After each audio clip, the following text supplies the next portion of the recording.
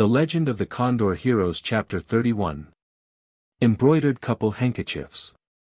Reverend Eating lowered his head and sighed, "Actually I only have myself to blame for this unfortunate disaster.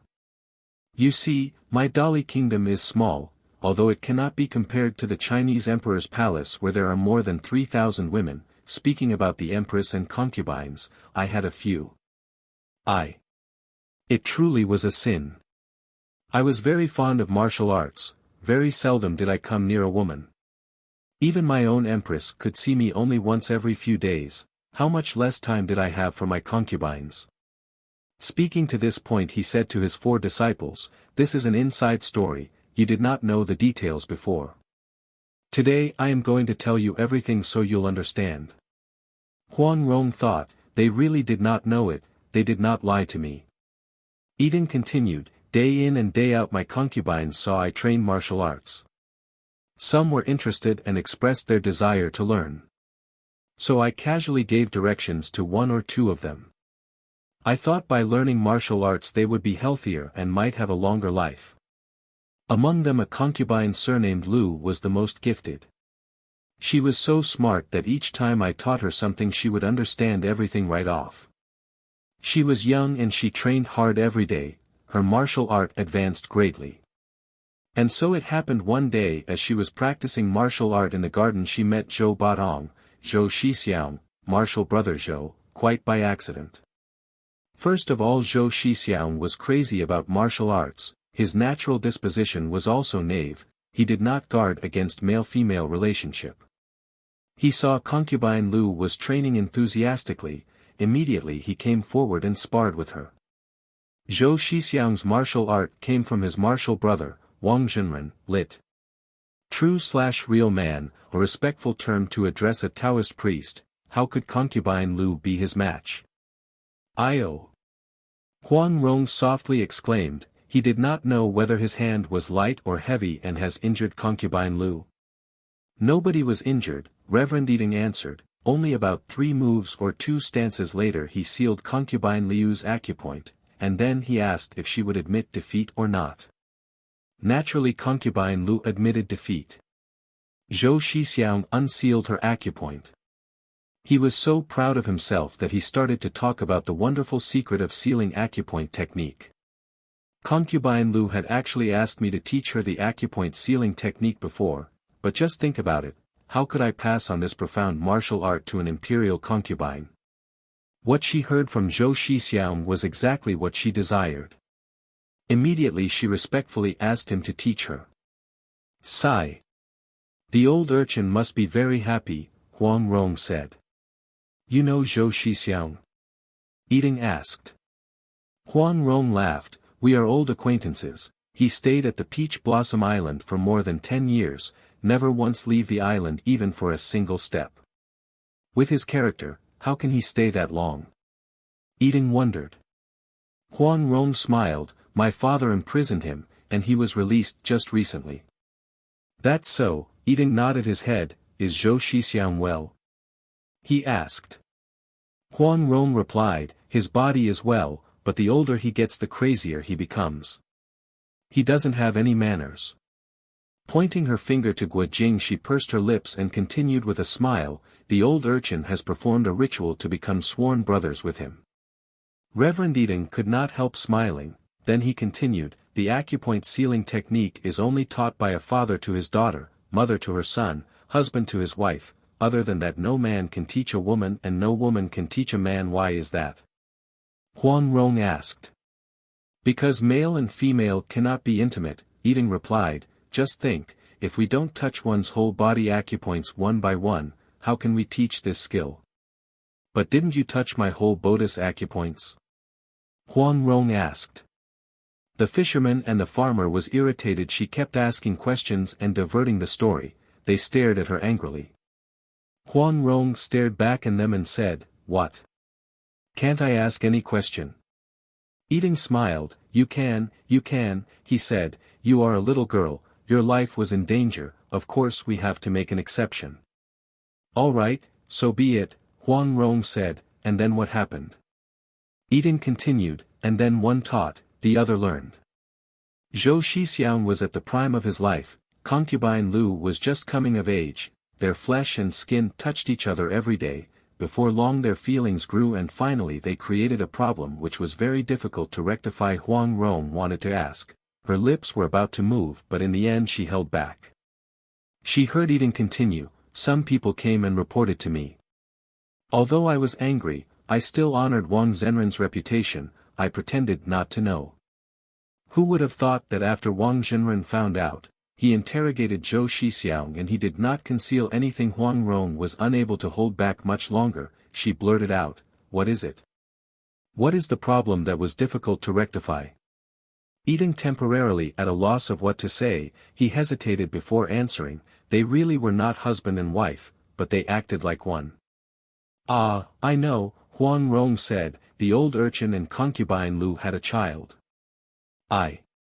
It's not that," Eating said, "they had known each other only for about 10 days, how could they have a child?"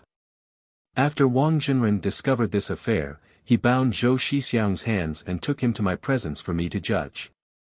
We are martial art practitioners, we value loyalty above everything else, we did not put too much of a regard toward women.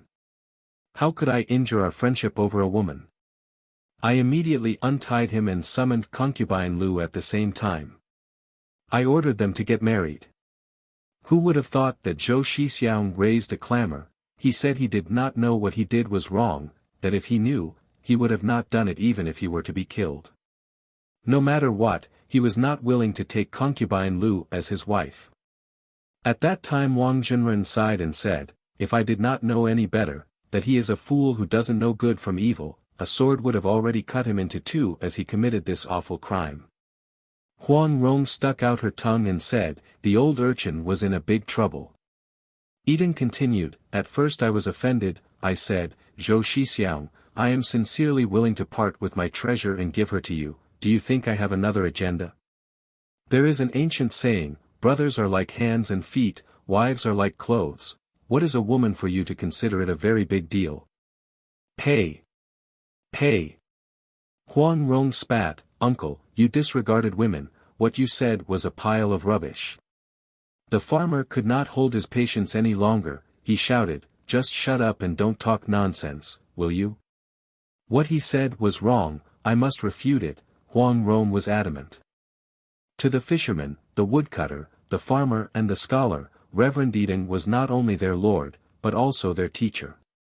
It never occurred to them to talk back, let alone refuting his words. They regarded him with utmost reverence. Now hearing Huang Rong's unrestrained mouth they were shocked and angry at the same time. Reverend Eating actually did not seem to mind, he continued his narration, "As Zhou Shixiang heard me, he shook his head. I became angry, I said, if you love her, why don't you want her? If you don't love her, why did you do what you did? My Dali is a small country, but do you think you can just drop in and throw an insult like this?" Zhou Shixiang was silent for half a day. Suddenly he bent his knees and kowtowed to me several times, he said, "Emperor Duan, I am guilty.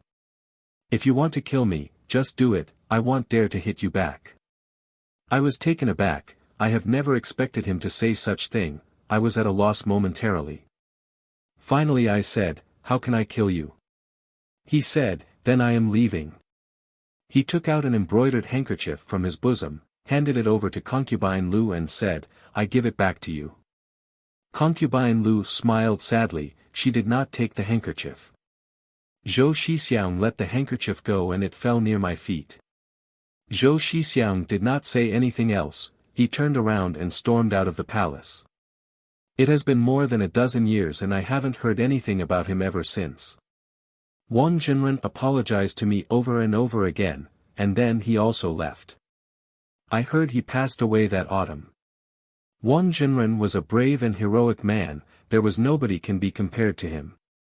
Wang Zhenren's martial arts skill might be higher than yours, Huang Rong said, but speaking of bravery and heroic spirit, I think he did not necessarily exceed uncle. He had accepted 7 disciples and they are all just average, there is nothing special about them. Anyway, what happened to the embroidered handkerchief? The four disciples were annoyed that Huang Rong cared so much about trivial things like handkerchief or clothes, but they heard their master said, "I saw concubine Lu was staring blankly, like her soul had left her." I was very angry. I picked up the handkerchief only to see a couple of embroidered mandarin ducks playing on the water. Sigh, it was concubine Liu's gift to her lover. I laughed coldly. I then saw next to the pair of mandarin ducks there was a line of poem. Huang Rong's heart was stirred. She hastily asked, was it, for weaving machines, the weaving of mandarin ducks desiring to fly together right away? With a stern voice the farmer shouted, even we do not know it, how did you know? Always talk nonsense and disturb the story. Who would have thought that Reverend Eating sighed and said, it was indeed that poem, you knew it. At his words the four disciples looked at each other in astonishment. Guojing sprang up and called out, I remember now. That day on the Peach Blossom Island Zhou Dage, big brother Zhou, was bitten by a venomous viper. He was delirious and he muttered this poem. It was 4 weaving machines, a pair on mandarin ducks, and some head turned white. Rengier, how did it go? I can't remember it anymore. With a low voice Huang Rong recited, for weaving machines, the weaving of mandarin ducks desires to fly together right away. It's a pity not yet old but the hair on the head has turned white. When the green spring grass ripples in the deepest of dawn's cold, standing face to face taking a bath wearing red clothes. Exactly. Guojing slapped his thigh. Zhou Dage once advised me against good-looking women. He said he had seen one and as a result he offended a good friend and provoked his shige, elder martial brother, to anger. He also said don't ever let her touch your acupoints, otherwise you'll be covered with germs. Rengier, he even urged me not to be good to you. Hey! Huang Rong angrily spat, old urchin. Next time I see him I am going to twist his ears. Suddenly she giggled and said, that day in Linen Prefecture I teased him that he wasn't able to find a wife. The old urchin sulked for half a day. Turned out it was because of this matter. When I heard Ingu recited this poem I thought I have heard it somewhere, but tried as I might, I could not remember where I heard it. Rengier, how come Ingu also knew this poem? Guojing said. Huang sighed, it's because Ingu is that concubine Lu. Among the four disciples, the scholar was the only one who had already guessed 60%, the other three were extremely astonished, they turned toward their master at once. Eating spoke in a low voice, Miss is really smart, truly worthy to be Yao Xiong's, brother Yao, daughter. Concubine Liu's first name was Ying. That day I tossed the handkerchief to her, afterwards I no longer called for her. In my depression I neglected the affairs of the country, I trained martial art every day. Huang Rong interrupted him again, Uncle, do you know that you loved her very much in your heart? If you did not, you would not be so unhappy. The four disciples was shocked at her audacity, Miss. Angrily they called out in one voice. What? Huang Rong said, did I say something wrong? Uncle, tell me, was I wrong? Eating gloomily said, hereafter in more than half a year I have never called for concubine Lu, but in my sleep I often dreamt of being with her. One evening I dreamt about her, at midnight I woke up, I could not hold my patience much longer and made up my mind to pay her a visit. I did not let the palace guards or the eunuchs know about my intention, quietly I went to her quarters, I wanted to know what she was doing. As I arrived on top of her roof I heard a child was crying inside. Sigh, outside the frost was thick and the wind was cold. I stood in shock for half a night and did not get down until it was dawn.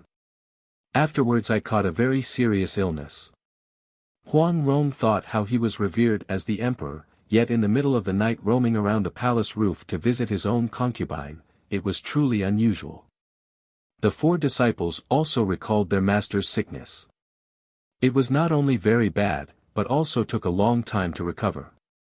All this time they wondered, with his profound martial art cold wind would not easily make him sick, even if he was sick, he should not take that long to recover. Only now did they know that it was more of a crushed spirit than a physical illness that he did not use his own internal strength to battle the sickness. Huang Rong asked again. Concubine Lu had given you a child, certainly it was good, wasn't it? Uncle, why were you not happy? Silly kid, Eating said, it was Zhou Shixiang's child. But Zhou Shixiang had left for a long time, Huang Rong said. Could it be that he came back secretly to see her? No, Eating replied. Have you heard the phrase 10-month pregnancy? Huang Rong was suddenly enlightened. Ah, I know. That child must look like the old urchin very much, with pointy ears and high nose, otherwise how did you know it was not your child? Reverend Eating answered, that is not necessarily so. I haven't been intimate with concubine Lu for some time, naturally the child wasn't mine. Huang Rong seemed to understand but she did not understand, but she was aware it was not appropriate to keep asking questions, so she did not pursue further. Meanwhile Eating continued, I was sick for more than half a year. After I recovered, I poured out my attention to internal strength cultivation to dispel boredom and no longer gave thought to this matter. One night about 2 years later I was meditating in my bedroom, suddenly the curtain on the door was raised and concubine Lu rushed in. Outside the door a eunuch and 2 palace guards quickly tried to stop her, but wherever they went, they were struck away by her palm. I looked up and saw she was carrying the child on the crook of her elbow. She wore an extremely panic-stricken expression, she knelt down and cried loudly, she kowtowed in front of me and called out, I ask the emperor to show mercy, to be infinitely compassionate and spare this child's life. I stood up to take a look. That child's face was deep red, he was breathing heavily. I took him from her bosom to examine further and found out that 5 of his ribs were broken. Concubine Lu wept, Emperor, your lowly concubine has committed a heinous crime worthy of 10,000's death, but I am asking the emperor to spare this child's lowly life. I was surprised to hear her, so I asked, what happened to the child? But she kept knocking her head entreating me. I asked again, who injured the child? Concubine Lu did not answer but kept weeping, please Emperor, show mercy to him. I scratched my head in confusion. She said, if the Emperor bestowed death to me, I would not complain for even half a word, but this child who bestowed death to you? I asked, how did the child get injured? Concubine Lu looked up and with a trembling voice asked, so it wasn't the Emperor who sent a palace guard to kill this child? I knew something was amiss, I busily asked, so it was a palace guard who injured the child? Which slave did have so much guts? Concubine Lu called out, ah! It was not the Emperor's imperial edict, so the child's life can be saved. After saying that she fainted and fell to the ground. I helped her up and put her on the bed, I also put the child down on her side. Only after about half a day later she finally awoke. She pulled my hand and weeping she told me what happened. Turned out she was patting the child to put him to sleep that night, when suddenly from outside the window came a palace guard wearing a mask on his face. The guard pulled the child away and hit his back with a palm. Concubine Lu hurriedly went forward to stop him, but the guard shoved her away. Then his palm hit the child's chest. Finally he laughed a big laugh and jumped over the window. That palace guard's martial arts skill was very high. She thought it was me who sent him to kill her son, she did not dare to pursue, but she came to my palace to entreat. The more I heard her story the more amazed I became, I re-examined the child but I could not tell what kind of martial art caused the injury. All I can tell was that the child's waist arteries, were shaken and broken. That assassin's hands were lethal, but obviously he had shown mercy, the baby was so young and weak, but he was still breathing after 2 palm strikes. Immediately I went to her quarter to investigate, and sure enough, I found very faint tracks on the window sill and on the tile outside the window. I told Concubine Lu, this assassin's martial arts skill is very high, especially his lightness kung fu, it was not a small matter. Apart from me there is no one with this kind of ability in the whole Dali kingdom. Suddenly Concubine Lu called out in alarm, could it be him? Why would he want to kill his own son? After saying that her face turned ash-gray. Huang Rong also muttered in a low voice, the old urchin couldn't be that bad, could he? Reverend Eating said, at that time I actually believed it was Zhou Shixiang. Other than him, who in this present age had that kind of ability, and who without any reason at all would injure a baby? I guessed he was not willing to leave an illegitimate child behind and became a disgrace in the Wulin world. After concubine Lu uttered those words she was bashful and anxious, frightened and ashamed at the same time. She was at a loss. But suddenly she said, no, it definitely was not him. That laughter was not his. I said, you were frightened, how could you hear clearly? She replied, I will remember this laughter forever, even if I become a ghost I will still remember that laughter. No, it definitely was not him. Listening to this part everybody suddenly felt a chill in the air, goosebumps appeared on their skins. Guo Jing and Huang Rong recalled Gus' voice and demeanor, they imagined her facial expression when she said those words with clenched teeth, they could not help but shiver in fear. Reverend Eating continued, I heard her so convinced, I believed her. But for the life of me I could not guess who the assassin was. I once thought it might be one of Wang Zhenren's disciples, maybe Ma Yu, Zhou Chuji, or Wang Qi. Perhaps they were trying to save Chuanzhen's sex reputation that they took the thousands of li's journey to a remote place and kill to close someone's mouth. Guo Jing's lips moved, he wanted to say something, but he did not dare to interrupt Reverend Yiding's story. Eating saw it and said, you want to say something? You may as well say it. Guo Jing said, Ma Daozhang, Taoist priest Ma, Qiu Daozhang, they are all chivalrous heroes, they can't possibly do this thing. I have met Wang Qi at Mount Hua, Eating said, his conduct was all right, but I don't know about the other disciples. But if they could kill the baby with one palm, why did they leave the baby half dead and half alive? He raised his head and turned his gaze toward the window, staring blankly. Obviously he had not been able to forget the unsolvable mystery of more than 10 years ago. The meditation room was quiet. A moment later Eating said, all right, let's talk about that later. Huang Rong suddenly exclaimed, without a doubt, it must be Ouyang Feng. Eating said, afterwards I also suspected him. But Ouyang Feng is a Western region's man, he is big and tall, he is at least a head taller than average local men.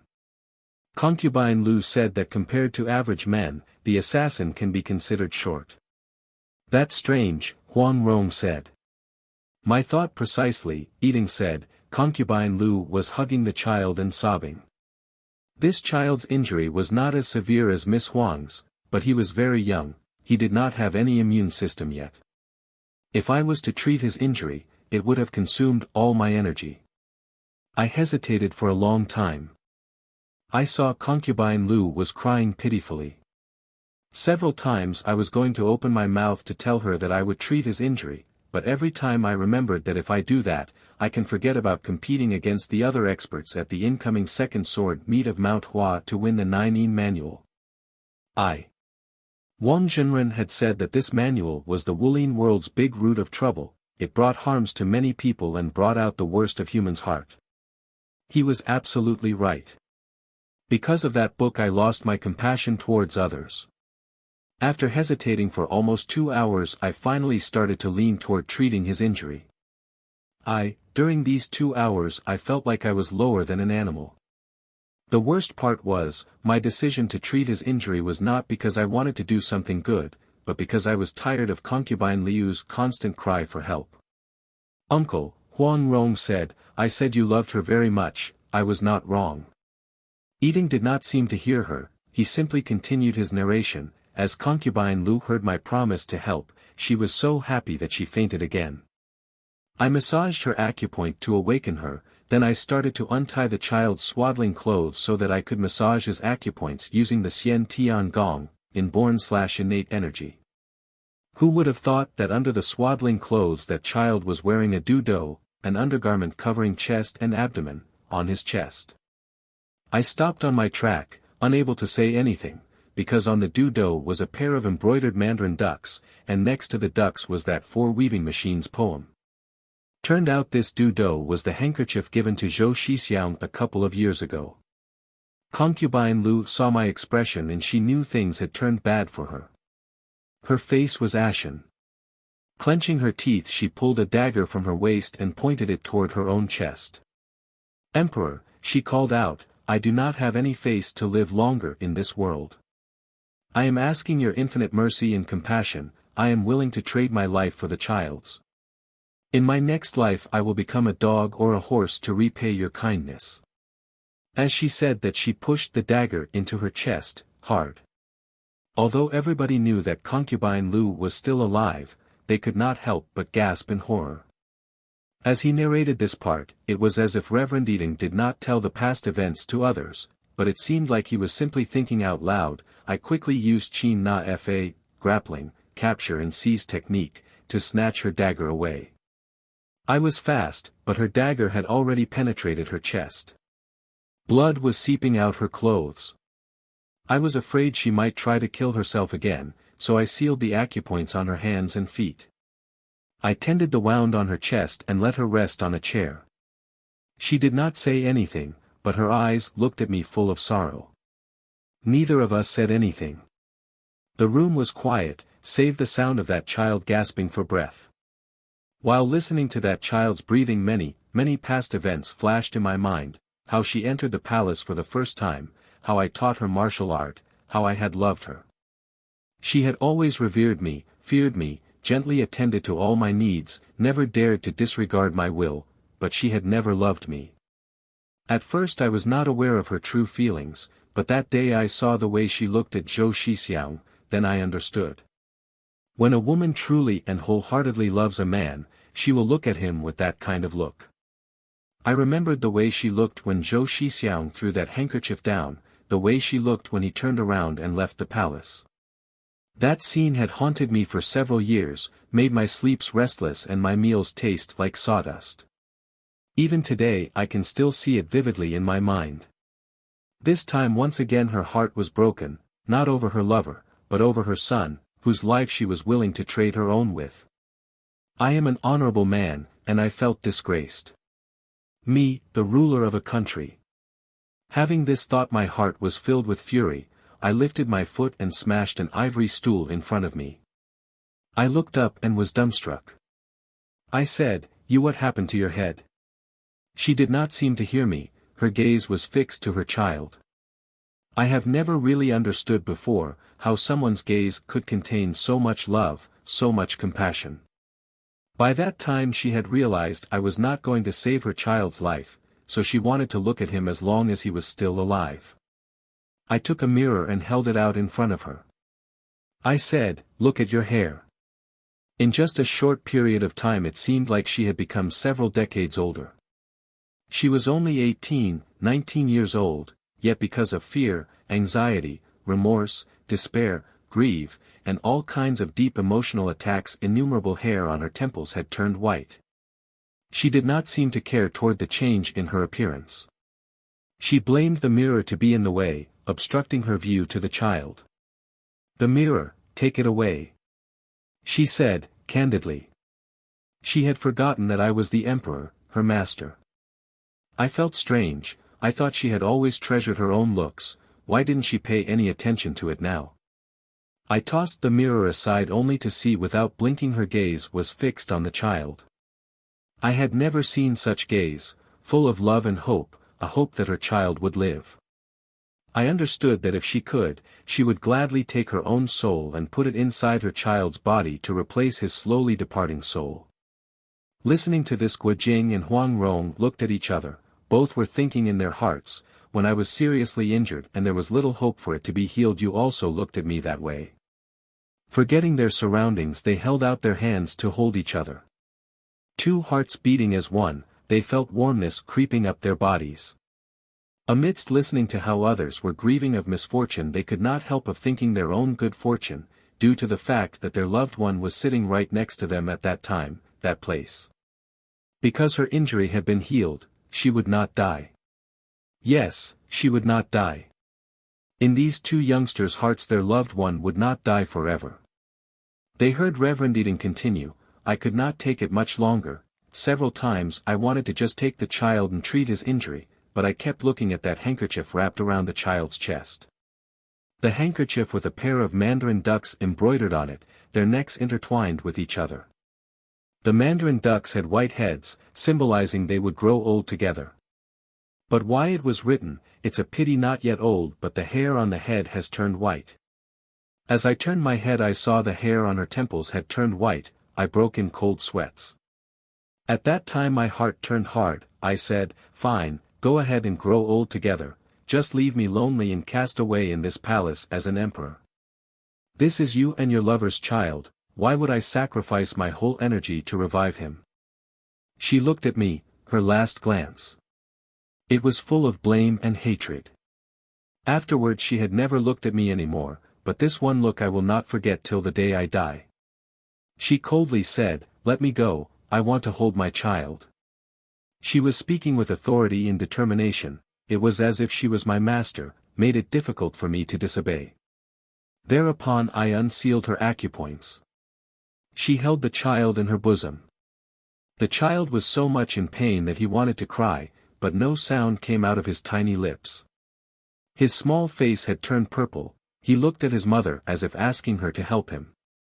I was so hard-hearted, I did not have the least bit of compassion. I saw one by one her black hair had turned to ash gray, and from ash gray to white. I don't know whether it really did happen, or it was my imagination playing tricks on me. I heard her gently saying, "Child, Mama does not have the ability to save you, but Mama also can't let you suffer.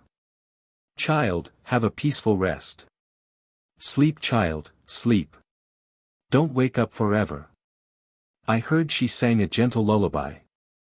It was a very beautiful song. It went like this, listen.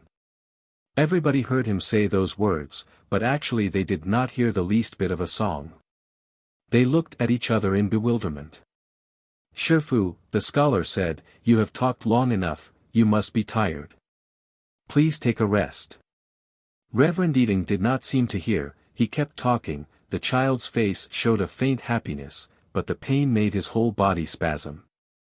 With a gentle voice she said, "My precious, my heart and my soul, sleep tight, then you won't feel the pain anymore, not the least bit of pain." Suddenly stab. Her dagger went straight into the child's heart. Huang Rong screamed in fright. She grabbed Guo Jing's arm tightly. The rest of the listeners were also so shocked that their faces did not show any trace of blood. Reverend Eating was oblivious to his surroundings. He continued, "I was so shocked that I cried out and drew back several steps, almost tumbled down. My heart was in turmoil, I was totally at a loss. I saw her slowly stand up and in a low voice she said, 'There will come a day, I will stab your heart with this dagger.' She pointed her finger to the jade bracelet on her wrist and said, 'You gave this to me the day I entered the palace. Just wait, the day I return this jade bracelet to you, will be the day my dagger will follow.'"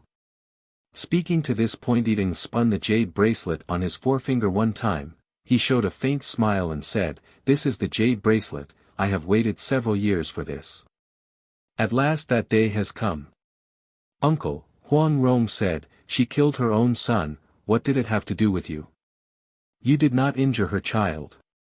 Moreover, she had used poison trying to kill you, what enmity she had for you had been paid in full. I am going down the mountain to send her off, I won't allow her to create any disturbance here." She had not finished her words when that young monk came rushing in. "Shifu," he said, "somebody delivered this at the foot of the mountain." He held out both hands to present a small cloth bundle to his master. Eating took the bundle and unwrapped it. Everybody called out in alarm as one voice. Turned out inside that bundle was the dough made of the embroidered handkerchief. The silk had turned yellow of age, but the embroidered mandarin ducks were still bright as new. There was a knife hole in between the ducks, the edge of the hole was black from the bloodstain. Eating stared blankly at the dough, overwhelmed with grief. After a long time he finally said, "The weaving of mandarin ducks desiring to fly together right away, hey, desiring to fly together, in the end it was just a dream." She hugged her child's lifeless body tightly, uttered a long laugh, and jumped over the window sill, flew out of the room and in the blink of an eye disappeared without any trace. I couldn't drink, I couldn't eat, and was miserable for 3 days and 3 nights. Finally I came to my senses. I bequeathed the throne to my eldest son and decided to tread the immortal path by becoming a monk. He pointed at his 4 disciples and said, "They have followed me for a long time and did not want to leave me." Together we went out of the Dali city wall and lived at the Tianlong Si, Celestial Dragon Temple. For the first 3 years they took turns in helping my son to run the country. Later my son has understood the government affairs, the kingdom was at peace and nothing serious happened. So we went to the big snow mountain to gather medicinal herbs. There Ouyang Feng injured my disciple and we moved to this place. We have never gone back to Dali ever since. I was so hard-hearted that I was not willing to save that child's life. Hereafter for the last 10 years or so, day and night I have never had a peaceful rest. I always hoped to save many people to redeem my great sin. They did not know my miserable inner feeling, so they always tried to hinder me. Even if I could save 1,000 people, 10,000 people, that child would still be dead. How else would I repay his life if not with my own? Every day I have been waiting for Ingu, waiting for her to stab her dagger into my heart. I was afraid she might come here too late. I am already dead, then it would be difficult to redeem my sin. Good, finally she will be here. Why would she mix the poison into the 9-flowered jade dew pills? If I knew she would arrive soon after she poisoned me, I wouldn't have wasted these past several hours trying to survive. Also my martial brother would not need to waste his divine power to neutralize the poison. Huang Rong indignantly said, "This woman's heart is so evil." She had found out uncle's dwelling early on, but was afraid that her own martial art would be insufficient, so she deliberately waited for a good opportunity. Coincidentally she met me, suffering the iron palm injury, so she guided me to seek your help. She wanted to employ 2 methods to achieve one goal. First she wanted you to waste your strength, then to seize that opportunity to poison you. I was so gullible to become the unaware weapon of this wicked woman. Uncle, how did Ouyang Feng's drawing ended up in her hand? What does this drawing have to do with her? Reverend Eating took the great Buddhist scripture from the small table beside him, turned several pages and started to read. The story of the picture is originated from an ancient Indian city. Once there was a king, his name was Sheepy. He was a diligent ascetic practitioner, always followed the way of the true enlightenment. One day there was a hawk chasing a pigeon. The pigeon flew in and hid underneath Sheepy's arm, seeking refuge. The hawk demanded the king to return the pigeon to him. He said, "If the king saves the pigeon, the hawk will die of starvation." The king realized he could not save one without harming the other. Thereupon he took a knife and cut his own flesh for the hawk. The hawk said, "If the king cuts his own flesh, it must be the same weight as the pigeon." Sheepy ordered his guard to fetch a balance. He placed the pigeon on one end and his flesh on the other, but no matter how much he cut his flesh, the pigeon end was still low. The king cut his chest, his back, his arm, his side, but the pigeon was still heavier. Finally he put his whole body onto the balance. Right away the earth shook, music came from the sky, the deities scattered flowers and sweet fragrance filled the whole earth. The dragons, the demons and all heavenly creatures sighed, Shan Zai, lit. Good, peace, there has never been this kind of bravery. It was only a myth, but Eating narrated it full of compassion and mercy, and the audience's hearts were moved. Uncle, Huang Rong said, she was afraid you might not be willing to treat my injury, so she used this picture to move your heart. Eating smiled and said, it seemed that way. When she left Dali that day, her heart was set on seeking revenge, so it seems logical for her to roam the Jianghu, lit. Rivers and lakes, to learn martial art from a highly skilled person. Some way or another she met Ouyang Feng, and as Ouyang Feng learned about her intention he helped her plan this scheme. He drew this picture and gave it to her. This book is well spread in the western region, and Ouyang Feng is from the western region, so he must be familiar with this story. Full of hatred Huang Rong said, the old poison used Ingu, in turn Ingu used me. This is an evil plan of murder with a borrowed knife. Eating sighed, you don't need to be upset. If you had not met her, she would injure someone else and send that person to me to be treated. Only if that person does not have a highly skilled escort, he won't be able to go up the mountain easily. Ouyang Feng must have drawn this picture a long time ago. They have been setting up this plan for at least 10 years. Contrary to their expectation, they were unable to find someone for 10 years, that is also because of fate. Uncle, I know it, Huang Rong said, she has something else in her mind which is more important than harming you. Ah! Yiding exclaimed, what matter? Huang Rong replied, the old urchin was imprisoned by my father on the Peach Blossom Island. She wanted to help him out. And then Huang Rong told him how Yinggu painstakingly learned Qi Men, strange/wonderful/mysterious gate, and mathematics. Finally she said, afterwards she found out that even if she studied for 100 years more it would still be difficult for her to overcome my father, plus she saw me getting injured. Thereupon Yiding uttered a long laugh. He stood up and said, fine, fine. All's well that ends well. Everything has come together.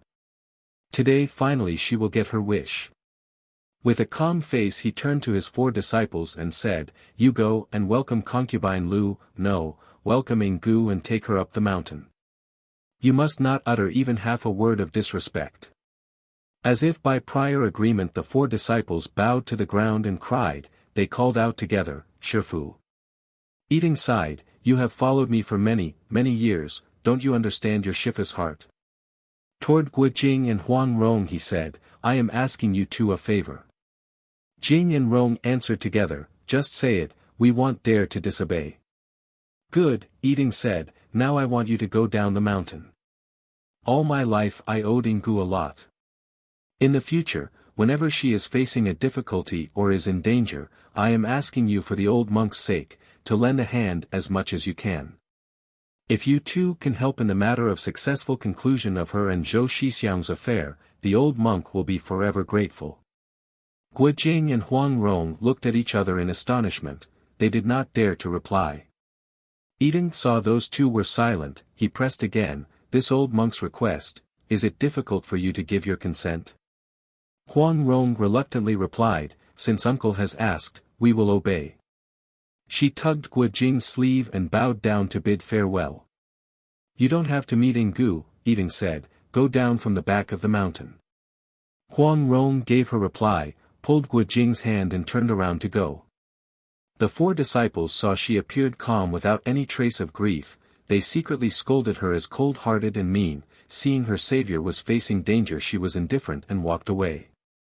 Guojing knew Huang Rong would not rest before she cooked another plan, so he followed her out. When they got to the door Huang Rong whispered something in his ear. Guojing looked hesitant but finally he nodded his head. He turned around and slowly walked back. Yiding said, your heart is honest and upright, you will accomplish great things in the future. I am entrusting Yinggu's business to you. Very well.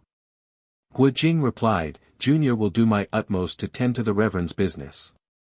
Suddenly he reached backward and grabbed the Indian monk's hand sitting next to Yiding. Guojing's left hand went straight and hit his Hua Gai, fancy canopy, and Tianzhu, heaven's pillar, 2 main acupoints. These acupoints were located one on the hand, the other on the foot, once they were sealed then 4 limbs would be immobilized. This move totally took Yiding and his 4 disciples by surprise, they called out, what are you doing? Guojing did not reply, his left hand went straight toward Yiding's shoulder. Yiding's right palm made a turn and fast as Yiding grabbed Guojing's left hand. Guojing was startled, he thought Yiding was already shrouded inside his palm's strength, unexpectedly not only he managed to break through but launched a counterattack as well.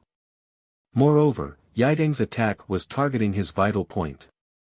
It was truly an exquisite skill. Only as Yiding's palm came within an inch of his hand he could feel Yiding's palm was weak. Guojing took this opportunity to turn his palm around to protect his hand, while his right hand launched Divine Dragon swings its tail to repel the fisherman and the woodcutter who attacked him from behind. The forefinger of his left hand was still moving straight forward to seal the Feng Wei, Phoenix's tail, and Jing Siyu, near energy, on Yiding's side. Uncle, he said, I beg your forgiveness. Meanwhile Huang Rong had pushed the farmer out of the door using the dog-beating stick technique. The scholar was surprised with this abrupt turn of events. He did not understand Guo Jing and Huang Rong's intention. If you have something to discuss, say it, please don't fight. He repeatedly shouted. Seeing his shiftless condition, the farmer was like a mad tiger. Neglecting his own life, he charged toward the meditation room. But the dog-beating stick was too much for him. He charged 3 times and 3 times Huang Rong's stick pushed him back. Guo Jing's palms moved in circles with a strong gust of wind, forcing the fisherman, the woodcutter and the scholar to move back step by step toward the door. Huang Rong abruptly swung her stick from the ground upward to the farmer's eyebrow. This move was so swift that the farmer cried out, "Ayo!" He threw his head backward and leaped back several feet. "Good!" Huang Rong exclaimed. She reached backward and closed the door. With a chuckle she said, "Gentlemen, please hold your hands. I have something to say." Every time the woodcutter and the fisherman met with Guo Jing's palm, they felt their arms went numb and their feet staggered. They saw Guo Jing was about to strike again. Quickly they stood side by side, ready to receive Guo Jing's palm with their combined forces. As Guo Jing heard Huang Rong's words, he stopped his palm midway and withdrew it back. Cupping his fists he said, "Please forgive my offense." The fisherman, the woodcutter, the farmer and the scholar looked at each other in consternation. With a serious face Huang Rong said, "I have received Honorable Master's kindness. Now I know that Honorable Master is facing a difficulty. How can I just leave and do nothing? We have offended you with the intention to help."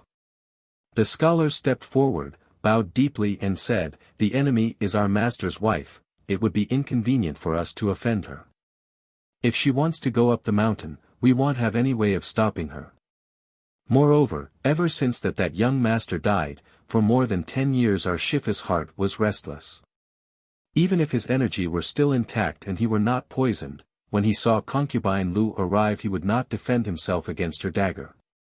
We cannot disobey our master, yet our hearts are burning with anxiety. We have exhausted our wisdom and used up all our strengths, still we don't know what to do. Miss is so smart, if you can show us a way, even if our bodies and bones are ground to dust we will wish to repay your kindness." Hearing him speaking earnestly, Huang Rong did not dare to joke around like she previously did. She said, "We, martial brother and sister, are very grateful for the Honorable Master's kindness. No different than the 4 of you, we will use all means possible to help. It will be best if we can prevent Gu from entering the meditation room, but to think that she has been waiting patiently at the Black Marsh for more than 10 years, she must have made ample preparation. I am afraid it won't be easy to block her. Little sister's plan involves a great danger. If we succeed, we can expect smooth sailing in the future, without any imminent trouble. But it is extremely risky. That Gu is very astute and sly, her martial arts skill is also high, so there is a possibility for failure. My ability and wisdom is very shallow and simple, I can't think of any foolproof plan." The fisherman, the woodcutter, the farmer and the scholar said, "We beg your explanation." Huang Rong raised her pretty eyebrows and laid down her plan. As the 4 disciples listened to it, they looked at each other and did not say anything for half a day. It was the 10th hour, 5:07 p.m., the sun slowly sank behind the mountain. The strong mountain breeze swayed the leaves of the palm trees planted in rows outside the meditation courtyard. The withered lotus leaves on the pond also made a rustling noise. The evening sun cast its light from behind the mountain peaks. The mountain ridges looked like a silhouette of a giant reclining on the ground. The fisherman, the woodcutter, the farmer and the scholar sat cross-legged on the ground by the stone bridge. They opened their eyes wide looking to the front. Each heart was heavy with restlessness. They had waited for a long time. The sky had darkened, the dusk gradually turned into night. The crows crowed while they were flying in the valley below. A thin white mist rose up from the canyon below. But still no one appeared from the turn at the mountain cliff beyond the stone bridge. The fisherman thought, if only concubine Lu has a sudden change of heart and does not blame Shifu, maybe she reined her horse beyond the cliff and decided not to come over. The woodcutter thought, this concubine Lu is very crafty, she must have been preparing a really sinister plot. The farmer was more anxious and impatient than the others. He thought, the sooner she arrives, the sooner we can get it over with, whether it will be disaster or fortune, good or evil, we will find out sooner. She said she would come and she hasn't arrived yet, it really is exasperating. The scholar thought, the more delayed she is, the more dangerous the threat will be.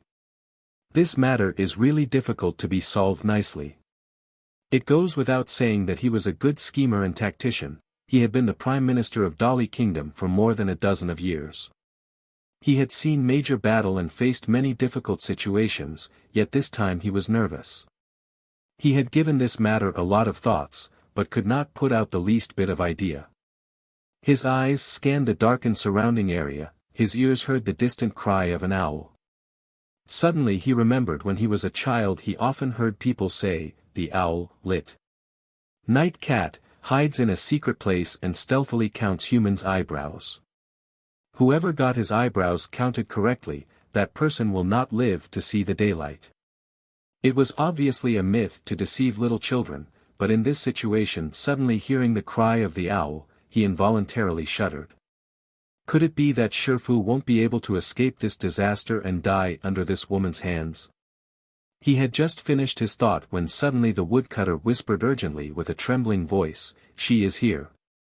The scholar lifted his head and saw a black shadow flew across the stone bridge and light as a feather jumped over the gap, as if floating without exerting any energy at all. The four people were astonished. When she started training with Shifu, we have already been under his tutelage for a long time. How can her martial art exceed ours? In this last dozen of years or so, where did she go to learn such a marvelous skill? They thought. As they saw that dark shadow come near, four people stood up and positioned themselves on either side of the way. In a blink of an eye that dark shadow has arrived at the end of the stone bridge. She was wearing black clothes, and her facial features could be vaguely recognized as concubine Lu, whom the Emperor Duan loved very much in the years past. Four people knelt down and kowtowed. Shaoren, little/lowly people, greets Nyang Nyang, madam, or in this case can be translated as empress. Humph, Ingu snorted. Her gaze swept the four people's faces and she said, "What Nyang Nyang? Concubine Lu had died long ago, I am Ingu." The Prime Minister, the General, the Admiral, and the Commanding Officer of the Yulin Jun, lit. Defending Wood's troops. I am not sure, but I think Yulin Jun is the personal bodyguards of the Emperor, are all here. I thought the Emperor had forsaken worldliness and became a monk, who would have thought that he is hiding in this remote mountain and lives in peace and security as an emperor. Her voice carried so much hatred that their hearts trembled. The scholar said, the Emperor does not look like his former self. I am sure Nyang Nyang will not recognize him anymore. Ingu laughed a cold laugh. You keep saying Nyang Nyang this and Nyang Nyang that, are you mocking me? You are stiffly sitting on your knees down here, are you wishing me dead? The fisherman, the woodcutter, the farmer and the scholar looked at each other and then they stood up. Your servants wish for your health, they said. Ingu waved her hand, the Emperor ordered you to stop me here, do you still have to perform this empty obeisance? If you want to fight, then just fight. You are lords and royalties, I don't know how many common people you have harmed, why would you still pretend in front of an ordinary woman like me? The scholar said, our Emperor loves the people like his children, full of generosity and benevolence, the common people of Dali country still praise him even until today. Our Emperor not only has never harmed the innocent all his life, even toward criminal with grave offense oftentimes he bestowed abundant favor. Doesn't Nyang Nyang know? Ingu's face turned red, with stern voice she said, do you dare to offend me? Wei Chen, lowly officer, doesn't dare, the scholar replied. Ingu said, with your mouth you acknowledge me as your superior, but in your heart how can you still think there is any royalty-officer relationship between us? I want to see Duan Jixing, will you let me or will you not? Duan Jixing was Reverend Yideng's given name. Although the fisherman, the woodcutter, the farmer and the scholar knew it, they never dared to mention it casually. Now that Ingu mentioned his name irreverently, they could not help but feel offended. The farmer was formerly the Emperor Duan's personal bodyguard's captain. He could not endure patiently. With a loud voice he shouted, "One day became an emperor, he will be honored for the rest of his life. How can it be that you speak without propriety?" Ingu let out a long laugh and without saying anything charged forward. 4 people respectively shot out their arms to block. They thought, even though her martial arts skill is high, with us combining our efforts we should be able to stop her. We are going to disobey our order, but the situation is dire, we'll talk later. Who would have thought that Ingu did not use her palm or fist to attack, but utilizing her lightness kung fu she bumped them. The woodcutter saw her coming fast, he did not dare to touch her body, he moved aside swiftly, then stretched out his hand trying to grab her shoulder. His hand was quick and powerful, but as soon as he touched her shoulder he felt like he was trying to grab something exceptionally slick, so that his hand slipped away. By this time with a loud shout the farmer and the fisherman attacked from left and right. Ingu ducked and just like a slithery snake she slipped underneath the fisherman's armpit. The fisherman's nostrils caught a faint whiff of fragrance, it smelled like an orchid but not quite like an orchid, like musk deer but not quite like musk deer. He was frantic and did not dare to catch her body in between his arms, he opened up his arms instead for fear of touching her body. The farmer was indignant, "What are you doing?" he shouted. With his 10 fingers forming a pair of claws he tried to grab Ingu's waist. "Don't be impolite," the woodcutter called out. The farmer turned a deaf ear to him, very soon his fingers had reached Ingu's waist, but somehow it was like his fingers were touching a very smooth and oily surface that they slipped away from her waist. Ingu had used the Ni Chiu Gong, mud loach maneuver, she perfected in the Black Marsh to go through these 3 people. Now she knew that these 4 were helpless to block her. Her palm slapped backward toward the farmer. The scholar swung his arm with his finger aimed toward the acupoint on her hand. To his surprise Ingu did not retract her hand but stuck her index finger up and quick as lightning 2 fingers collided in the air. The scholar had exerted all his strength to his right hand finger, suddenly he felt his finger went numb, his body felt like he was electrocuted. "Io!" he cried out and fumbled down to the ground. The woodcutter and the fisherman busily stooped down to help. The farmer's left fist went straight ahead like a hammer hurled toward Ingu's body. This attack carried a strong gust of wind, the force was astonishing. Seeing this strong attack Ingu stood her ground and did not evade. The farmer was alarmed, he thought if his fist hit her head, her skull would be cracked. Hastily he tried to withdraw his power, but by that time his fist had already touched the tip of Ingu's nose. Ingu leaned her head slightly, the fist slipped from her nose and slid to her cheek. The farmer retracted his left arm, but it was too late. His hand was grabbed by his opponent and with a crack sound he felt a shot of pain on his arm. His elbow joint was broken by the back of her fist. The farmer gritted his teeth, ignoring the pain, his right hand index finger swiftly attacked the crook of the opponent's elbow. The fisherman, the woodcutter, the farmer and the scholar's acupoint sealing technique was taught by Reverend Yidong. It was inferior to the solitary yang finger with its infinite variations, but it could be considered as a first-class acupoint sealing technique in the Wulin world. How would they know that fighting Ingu they were like fighting their black star? She was determined to avenge the death of her son, she fully realized Reverend Yidong's finger skill was very fierce, thereupon she spent a great deal of time and energy to find a method to subdue that skill. She was very skillful in embroidery, so she found her inspiration from the wonderful needlework technique. She wore a tiny golden hoop on the tip of her right hand index finger, on the hoop was a 3-fun, about 1 centimeter, long golden needle, which tip was dipped in poison. Her vision was excellent, her hand was steady, after training hard for several years she was able to prick a fly flying in the air.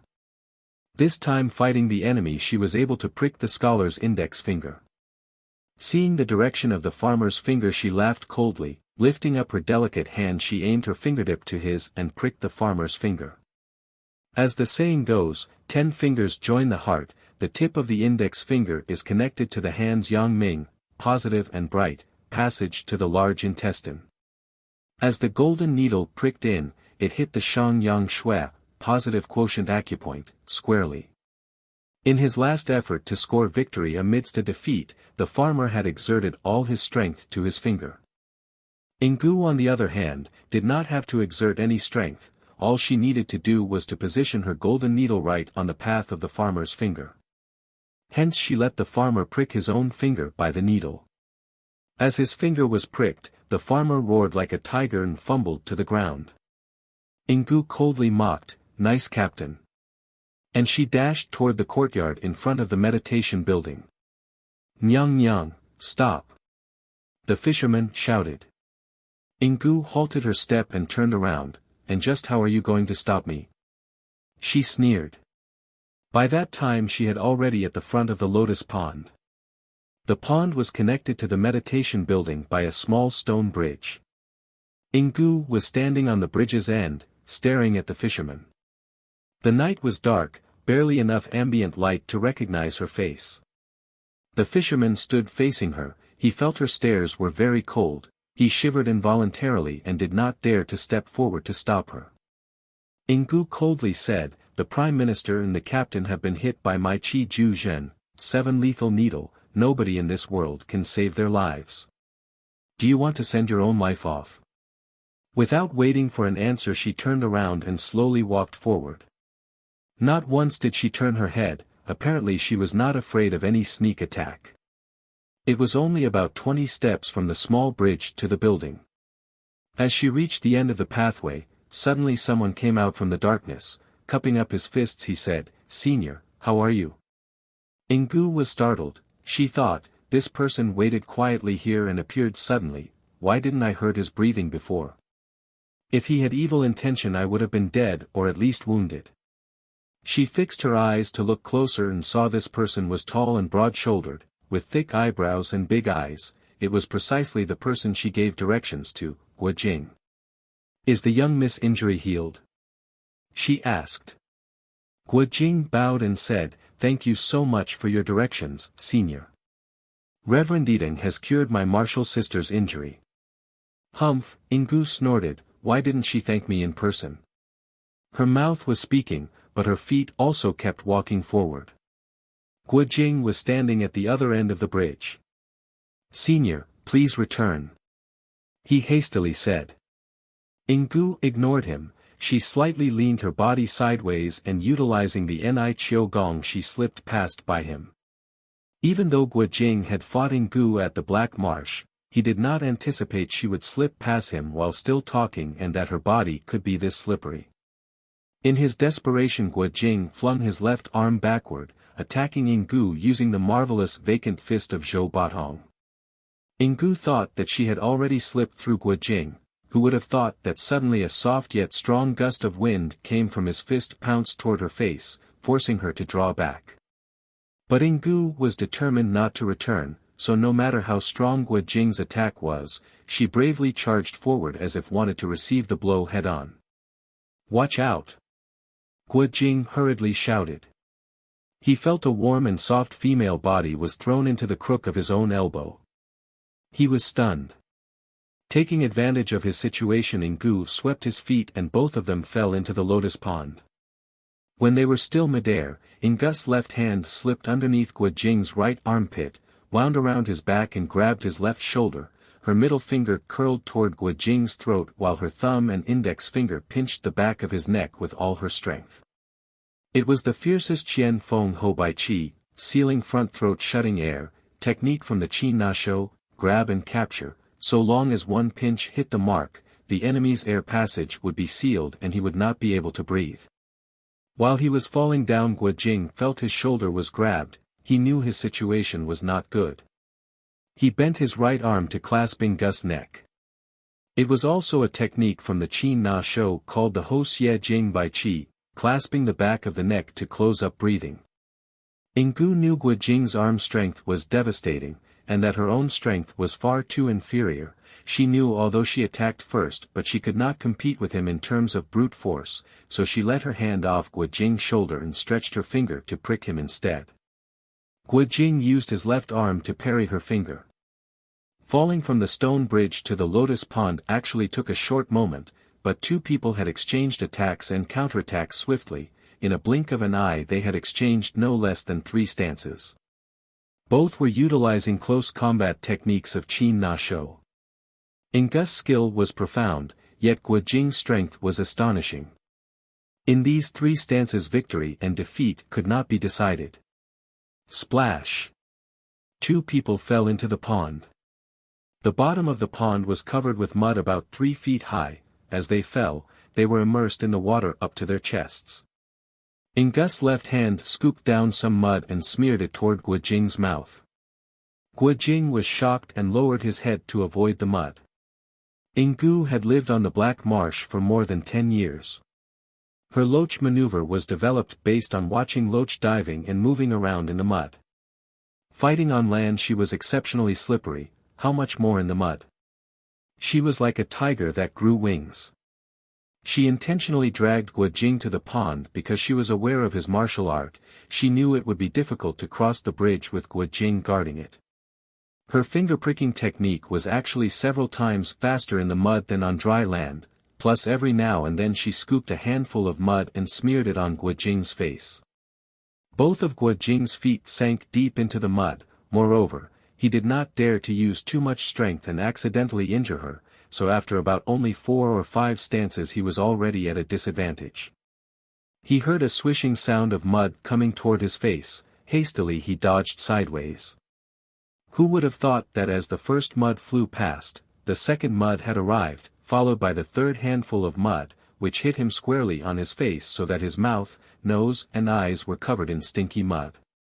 The 6 freaks of Jiangnan had taught him well, so he knew if he was hit by a secret projectile, he must not frantically trying to pull out the projectile, because then the enemy would seize the opportunity to assault and make a kill. At this moment he could not breathe and could not open his eyes. He moved his palms and launched 3 fierce stances so no one would be able to come within 5 feet near him. Just then he wiped the mud from his face with his left hand and opened his eyes, but Ingu had already leaped up to the stone bridge and dashed toward the meditation courtyard.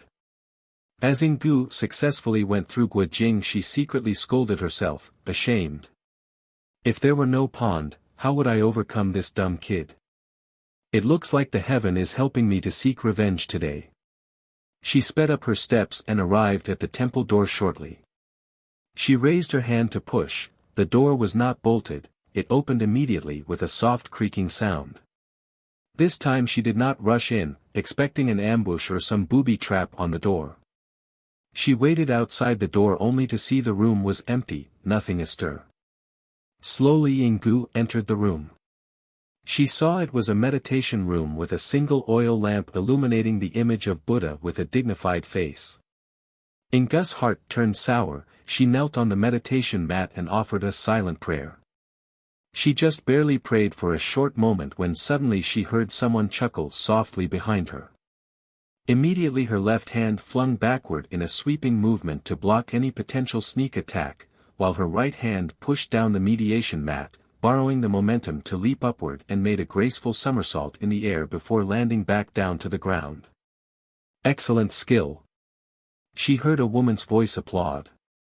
Ingu turned to look and saw a young girl wearing green clothes with red belt around her waist and a bunch of golden hoops flickering under the lamp light on her hair. Her pair of beautiful eyes stared at Ingu with a hint of smile in them. There was a gleaming dark green bamboo stick in her hand. Needless to say, it was Huang Rong. "Senior Ingu, I thank you for your kindness in saving my life," she said.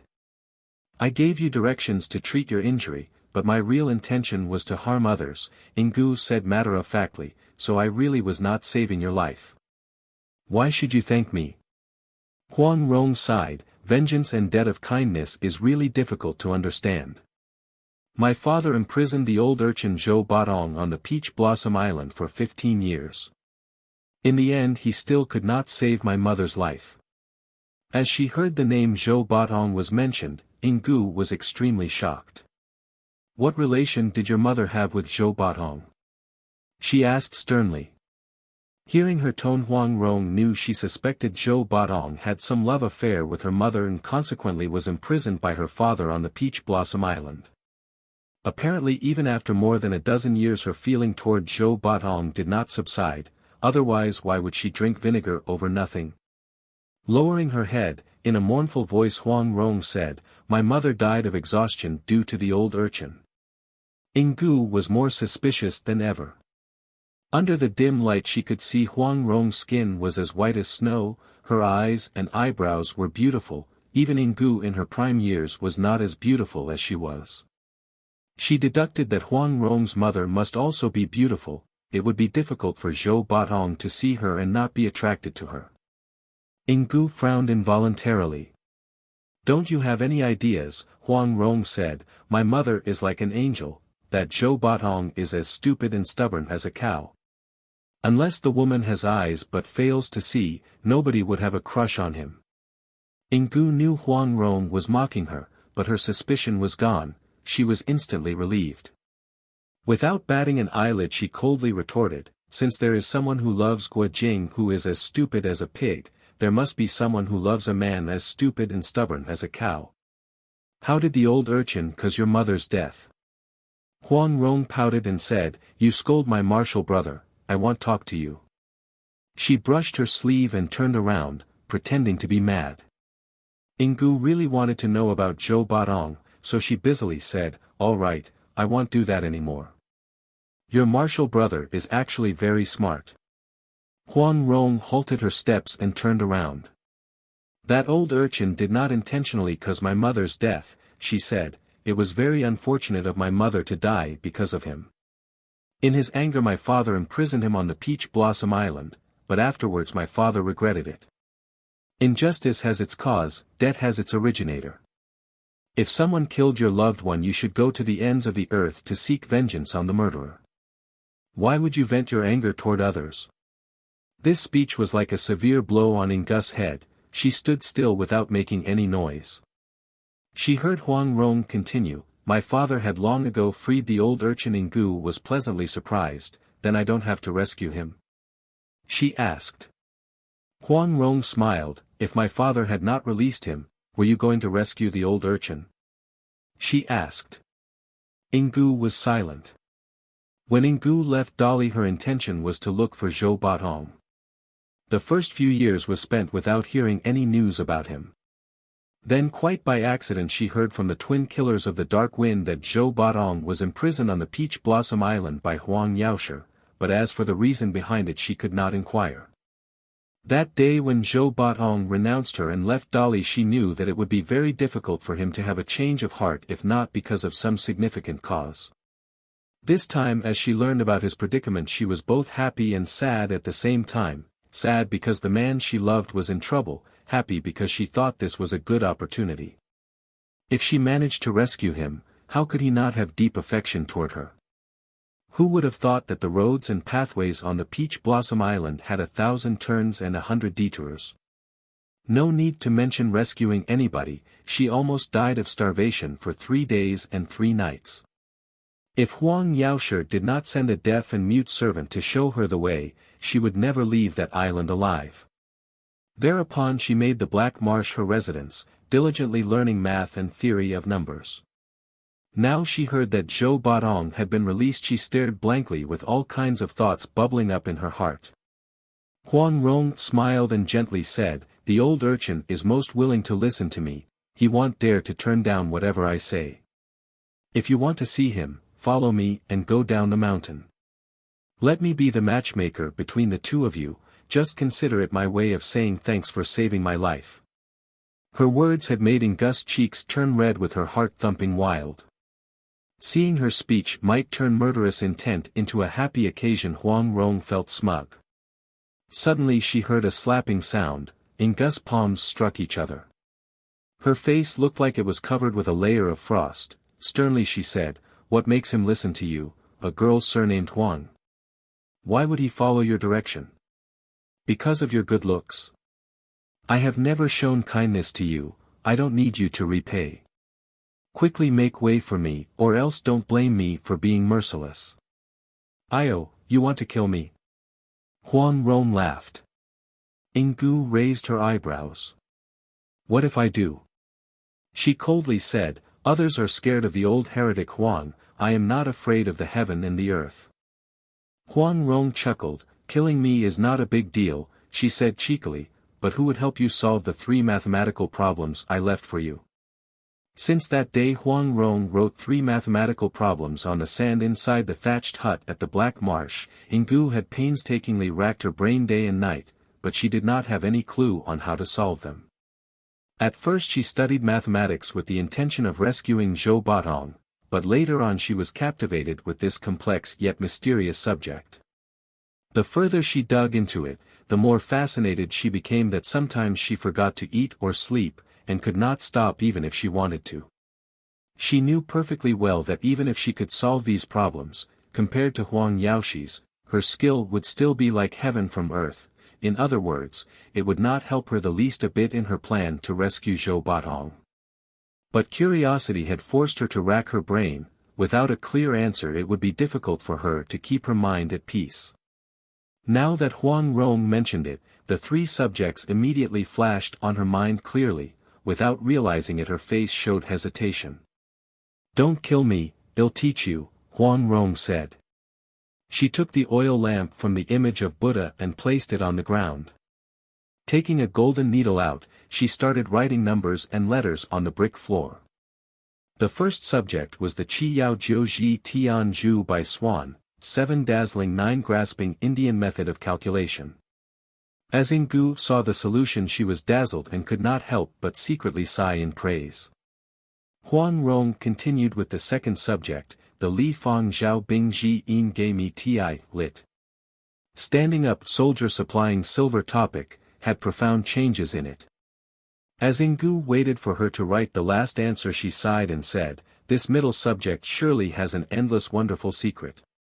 A moment later she said, if we say the third subject to be easy, then it is easy, but if we regard it as difficult, then it is difficult. There is an unknown number, 3 and 3 has a remainder of 2, 5 and 5 has a remainder of 3, 7 and 7 has a remainder of 2. What number is that? I know it was 23, but that was a hard guess. I need to line up every number for all interchangeable computational patterns, but even after thinking until I split my head I could not figure it out. Translator's note, I tried to translate the following as is, I don't have the slightest idea the mathematical operands being discussed. Any help will be greatly appreciated. Huang Rong smiled, it is very easy. Calculating 3 and 3, it amounts to 70. Calculating 5 and 5, it amounts to 21. Calculating 7 and 7, it amounts to 15. Adding 3 numbers together, if not greater than 105, then that's the correct answer. Otherwise, subtract 105 or its multiple. Yinggu calculated it in her heart and sure enough she got the correct answer. With a low voice she recited, calculating 3 and 3, it amounts to 70. Calculating 5 and 5 Huang Rong said, you don't have to memorize it like that. Let me give you a poem to help you memorize it easier. 3 people travel together in 70 directions, 5 plum blossom trees have 21 branches, 7 children reunite for half a month, 105 remain to be known.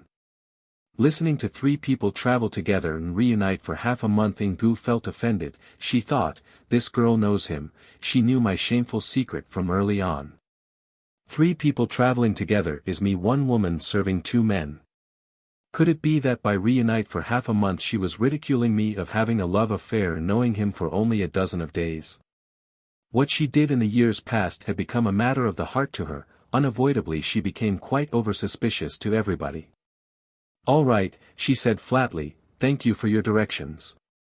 Asking direction in the morning, bored to death in the evening. Must I stay to listen to you speaking more nonsense? Huang Rong smiled, asking direction in the morning, bored to death in the evening. The one who died is the one asking, but I've never heard the one asking question kill the one preaching the sermon.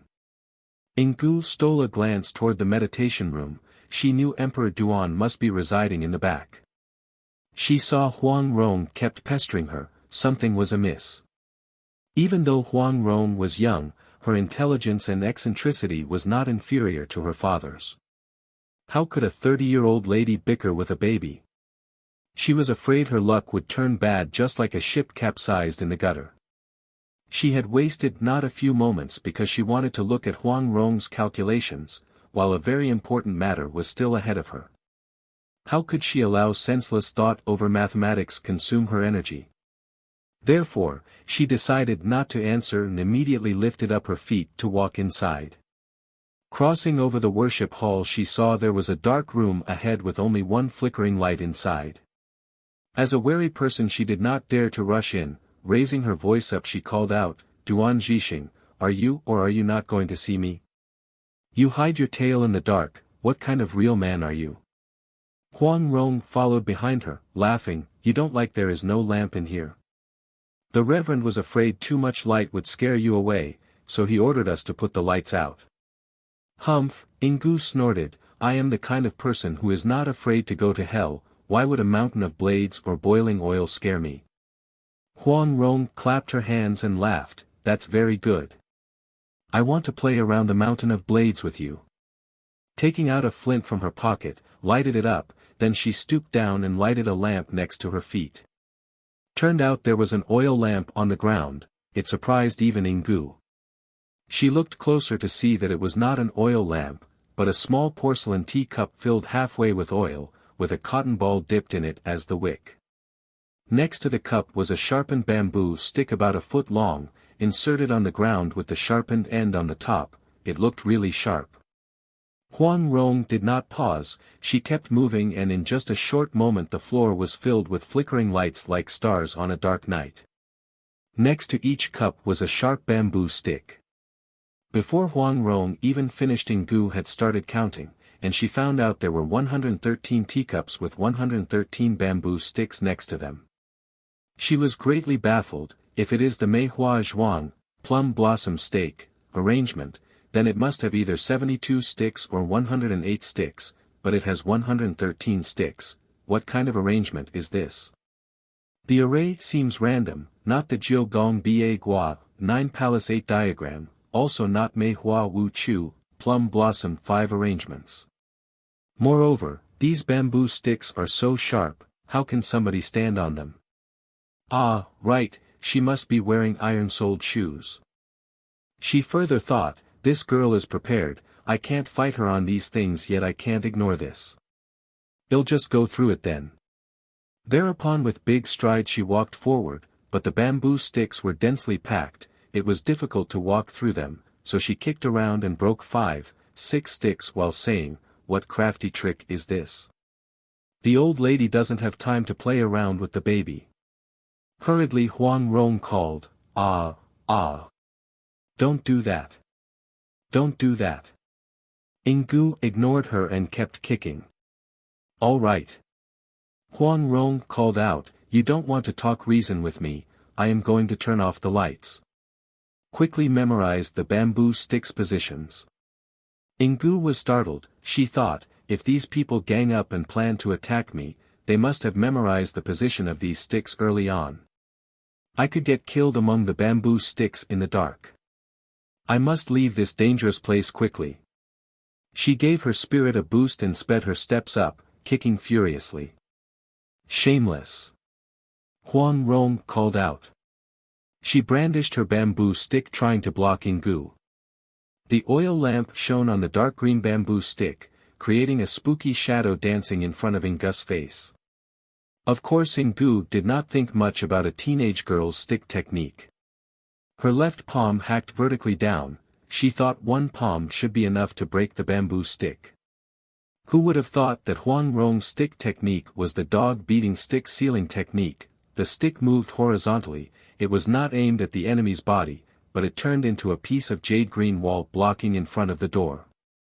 As long as the enemy did not tread a step, the wall would not hurt the least bit, but if one attacked one would immediately hit. As Ingu hacked down her palm, crack. Her palm was hit by the end of the stick. Hastily she withdrew her already pain and numb hand. She was not hit on a vital acupoint, but the pain was severe. Formerly Yinggu did not think much of Huang Rong's martial art, but as she was hit she became startled and angry. She realized now that this young crafty kid was not easy to deal with. She swallowed her anger and cautiously guarded against the opponent's martial art, trying to gain more understanding before deciding on the next course of action. She thought, I have seen the twin killers of the Dark Wind's martial art. Their skills were very profound, but they were already 30, 40 years old. How can this little girl attain this kind of level? It must be that Huang Yaoshi has passed on his lifelong achievement to his only beloved daughter. When she went to the Peach Blossom Island she had suffered a bitter defeat without even seeing Huang Yaoshi, almost died on the island, therefore, she always feared the master of the Peach Blossom Island. She actually did not know that this dog-beating technique was the beggar clan leader's unique skill, that even if Huang Yaoshi were there, he would not necessarily be able to penetrate the stick's defense immediately. While Yinggu hesitated and held her attack back, Huang Rong kept moving her stick with the sealing technique, blocking Yinggu from entering the door. In the meantime Huang Rong's feet did not stay idle, she moved from one bamboo stick to the other with agility like a dancing butterfly, kicking the flames one by one. In a short moment she had extinguished most of the 113 oil lamps. The way she kicked the lamps was amazing, not only she did not step on any teacup, none of the teacups was kicked upside down or smashed, also only a little bit of oil was splashed over. She was fully utilizing the Peach Blossom Island Yi Tui Fa, sweeping leaves leg/kicking technique.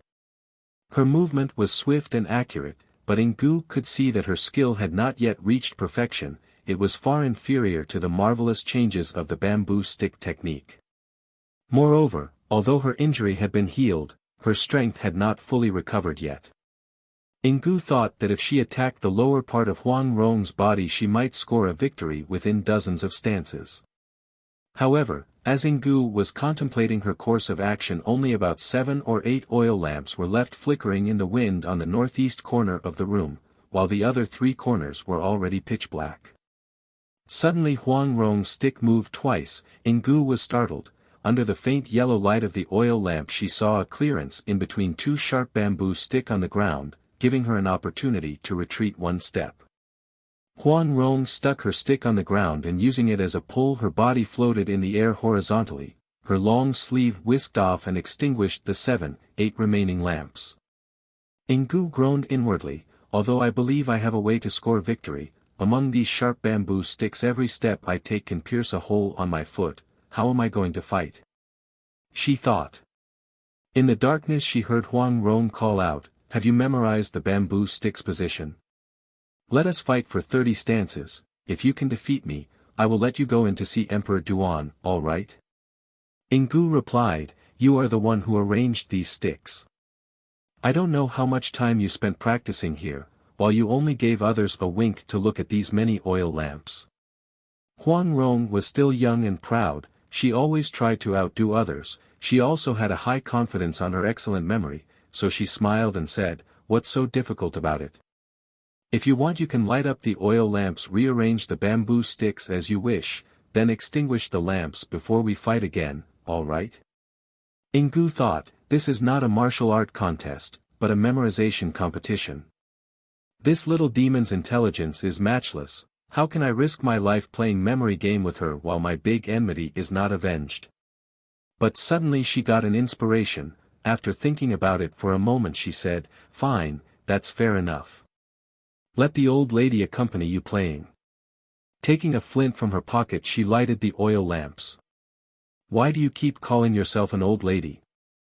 Huang Rong laughed, I think you are beautiful, you are prettier than a 16-years-old girl.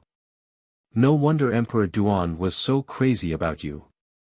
Yinggu was about to pull a bamboo stick and move it someplace else. Hearing this she stopped dead on her track. He was crazy about me. She coldly said, I was in the palace 2 whole years, just when did he pay any attention to other people? Ah, Huang Rong was surprised, didn't he teach you martial art? She asked. Yinggu retorted, is teaching martial art considered paying attention? Ah, I know, Huang Rong said, Emperor Duan was training the Xian Tian Gong, innate/inborn strength/energy, that's why he could not get intimate with you.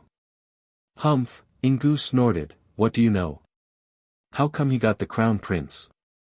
Huang Rong leaned her head sideways, she thought for a moment before answering, the crown prince was born before he started training Xian Tian Gong. Ingu snorted again but did not say anything. She kept pulling the sticks and inserted them back in different places. As she inserted the bamboo sticks one by one, Huang Rong memorized their positions carefully, she did not dare to be careless. It was a matter of life and death, if she missed just a few inches during the fight, it would mean immediate disaster to her foot. A moment later Huang Rong spoke again, Emperor Duan was not willing to save your son because of his love for you. You knew everything. Ingu said, humph, because of his love to me. Her voice was brimming with bitterness. He was jealous of the old urchin, Huang Rong said, if he did not love you, why would he be jealous? He saw your 4 weaving machines Mandarin Duck's handkerchief and was extremely grieved because of it. Ingu had never thought Emperor Duan had this kind of feeling toward her, she could not help but be lost in thought. Huang Rong continued, I think you'd better come back. Ingu coldly said, only if you have the ability to defeat me. All right, Huang Rong said, since you insist, I have no alternative but risking my life to accompany you. If you can break through my defense, I definitely will not hinder you anymore. But what if you can't? I will never go up this mountain again, Ingu said, I will also free you from your obligation to accompany me for a year. Wonderful. Huang Rong clapped her hands, it would be really unbearable for me to accompany you on that rotten black marsh. While talking Ingu had already inserted about 50, 60 sticks, immediately she kicked the oil lamps one by one and said, the rest of them can stay as they are. In the darkness her 5 fingers formed a claw fiercely attacking Huang Rong. Remembering the stick's location Huang Rong slanted her body sideways and without hesitation her left foot landed exactly in between 2 sticks, while the dog-beating stick in her hand shook and attacked Ingu's left shoulder. Who would have thought that Ingu ignored her attack, she kept moving forward in big strides and with a series of cracking sounds she broke about a dozen bamboo sticks with her feet, hence freely she walked to the rear courtyard. "Io!" Huang Rong was startled, she realized immediately what had happened, I am duped. Turned out when moving the sticks around she exerted her strength and secretly pinched the sticks broken. Because she was trying to outdo others she had not suspected Ingu would do such thing, she could not help but feel really vexed. Rushing to the rear courtyard Ingu stretched out her hand to shove the door open. She saw an old monk sitting on a meditation mat in the middle of the room, his silvery beard hung down to his chest, a thick monk robe wrapped around his body up to his cheeks, his head hung low in meditation. The fisherman, the woodcutter, the farmer and the scholar, along with several old monks and young apprentices stood on either side. The woodcutter saw Ingu came in, he stepped forward to the old monk, clasped his palms and said, "Shifu, Lu Nyang has come to visit." The old monk slightly nodded his head without saying anything. There was only a single oil lamp in the entire meditation room, so Ingu could not see everybody's face clearly. She had known earlier that Emperor Duan had become a monk, but actually she did not think that after about a dozen years without seeing each other a heroic martial artist emperor could turn into such a fragile old monk. Recalling Huang Rong's speech she realized now that the emperor was not totally pitiless toward her. Her heart melted and her firm grip of the dagger slowly turned loose. Lowering her head she saw the embroidered handkerchief that was wrapped around her baby was laid in front of the meditation mat where Emperor Duan was sitting. On top of that dudo was the jade bracelet which the emperor gave her. Instantaneously past events like entering the palace, training martial art, meeting Zhou, love and passion, giving birth to her son, mourning his death, everything came flashing through her mind one by one like scenes on the stage, then she saw her son's look when he was in so much pain. Although he was still a baby it seemed like his eyes spoke 1,000 sentences 10,000 words wondering why his mother did not alleviate his pain and suffering. Her anger rose, she raised her dagger up and with a swift movement the dagger stabbed Emperor Duan's chest, all through the handle. She knew Emperor Duan's martial arts skill. This stab might not necessarily kill him. Moreover, when the dagger went into his chest she had a slightly different feeling. Right away she pulled the dagger back to stab him the second time. Who would have thought that the dagger was firmly stuck between his ribs? She was unable to pull it back in a moment. The 4 disciples called out in alarm and rushed forward simultaneously. In her bitterness Ingu had painstakingly practiced this stab thousands of times over a dozen of years period. She knew perfectly well that Emperor Duan would surely guard against her attack, so while her right hand did the stabbing, her left palm had already fluttered around, guarding the left, right and the back, 3 sides of her own body. Now that she could not pull the dagger back, she saw the circumstances had turned to her disadvantage.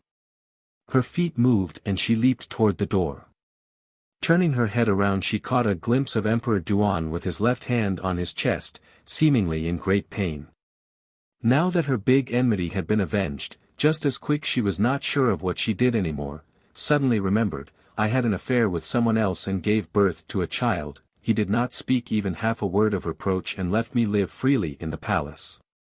Not only he did not execute me, but he abundantly provided everything for me.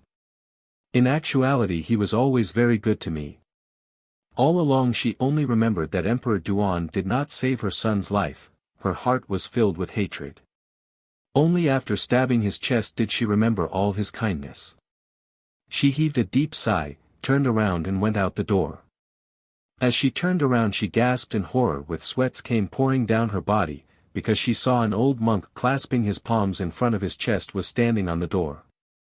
Under the lamplight she could see his face looked grand and his eyes showed compassion. Although he was wearing a monk robe it was as clear as the day that he was the former ruler of the southern kingdom, Emperor Duan. It was as if Ingu was seeing an apparition. Like a flash of lightning a thought came into her mind, did I just kill the wrong person? She swept her gaze backward and saw the monk she had just stabbed was slowly standing up, while removing his monk attire his left hand pulled on his chin and the white long beard came off. Ingu uttered another cry of shock. It turned out that old monk was Guo Jing in disguise. It was precisely Huang Rong's scheme. Guo Jing sealed Reverend Yideng's acupoint and deliberately took his place to receive Ingu's dagger. He was afraid the Indian monk's martial arts skill might be high, so he attacked him first. Who would have thought that the Indian monk did not even know martial arts? Later on Huang Rong delayed Ingu by explaining the 3 mathematical problems in the courtyard, and then using the dog-beating technique she fought her amidst the sharpened bamboo sticks by the oil lamps.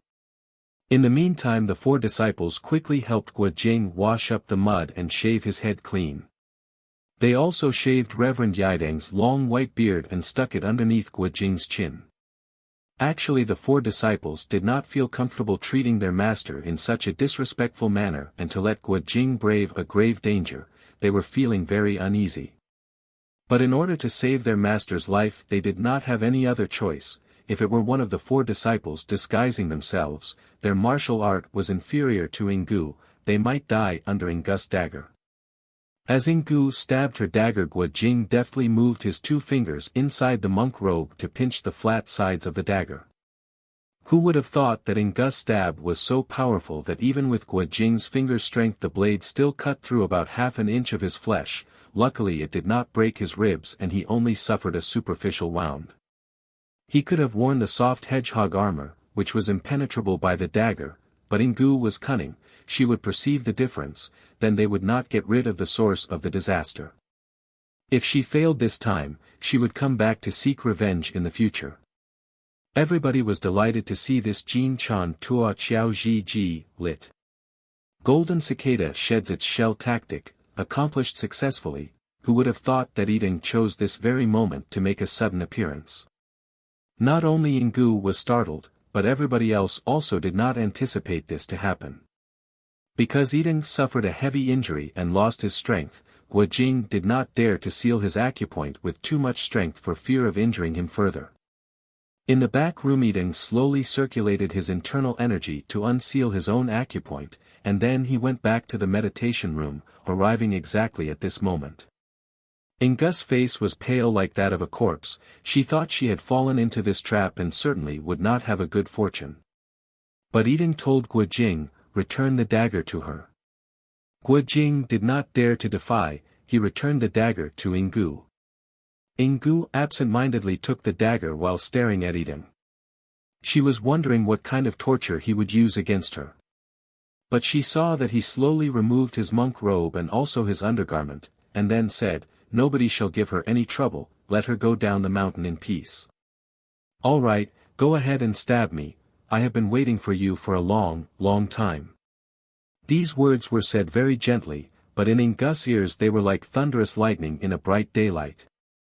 She stood motionless for half a day, then her grip loosened and the dagger fell to the ground with a clanking sound. Covering her face with both hands she rushed out of the room. They heard her footsteps as she went farther and farther away until finally they could hear her anymore. Everybody looked at each other in shock, nobody made any noise. Suddenly thump, thumped the student and the farmer fell backward to the ground. Turned out because their fingers were poisoned, in the commotion that followed they suppressed the poison using their internal energy. By now they saw their master was well, their hearts were relieved and could not hold the poison much longer. Hurry, invite Martial Uncle. The woodcutter called out. Before he finished Huang Rong had already accompanied the Indian monk walking into the room. He was an expert in treating poison-related illness. He quickly gave two people some medicine to take, also cut their fingers to get rid of the black blood. His face looked very serious, while his mouth mumbling in Sanskrit, Amali, Hashir tu, Si Guer, Chi Nua Dan Ji. Yiding understood Sanskrit, he knew his disciples' lives were not in danger. They would have to be treated for 2 months, then they would be healed completely. Meanwhile Guo Jing had removed his monk robe and treated the wound on his chest. He bowed to the ground in front of Yiding to apologize. Yiding busily held out his hand to raise him up, he sighed and said, you risked your life to save mine, nothing to forgive. Then he turned toward his martial brother and explained in Sanskrit what Guo Jing had done. The Indian monk said, Si Li Xing, On Yi Nada. Guo Jing was startled, he knew these 2 sentences, and he could even recite the next line, Si Ri Ke Su. Hahuan Boing Zhou Batong had taught him to recite the 9 manual in its entirety. The last part of manual was full of all these strange sentences. Guo Jing did not understand its meaning, but he was forced to memorize the entire manual including all these mumbo-jumbo, hence he was able to recite it effortlessly. Hearing him speaking Sanskrit, Yiding and the Indian monk were stunned. Moreover, what he had just said was related to excellent technique to cultivate internal energy. They were even more astonished.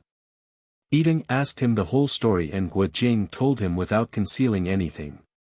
Yiding was endlessly marveled, he said, I have heard the story behind the 9 manual from Chongyang Zhenren. Huang Shang, the person who compiled the manual, was not only highly skilled, he was also well versed in the Taoist canon, skilled in the internal energy cultivation, and understood Sanskrit. When the manual was complete, the last chapter was actually the essence of it. Suddenly he realized that if this manual falls into the hand of criminals, they would be able to turn the world upside down without anybody controlling them. But he was also unwilling to destroy this last chapter, thereupon he rewrote the chapter in Sanskrit, but with Chinese transliteration. He thought that it was difficult to say whether the manual could be passed on to the future generation. The people of Central Plains who knew Sanskrit was very few, and even more rare was the number of people who were well versed both in martial art and Sanskrit literature. If the manual fall into the hand of an Indian, although he is proficient in Sanskrit, but he does not speak Chinese. Huang Shang arranged it this way, actually it was the same as not allowing the future generation to understand the content. Because of this Sanskrit part, even Chongyang Zhenren did not understand the manual's meaning. Who would have thought that through divine intervention you who do not understand Sanskrit can actually memorize this lengthy great theory that sounds like incantations? It is truly a very rare opportunity. Thereupon he asked Guo Jing to recite the Sanskrit part slowly while he translated it into Chinese, wrote it on a piece of paper and gave it to Guo Jing and Huang Rong. The overall guiding principle of energy cultivation in the 9 manual was mysteriously deep. Although Reverend Yideng was a proficient scholar with profound internal energy, he could not dissect the theory completely in such a short period of time. Stay on the mountain for a few days, let me dig into it comprehensively, then I will transfer my knowledge to you too, he said. He further said, usually as my internal strength is damaged, I will need 5 years of continuous training for a full recovery, but if I practice according to the manual, it seems like in less than 3 months I will get a 5-year worth of internal energy cultivation. Although what I practiced is a Buddhist martial art, which was different from the Taoism method of internal energy cultivation in the manual, but looking at this principle, as the martial art is trained to the highest level, different approaches will lead to the same result. It is no different than the Buddhism method. Huang Rong told him how Hong Qigong was injured by Ouyang Feng. Reverend Yideng showed great concern. You too must tell your Shifu about the 9 internal energy cultivation method. I am certain he will recover his internal strength, he said. Guojing and Huang Rong were very delighted to hear this. 2 people stayed on the mountain for more than 10 days. Every day Reverend Yideng explained the 9 energy cultivation method to them. Huang Rong also took this opportunity for her own recovery. One particular day they were walking idly outside the meditation building when suddenly they heard anxious cry of eagles in the air. They saw a pair of white eagles in the distance coming from the east. Huang Rong clapped her hands. Jin Wawa, lit. Golden Baby, see chapter 29, is here. The pair of eagles folded their wings and landed. They looked weary. 2 people could not help to be alarmed. They saw a gaping wound on the breast of the female eagle. It looked like an arrow wound, but the arrow was no longer there. Apparently the eagles had pulled the arrow themselves. There was a piece of green cloth tied on the male eagle's foot, but they did not bring any Jin Wawa with them. Huang Rong recognized this piece of green cloth as coming from her father's robe. Then the pair of eagles had indeed been to the Peach Blossom Island. Could it be that there were powerful enemies on the island? Could it be that Huang Yaoshi was too busy engaging the enemy that he did not have a chance to fulfill his daughter's request? The pair of eagles was smart animals, yet the female eagle was hit by an arrow, indicating the person shooting the arrow must have been an excellent martial artist. Guojing quickly applied some ointment and wrapped the wound on the female eagle's breast. Huang Rong was thinking hard for half a day, but in the end she still did not have any clue as to what was happening. Too bad the eagles could not talk, otherwise they would be able to tell what they saw on the Peach Blossom Island. 2 people worried over Huang Yaoshi's safety, hence they bid farewell to Reverend Yideng immediately. We can still be together for many days to come, but since there is something happening on the Peach Blossom Island I cannot retain you anymore. However, Yao Xiong, brother Yao, is all resourceful, he is wise and smart. I believe no one in the present age is able to harm him. You two do not have to be too anxious. Yideng then sent for the fisherman, the woodcutter, the farmer and the scholar. Together with Guojing and Huang Rong they sat on meditation mats in front of him. He explained the essence of martial art for several hours. When he was finished Guojing and Huang Rong bid their farewell reluctantly. The scholar and the farmer had not recovered yet, so they only sent them off to the gate. The fisherman and the woodcutter walked them off to the foot of the mountain. They waited until the 2 people found their little red horse and at last said their goodbyes with heavy hearts. Guojing and Huang Rong returned via the same road. The scenery was still the same, but their feeling was entirely different from when they went up the mountain just several days ago. Remembering Reverend Yideng's profound kindness could not help but cause her to bend her knees and bow toward the mountain peak. Guojing followed her and kowtowed several times. Along the way, although Huang Rong was concerned about her father, she thought that all the time he had roamed the world far and wide he rarely suffered any setback.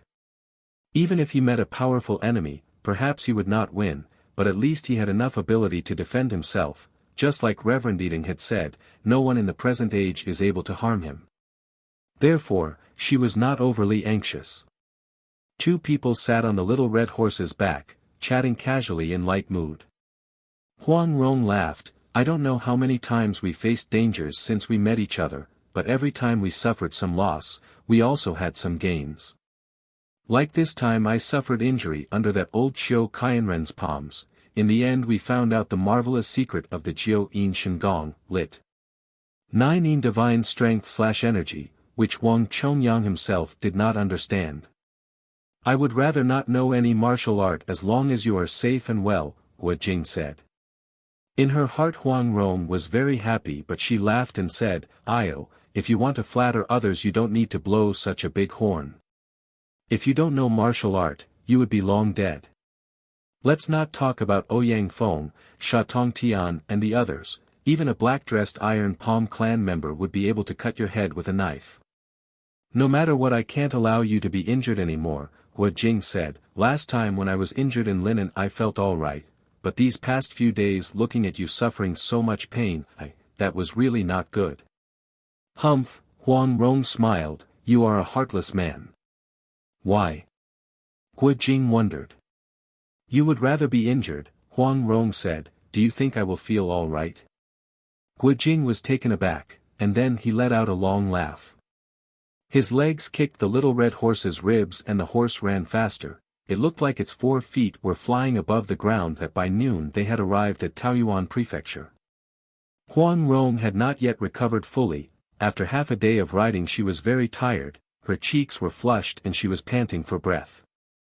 There was only one decent restaurant in the city of Taoyuan. It was called by Qin Jiu Lu, evading Qin, dynasty, wine shop, Lu multi-story building. Its name came from the Tao Hua Yuan Ji, a note on the origin of peach blossom, a literary work of Tao Yuan Ming, translator's note, different characters from the Taoyuan prefecture. Wu Jing and Huang Rong took a seat and immediately called for food and wine. To the wine shop attendant Wu Jing said, "Brother, we need to go to Hankow. I am wondering if you could go down to the river and invite a boatman to come over here to talk to us." The wine shop attendant said, "If sir is willing to ride the boat together with other people, you will save quite a bit of money. To charter a boat just for the two of you will cost you a lot of money." Huang Rong rolled her eyes. She took a silver ingot worth 5 liangs and tossed it to the table. "Is it enough?" she asked. "Enough, enough," the wine shop attendant busily said with a smile. He turned around and went downstairs. Wu Jing was afraid Huang Rong's condition has worsened, so he forbade her from drinking wine. As a result, he also restrained from drinking himself. They only ate the meals. They just ate half a bowl of food when the wine shop attendant came back with a boatman, saying that the boatman agreed to take them to Hankow. The rice was included but the dishes were not, and the total cost would be 3 liangs and 6 qians of silver. Huang Rong did not bargain. She simply gave the silver ingot to the boatman. The boatman took the silver and cupped his hands in an expression of gratitude. He pointed to his own mouth and made several hoarse throaty sounds. Turned out he was a mute. His hand flailing to the east and pointing to the west, making some hand signals.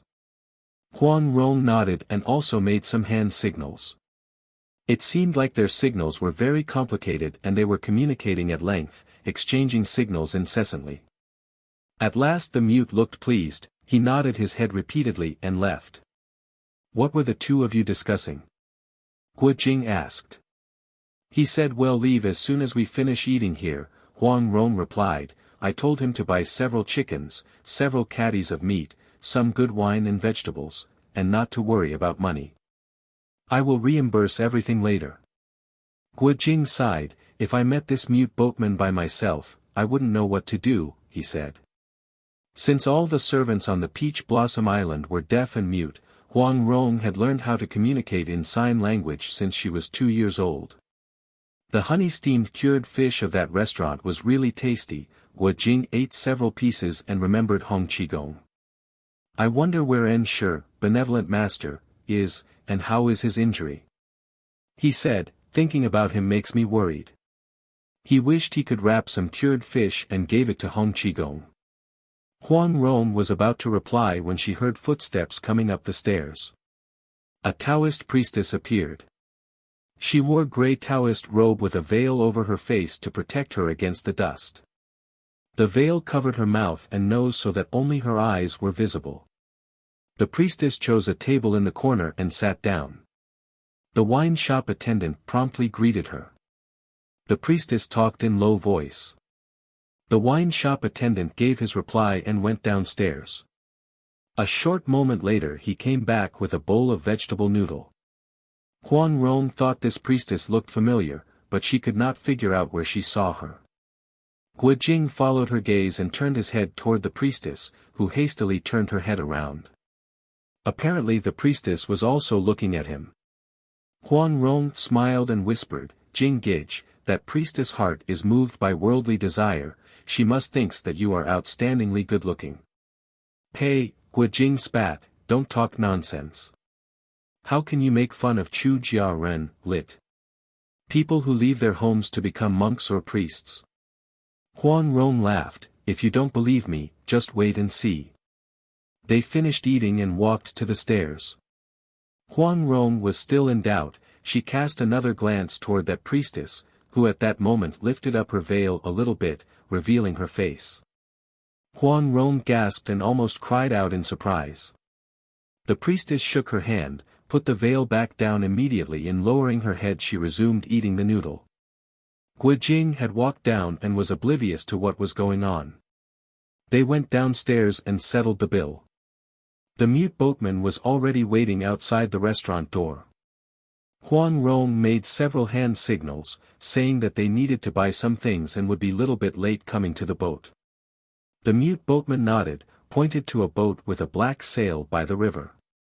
Huang Rong nodded, but she saw the boatman did not leave, so she took Guo Jing walking to the eastern end of the road. As they walked to a corner they stopped and hid behind a wall, so that they were not visible from the restaurant while they could still see the restaurant entrance. Not too long afterwards the priestess left the restaurant. She looked at the little red horse and a pair of eagles nearby. It appeared she was looking for Guo Jing and Huang Rong. After looking at 4 directions without seeing anybody she turned and walked to the west.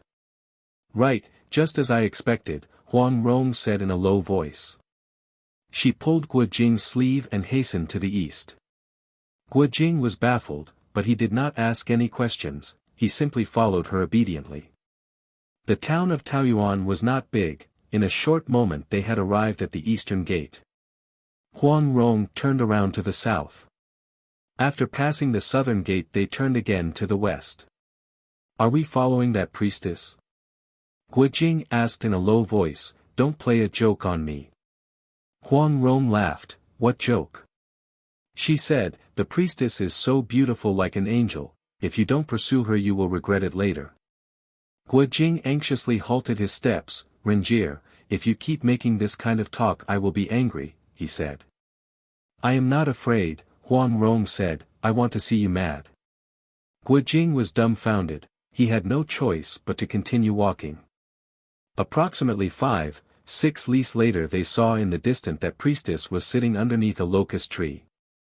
As soon as the priestess saw Jing and Rong arrive, she stood up and walked along a small pathway leading to a hill. Huang Rong pulled Guo Jing's hand and they walked toward the pathway. "Renjie," Guo Jing anxiously said, "if you deliberately want to create trouble, then I'll have to hold you and drag you back." "I am really tired of walking," Huang Rong said, "I think you'd better follow her by yourself." Guo Jing's face showed a deep concern. He squatted and said, "If you are tired then let me carry you on my back." Huang Rong giggled and said, "I am going to pull her veil away so you can take a look at her face." She sped up her footsteps to pursue the priestess. The priestess turned around, waiting for them. Huang Rong grabbed her veil and uncovered her face. Guo Jing followed behind. He called out, "Renjie, don't create trouble." But as he saw the priestess' face he was stunned and was at a loss of words.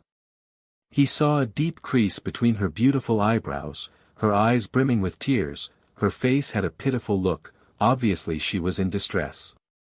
She was none other than Mu Nianxi. Huang Rong hugged her waist. "Mu Jiejie, elder sister Mu, what happened? Did that kid Yang Kong bully you?"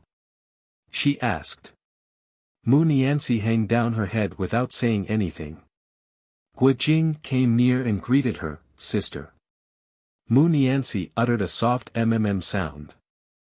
Huang Rong pulled Muniance's hand toward a weeping willow by a small creek. They sat down underneath the tree. "Sister, how did he bully you?" Huang Rong asked. "Well, find him to settle the score. Brother Jing and I also suffered and our 2 lives were almost gone under his hands." Muniance lowered her head, still did not say anything. Huang Rong and her images were reflected on the clear creek water. Petals of flowers fell down on the water and slowly floated by, disrupting the reflections. Guo Jing sat on a rock a few feet apart from the two. His mind was filled with questions. Why did Sister Mu dressed as a priestess? Why didn't she greet them at the restaurant? Where did Yang Kong go? Seeing Muniance's grieving look, Huang Rong did not ask any more questions. She quietly held her hands tight. After a quiet while, Muniance opened her mouth. "Maisie, younger sister, term of endearment, Brother Guo, the boat you hired belongs to the Iron Palm clan. They are setting up a trap to harm you." Jing and Rong, 2 people, were startled. "That mute boatman?" they asked with uneven voices. "Exactly," Muniance said, "but he is not mute. He is one of the Iron Palm clan's henchmen. His voice is so loud that he is afraid if he opens his mouth he will rouse your suspicion, hence he pretends to be mute." Huang Rong was secretly alarmed. "If you did not say I wouldn't see through his disguise," she said. "No wonder this fellow's sign language is very good, he has often disguised himself as a mute many times." Guo Jing leaped up the willow tree. He swept his gaze around, but other than 2-3 farmers in the field he did not see anybody else. He thought, if not because of Renjir and Sister Mu walked in circle, I am afraid the Iron Palm clan people would be here by now. Muniance heaved a long sigh and slowly said, "You have already known my affair with Yang Kong. Later on I brought adoptive father's and mother's coffin to the south. I met him again on a desolate place in the ox village of Linen." Huang Rong opened her mouth. "That, we also knew, we even saw him killing Ouyang Ku with our own eyes." Muniance looked at her with eyes wide open. Huang Rong's words were hard to believe. Thereupon Huang Rong told her briefly how Guo Jing and she were hiding in the secret room to treat his internal injury, also how Yang Kong had assumed false identity as the beggar clan leader, how 2 people narrowly escaped danger, and so on. It was a long story with all its takes and turns, but Huang Rong was eager to know Muniance's experience, so she only raised the important parts. Gritting her teeth, Muniance said, "This man did all kinds of evil, someday he will not have a good end. I regretted myself to have eyes but failed to see, that I will have to go through all these calamities by unexpectedly meeting him." Huang Rong groped her pocket for a handkerchief and gently wiped the tears on her cheeks. Muniance's heart was troubled. All kinds of bad things had come her way that in a moment she did not know where to start. She tried to gather her thoughts and slowly calmed herself down, only then did she open her mouth to tell her story. The Legend of the Condor Heroes, Chapter 32. Dangerous River Rapids. Muniance let Huang Rong hold her right hand. She looked at the fallen flowers floating on the water and said, "When I saw him kill Ouyang Ku, I thought he was going to repent from his evil ways. Moreover, I saw the 2 masters from the beggar clan were so respectful toward him when they went to the west. I've met those 2 beggar clan uncles before, they were Senior Qigong's trusted aides.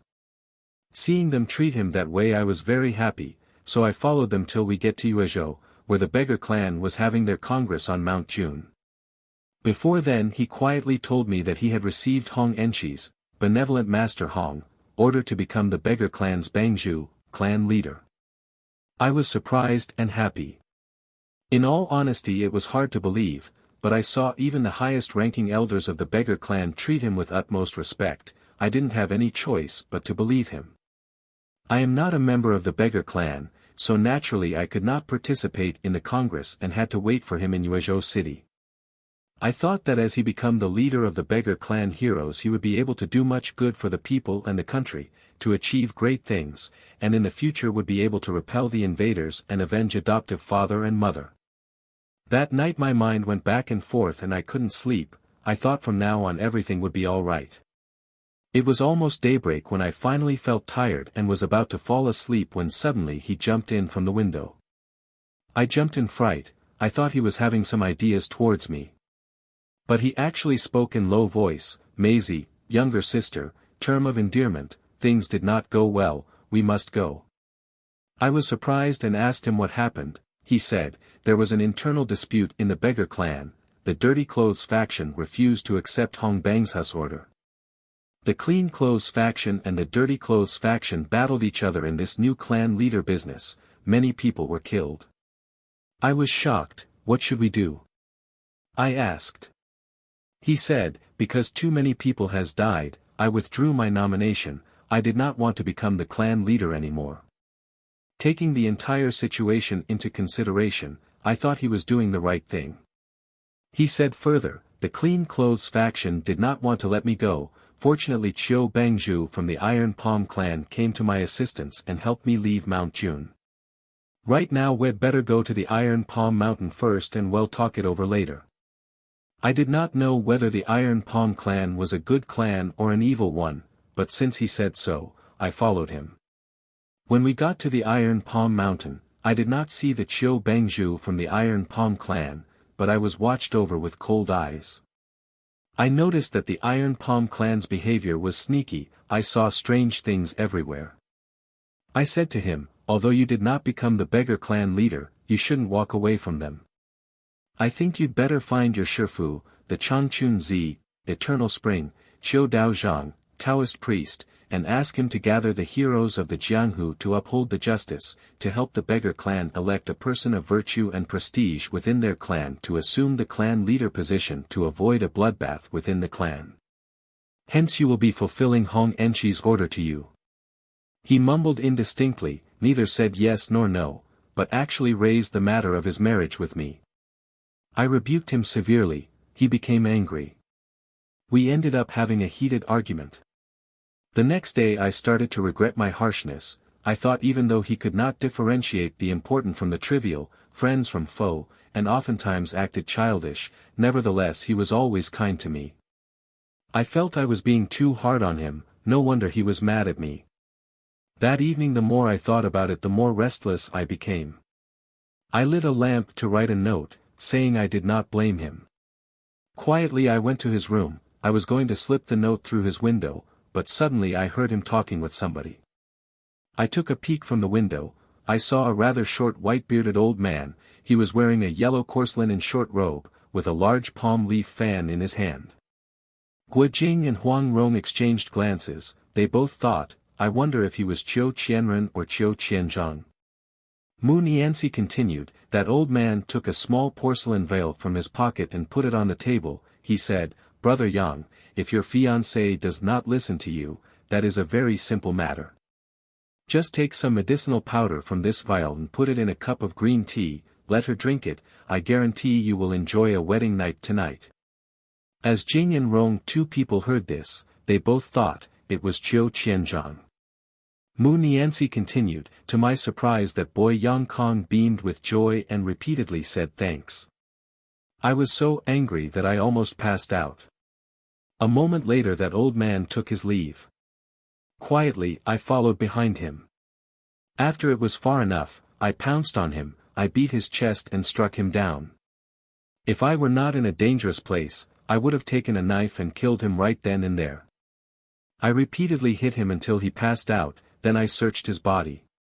This old man's pocket really did contain many things, some rings, broken sword, a piece of brick, and all kinds of strange things.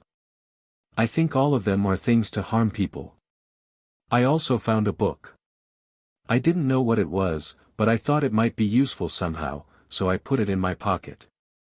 The more I thought, the madder I became. I made up my mind to deal with Yang Kong. I went back to Yang Kang's room. Who would have thought that he was standing at the door? He smiled at me and said, Maisie, please come in. Early on I have decided that tonight I must make myself clear to him, so I went in. He pointed to the porcelain vial on the table and smiled. Maisie, he said, can you guess what's inside this vial? I was angry. Who knows all these kinds of dirty things? I said. He smiled and said, a friend gave it to me a moment ago. he said if I take some of this medicinal powder and put it in a cup of green tea and give it to you, then everything will happen as I wish. His words have actually blown me away, my anger vanished immediately. I took that porcelain vial and threw it out over the window. Did you do it? I asked. I respect and adore Maisie like a deity, how can I engage myself in this kind of filthy business? He replied. Guo Jing nodded his head. Brother Yang has done the right thing, he said. Humph, Mu Nianzi snorted but did not say anything. Huang Rong recalled that day on the Iron Palm Mountain. She peeked through the window and saw Yang Kong sit on the edge of the bed, embracing her and talking softly with Mu Nianzi. At that time Mu Nianzi was smiling, her face was tender. Apparently that happened after she threw the vial away. And then what happened? Guo Jing asked. Zhou Batong told him that whenever somebody was telling a story, and then what happened? Every now and then would help keep the storyteller's interest high, but unexpectedly Mu Nianzi's face turned red, she turned her head away and hung her head low without saying anything. Ah, I know. Huang Rong suddenly called out, afterwards you bowed to the heaven and earth and became man and wife. Mu Nianzi turned her head back, actually her face was a little pale, she bit her lower lip and her eyes shone with a strange look. Huang Rong was scared, she knew she said something wrong. I am sorry, I talked nonsense, she hastily said, good sister, please don't be offended. Mu Nianzi spoke with a low voice, you did not talk nonsense, it was I who messed up. I have become his wife, but we did not bow to the heaven and earth. I hate myself for not having a stronger self-control. Speaking to this point tears came streaming down her face. Seeing her miserable look Huang Rong stretched out her left arm to hold her shoulder. She wanted to say something to comfort her, so after a while she pointed to Guo Jing and said, sister, you don't have to feel sorry, it was nothing. That day in the Ox village Jing Gij and I also became man and wife. As he heard this, Guo Jing was dumbstruck. He was blushing profusely and did not dare to look up, he only mumbled, we did not. Huang Rong laughed, don't tell me you did not think about that? She asked. Guo Jing's face was red from ear to ear, he lowered his head and said softly, I was not being good. Huang Rong stretched her right arm and patted Guo Jing's shoulder. You want to become man and wife with me, and I like that very much. What do you mean you were not being good? She said with a gentle voice. Mu Nianzi sighed and thought, although Sister Huang is extraordinarily smart, she is too young to understand the man-woman relationship. It is truly fortunate for her to meet such an honest and considerate fellow like this brother Guo. Sister, Huang Rong asked, and then what happened? Mu Nianzi looked at the creek and said in low voice, and then I heard commotion outside, like there was a fight going on. He told me not to make any noise, that it was the Iron Palm clan's internal affair, it had nothing to do with us. Some time later somebody knocked our door, saying that Qiu Bangzhu wanted to talk. He hastily got up and told me to hide in the bed and not to move. He lit up a lamp and someone came in. I looked through the curtain and to my surprise I saw that bad old man I met a while ago.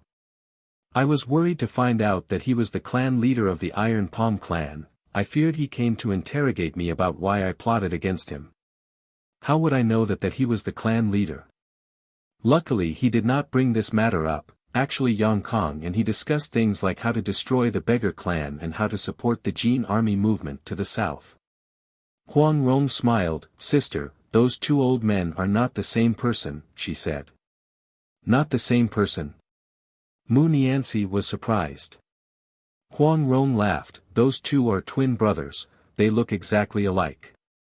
The one you flattened was called Qiu Qianzhang, his martial art was only a so-so, all he could do was just some tricks to deceive people. This Qiu Bangzhu, Qiu Qianren is amazing. Luckily you beat the fake clan leader, if you came across the real clan leader, with just one strike of his iron palm, I am afraid your little life would be difficult to protect. That's so, Mu Nianzi gloomily said, actually it would be better if I met with the real Qiu Bangzhu that day and if he struck me dead with one palm. Huang Rong laughed, our brother Yang might not want to give you up, she said. Mu Nianxi twisted her body around so that Huang Rong's hand fell from her shoulder. Don't talk to me like that, she said sternly. Huang Rong stuck out her tongue and laughed, all right, it's me who don't want to give you up. Mu Nianxi stood up and said, Brother Gua, Sister Huang, I am leaving. You two take care, be careful of the Iron Palm clan's evil scheme on the boat. Huang Rong hastily stood up and held her hand. Good sister, please don't be angry, she pleaded, I won't dare to talk nonsense anymore. Mu Nianxi heaved a deep sigh, I wasn't angry with you, I was grieving. Why? Huang Rong asked, did that boy Yang Kong provoke your anger? She pulled Mu Nianxi to sit back down. Mu Nianxi said, that night from behind the curtain I heard Yang Kong and that old man surnamed Xiu discussing all kind of plans to betray our country and harm the people, the more I heard the angrier I became. I wanted very much to jump out and kill that old man. They were talking for a long time. Suddenly the commotion outside got louder. That old man said, Xiao Wangye, young prince, lit. Young king master, I am going to take a look. Well, talk again later. Then he left the room. That's right, Huang Rong interrupted, he went out to pursue Jing Gij and me. After that old man left, Mu Nianxi continued, Yang Kong went back to make small talk with me. I asked him whether the things he discussed with that old man was a real thing or was he only pretending. He said, we have become man and wife, I don't need to conceal anything from you. It won't be long before the Jin army will invade the south. We have received Iron Palm clan's great help to strike from both inside and outside. By attacking from two fronts, our victory is guaranteed. He was talking excitedly. He said that after the great Jin destroyed the Song dynasty, his father king, Zhao Wangye, prince, lit. King master, will ascend to the great treasure, becoming the emperor of the great Jin, he will then be the crown prince. By that time riches and honor will be limitless. I listened without saying anything. He suddenly said, Maisie, at that time you will be the empress. I could not hold my patience much longer. I slapped his face fiercely and ran out the door, anxiously rushed down the mountain. By then the commotion on the Iron Palm Peak had worsened, countless clan members with torches in their hands rushed toward the highest mountain peak. I was the only one going down the mountain, so I did not meet any resistance. After this incident my heart felt like it was dying, as a matter of fact I wanted to die very much. I did not know east from west, north from south, I just kept walking and walking, wandering aimlessly. Finally I saw a Taoist temple. I rushed toward the temple and barely stepped into the door when I fainted. Fortunately there was an old priestess living in that temple who gave me shelter. I was sick for more than 10 days and I just got well not a few days ago. I donned this priestess garb and set on a journey to the Ox village. Unexpectedly I met with you two here. Huang Rong was delighted, sister, we are on our way to the Peach Blossom Island and happen to go the same way. What do you say the three of us travel together? Then our journey will be more fun. If you don't look down on me, I'll teach you some martial arts along the way. Mu Nianxi shook her head and said, no, I want to go alone. I appreciate sister's good intention very much. She stood up, took out a book from her pocket and gave it to Gua Jing. She said, Brother Gua, this book contains some matters concerning the Iron Palm clan. Please give it to Senior Qigong whenever you see him, perhaps he will have some use for it. Yes, Gua Jing said, holding out his hand to receive the book. Mu Nianxi walked quickly so that in a short moment she was far away, never once did she turn her head around to see them. Gua Jing and Huang Rong watched her back disappear behind a row of willow trees in the distance. They were silent for half a day. Gua Jing said, she is all alone, traveling thousands of leagues to Zhejiang. I do hope she won't meet some bullies along the way. It's a good thing that her martial art is not weak, she does not have to fear ordinary criminals. That is difficult to say, Huang Rong said, even people like you and I are still bullied by some bad people. Guo Jing sighed. Shifu, second master, often said, in a tumultuous time, people are not better than dogs. There is nothing we can do about it. All right, let's kill that mute dog then, Huang Rong said. What mute dog? Guo Jing asked. Huang Rong made some noise, flailing her hands and feet. Guo Jing laughed. Are we going to ride this mute's boat? He asked. Absolutely, Huang Rong said, that old traitor Qiu Qianren had caused me a lot of pain, how can I just let it go? I am not his match, but I want to kill some of his disciples and followers first and talk about it later. They went back to the restaurant immediately, and saw that mute boatman snooping around the restaurant to find them. As he saw them, his face was beaming, he busily greeted them. Jing and Rong, two people, acted like nothing happened, they followed him boarding the boat. The boat was not too big nor it was too small, it was covered with black matting, it held around 80-90 sacks of rice. This kind of boat was very common along the Yuan River, transporting commodities from the hills of Xiangxi and rice from the fields of the lake front. Two bare-chested young men were scrubbing the deck. As soon as Jing and Rong, two people, embarked, the boatman untied the rope and pushed the boat to the river, raising the sail. Under the strong southerly wind and following the current, the boat sailed down the river like an arrow.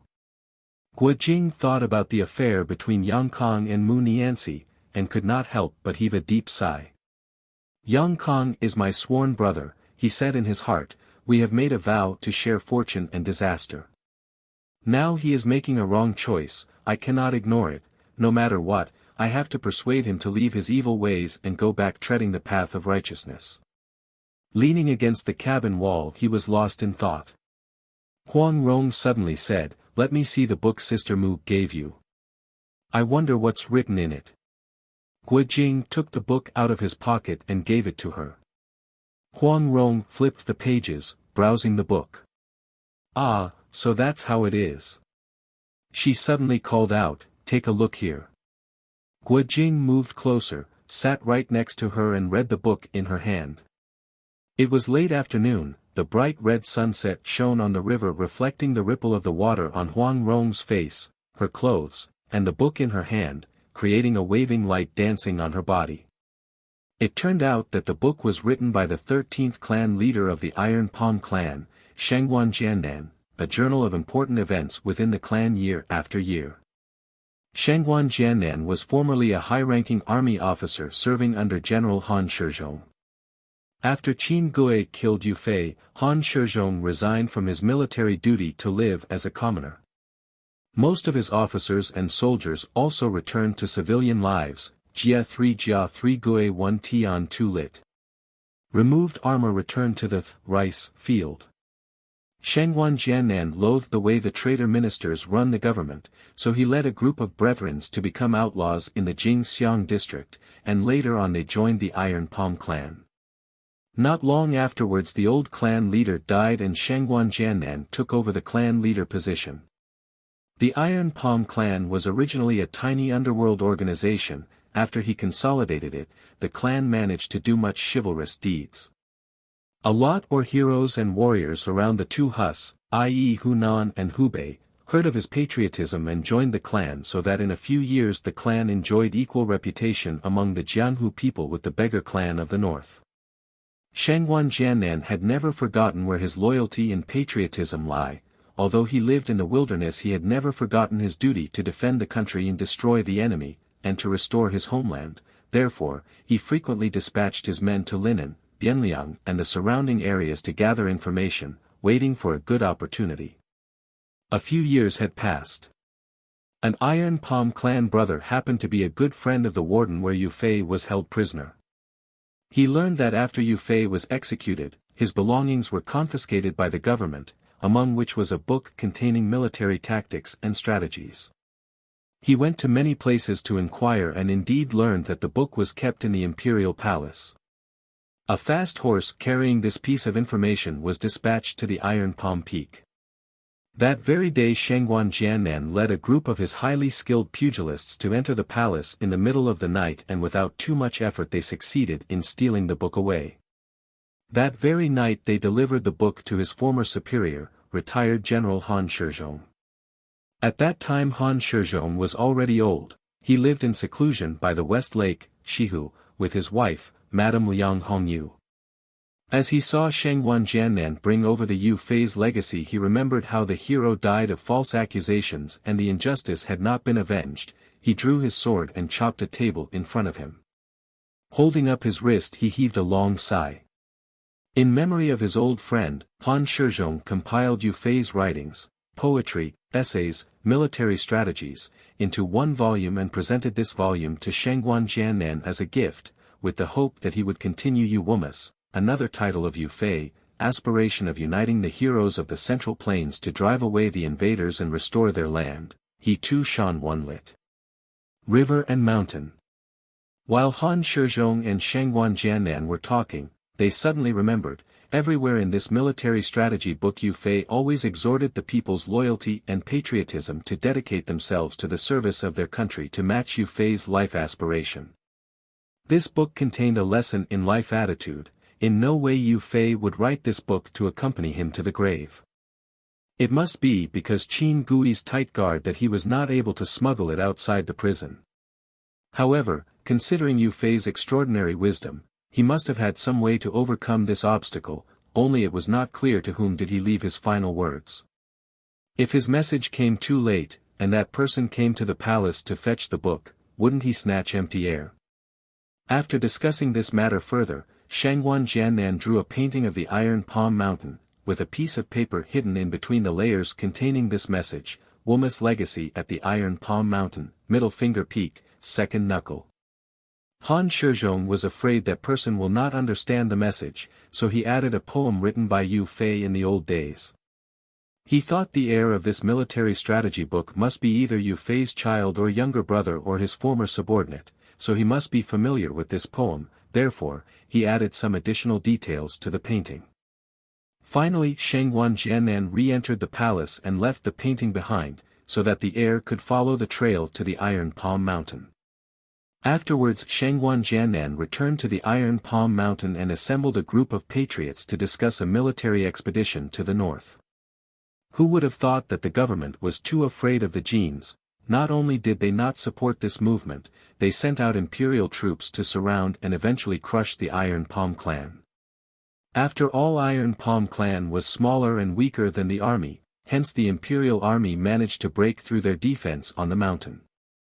Shangguan Jiannan himself suffered a heavy injury and eventually died on the Iron Palm Peak. Guo Jing flipped over the last page and sighed, I did not think this Shangguan Bangzhu was actually a good man. Up to the point of his death he was still holding dear the legacy's teachings. I thought he was of the same kind with this Chiu and his brethren, colluding with the Genes and selling our country for his personal gain. I used to despise him very much. If I knew this fact earlier, I would have bowed in front of his remains to show him my respect. I am surprised that the Iron Palm was such a heroic and patriotic clan in the past, and today it turned into a gang of thieves. If Shangguan Bangzhu's spirit in the underworld knows, he must be very angry. Meanwhile the sky was turning dark, the boatman cast his anchor nearby a village and went out to butcher the chicken for their dinner.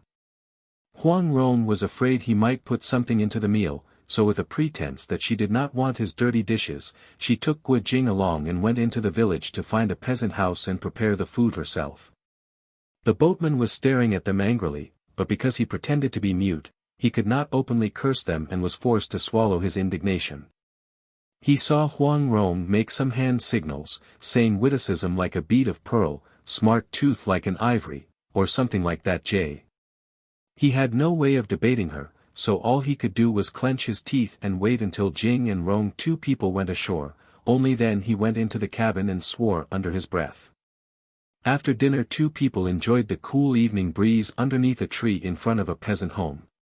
Guo Jing said, when Shangguan Bangzhu ran to the Iron Palm Peak, why didn't the imperial army go up the peak to capture him? I don't know the answer either, Huang Rong said, it is likely the middle finger peak is dangerously rugged, so the soldiers did not want to risk their lives climbing it.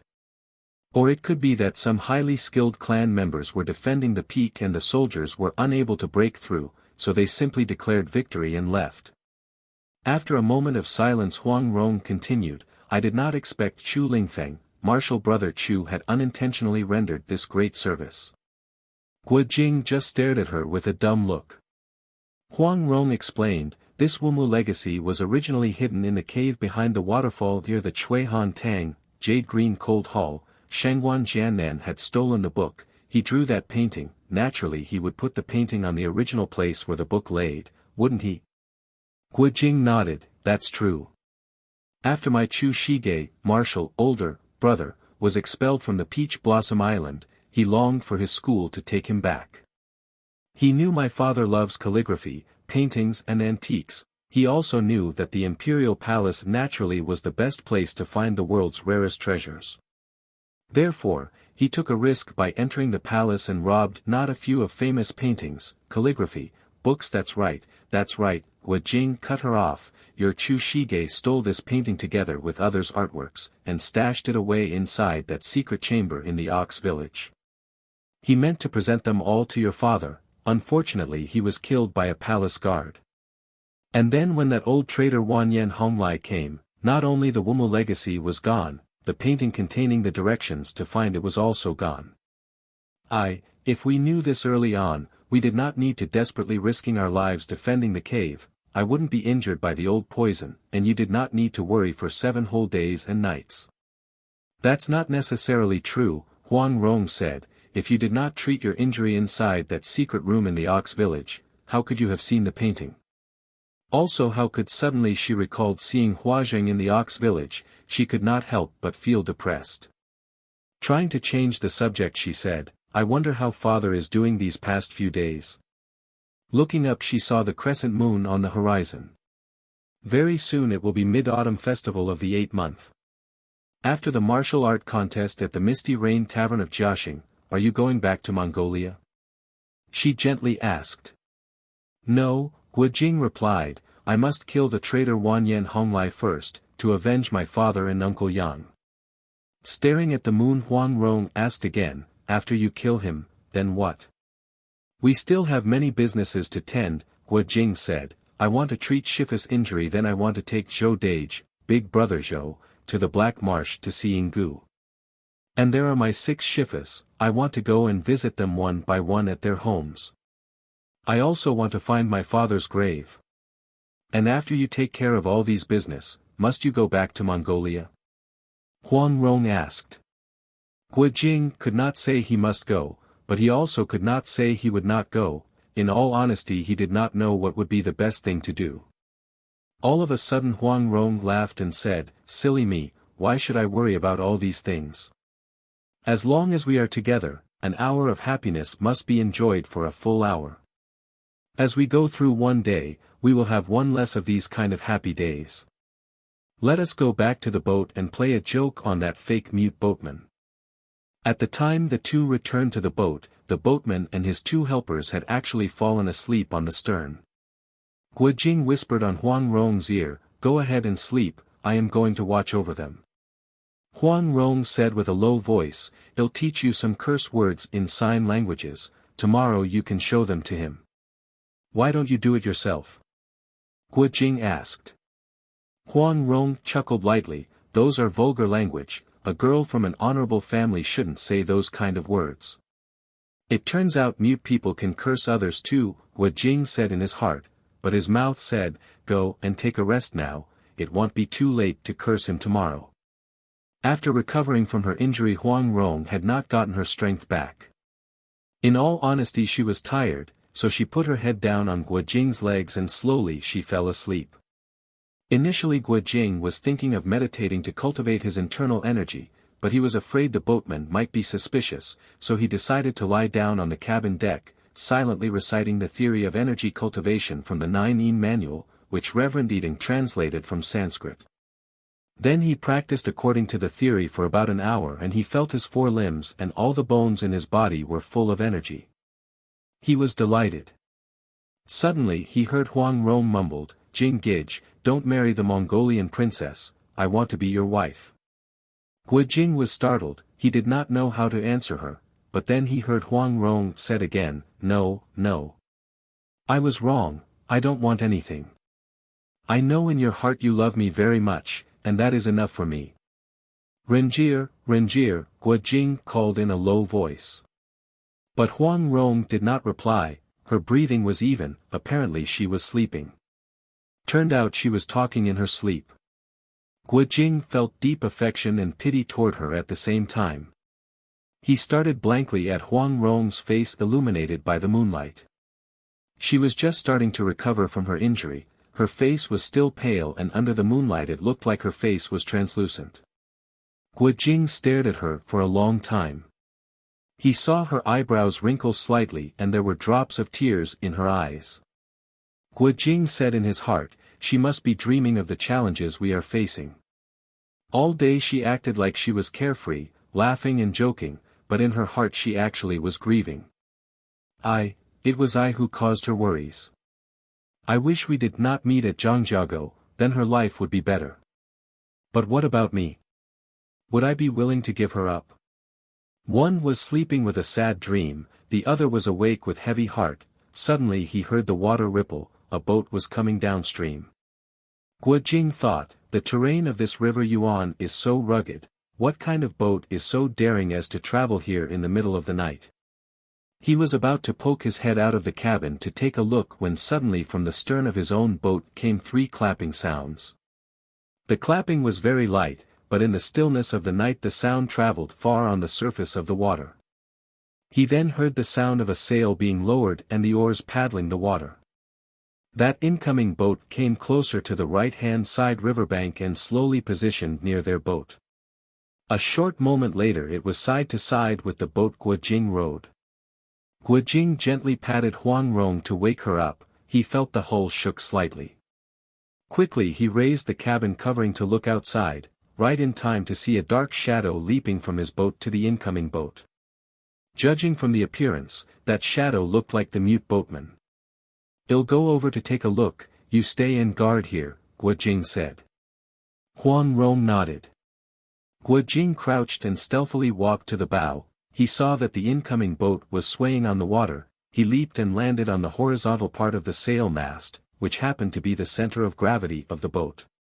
The hull slightly sunk in, but the inclination of the boat did not change one bit, nobody on that boat noticed. He opened his eyes wide, trying to see through some openings on the cabin's roof. He saw 3 men standing in the cabin, they wore the black uniform of the Iron Palm clan. One of them was quite tall, he was wearing a green cloth wrapped around his head, looked like he was the leader. Guo Jing's movement was so quick that even though that pretend-to-be mute boatman leaped to this boat first, by this time he was just entering the cabin. He cupped his fists and greeted the tall man, "Leader Qiao. Those 2 little thieves are still in?" Leader Qiao asked. "Yes," the boatman replied. "Do they have any suspicion?" Leader Qiao asked again. "No suspicion," the boatman replied, "but those 2 thieves did not want to dine on board, so I did not have any chance to do anything." "Humph," Leader Qiao said, "they are going to die at the Qing Long Tan, Green Dragon Shore. The day after tomorrow at noon you will arrive at the Green Dragon Shore. About 3 lees from the beach is the Green Dragon Village. Break the boat's rudder there, we will be waiting for you." The boatman gave his reply. Leader Qiao continued, "Those 2 little thieves are very skilled in martial arts, you must be very careful. After the successful completion of this mission our Bangzhu will heap you with generous reward. Now go back from the water, don't rock the boat and alert them." "Yes," the boatman replied, "do you have further instructions, Leader Qiao?"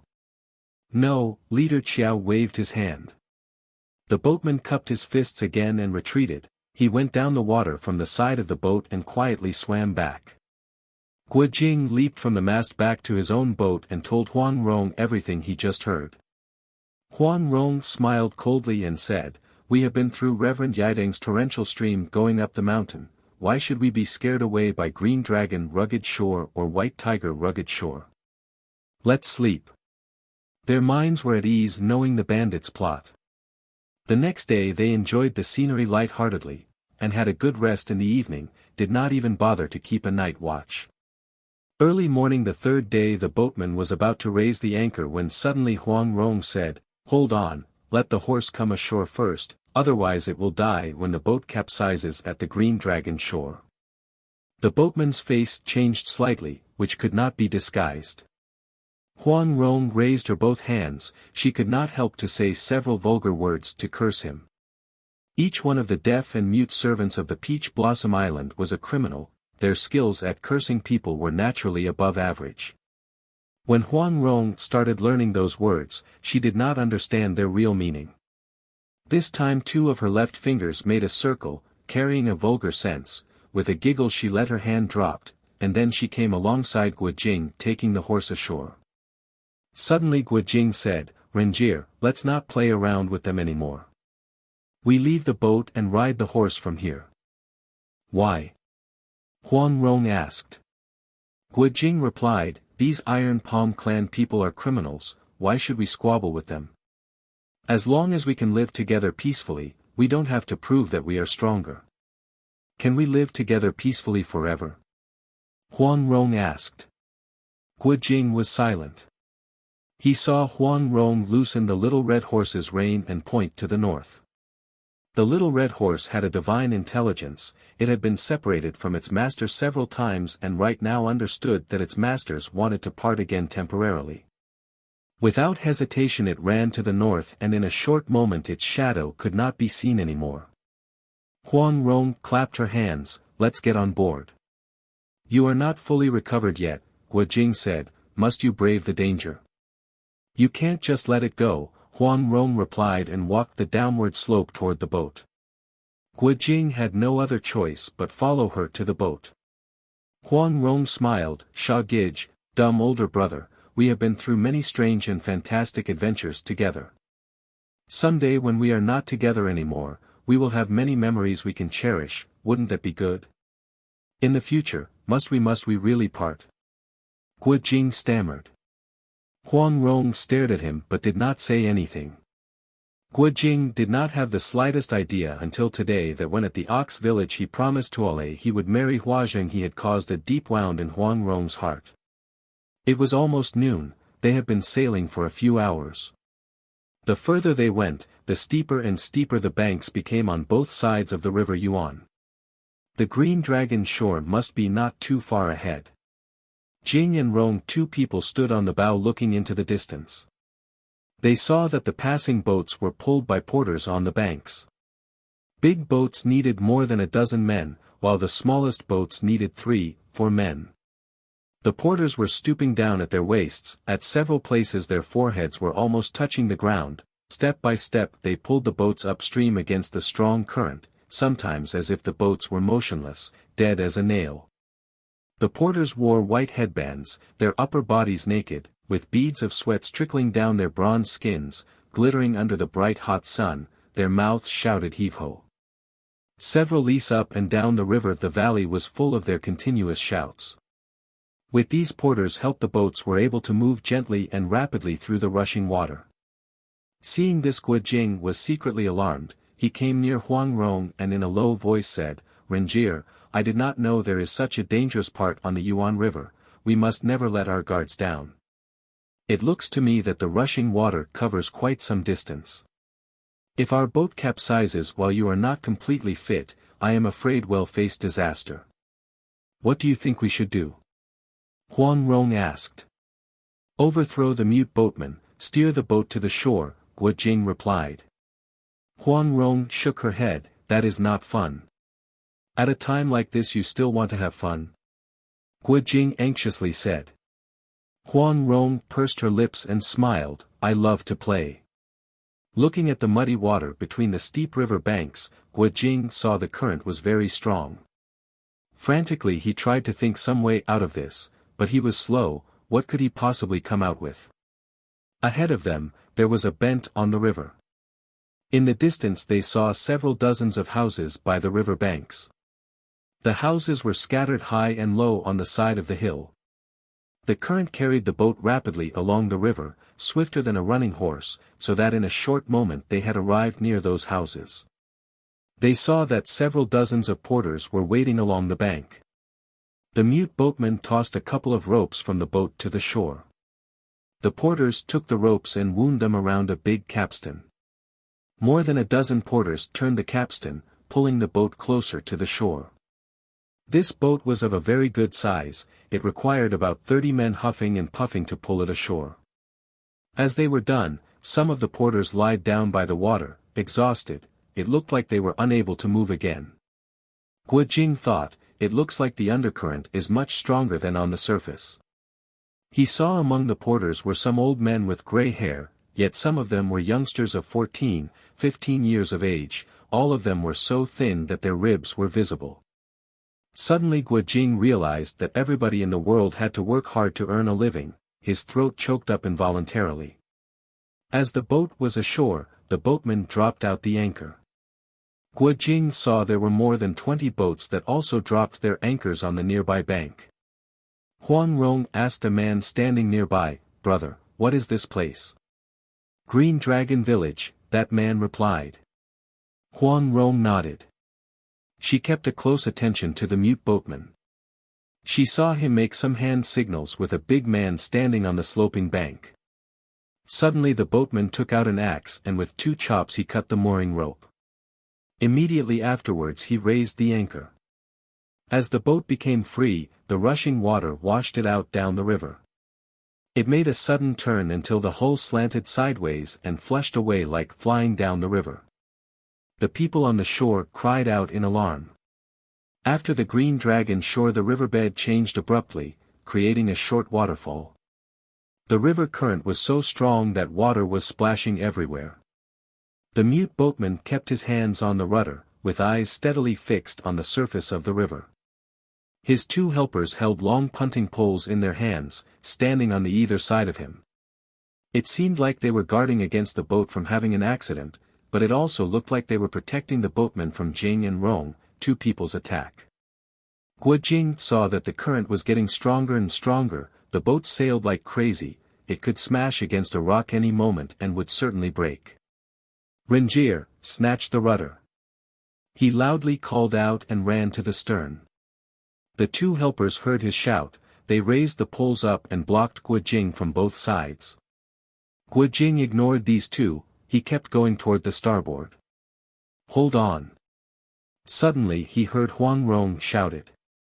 Guo Jing halted his steps and turned his head. "Why?" With a low voice Huang Rong said, "Are you forgetting about our eagles? Well, wait for the boat to capsize, then we'll fly away with the eagles. I want to see what they are going to do." Guo Jing was delighted, he thought, no wonder Rengier is not scared of this torrential river, she has already thought about it early on.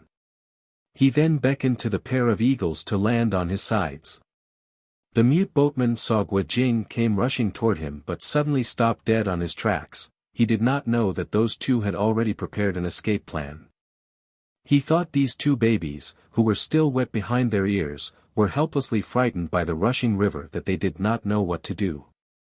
Inwardly he was very happy. Amidst the rumbling sound of the water they could hear the heave-ho of the porters in the distance.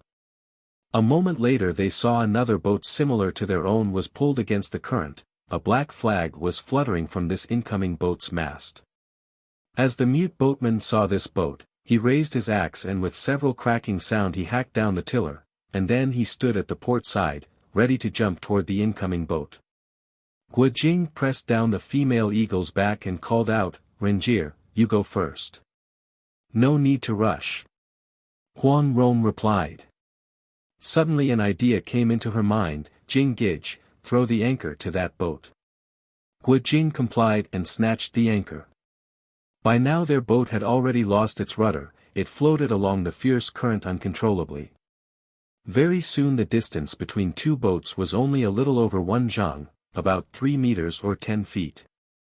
The incoming boat changed its course to avoid collision. The men on the incoming boat, together with the porters on the hill, shouted in alarm.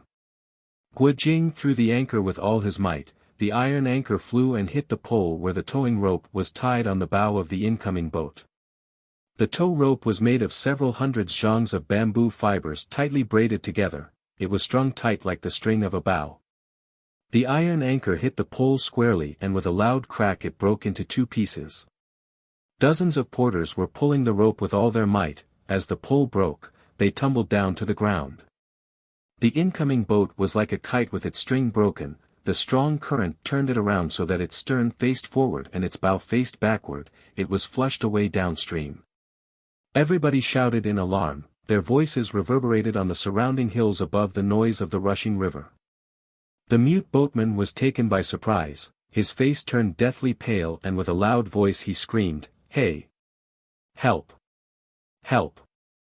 Huang Rong laughed, "The mute can speak, it truly is a wonder of the world."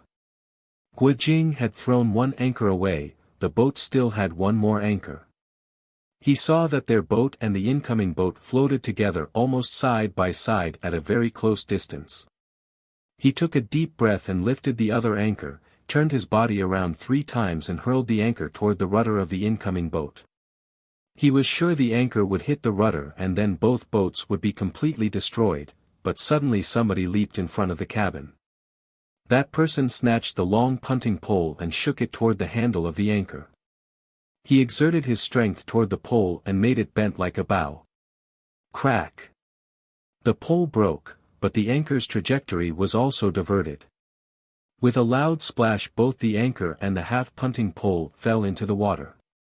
The person holding the pole wore a short yellow coarse robe, his white beard curled to his ear, blown by the river wind. Even though the boat was violently jolted by the water, he was standing steadily on the deck. His presence brought an impressive air around him. He was none other than the clan leader of the Iron Palm clan, Qiu Qianren. Seeing Qiu Qianren on the boat, Guojing and Huang Rong were startled. They have not recovered from the shock when suddenly there was a loud crashing sound. The bow of their boat was colliding with a reef. The crash was so hard that 2 people were sent flying until their backs hit the cabin door. The boat sank so fast that in a short moment the water had risen to their ankles. They did not have enough time even if they wanted to escape by riding the eagles.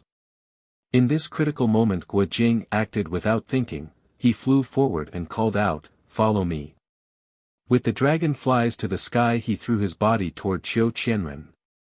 He knew at this moment the difference between life and death was only as wide as a hair strand. If he landed someplace else on the enemy's boat, Qiu Qianren would definitely make a surprise attack from the side.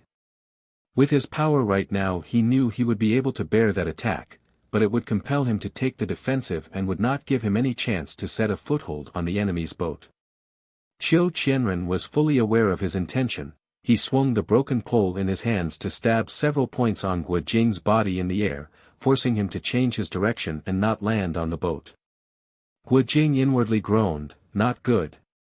Stretching his arm toward the pole his body continued falling toward the enemy's boat, but because of this the dragonflies to the sky lost its momentum.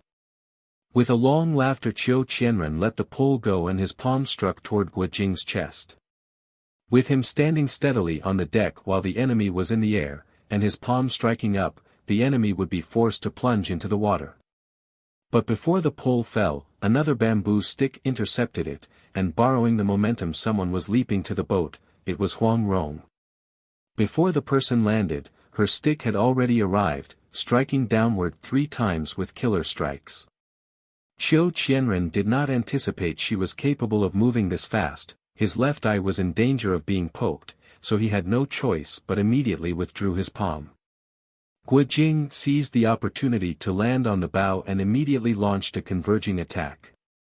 Qiu Qianren did not dare to underestimate this attack. He moved sideways to evade the bamboo stick, while his right leg swept away, forcing Guojing to retreat 1 step, and then swish, swish both of his palms struck out. How can Iron Palm martial art be ordinary? The Iron Palm clan built their headquarters on a mountain and for the last several hundred years its power and prestige spread over the central plains. It was all because of the exquisiteness of their palm technique. Shangguan Jianan and Qiu Qianren added even many more subtle variations and refined the stances. Although its overwhelming power was inferior to the 18 dragon subduing palms, but its palm technique was ingenious and finer than the 18 dragon subduing palms. In a short moment 2 men had exchanged 7, 8 stances on the bow of the boat. Although they were wary of each other, their palms and feet did not stop moving. The noise of the rushing water was loud, but it could not cover the strong gusts of wind from the 4 palms. By now an Iron Palm clan member had taken over the rudder, slowly steering the boat on the right direction so that they were swiftly floating downstream.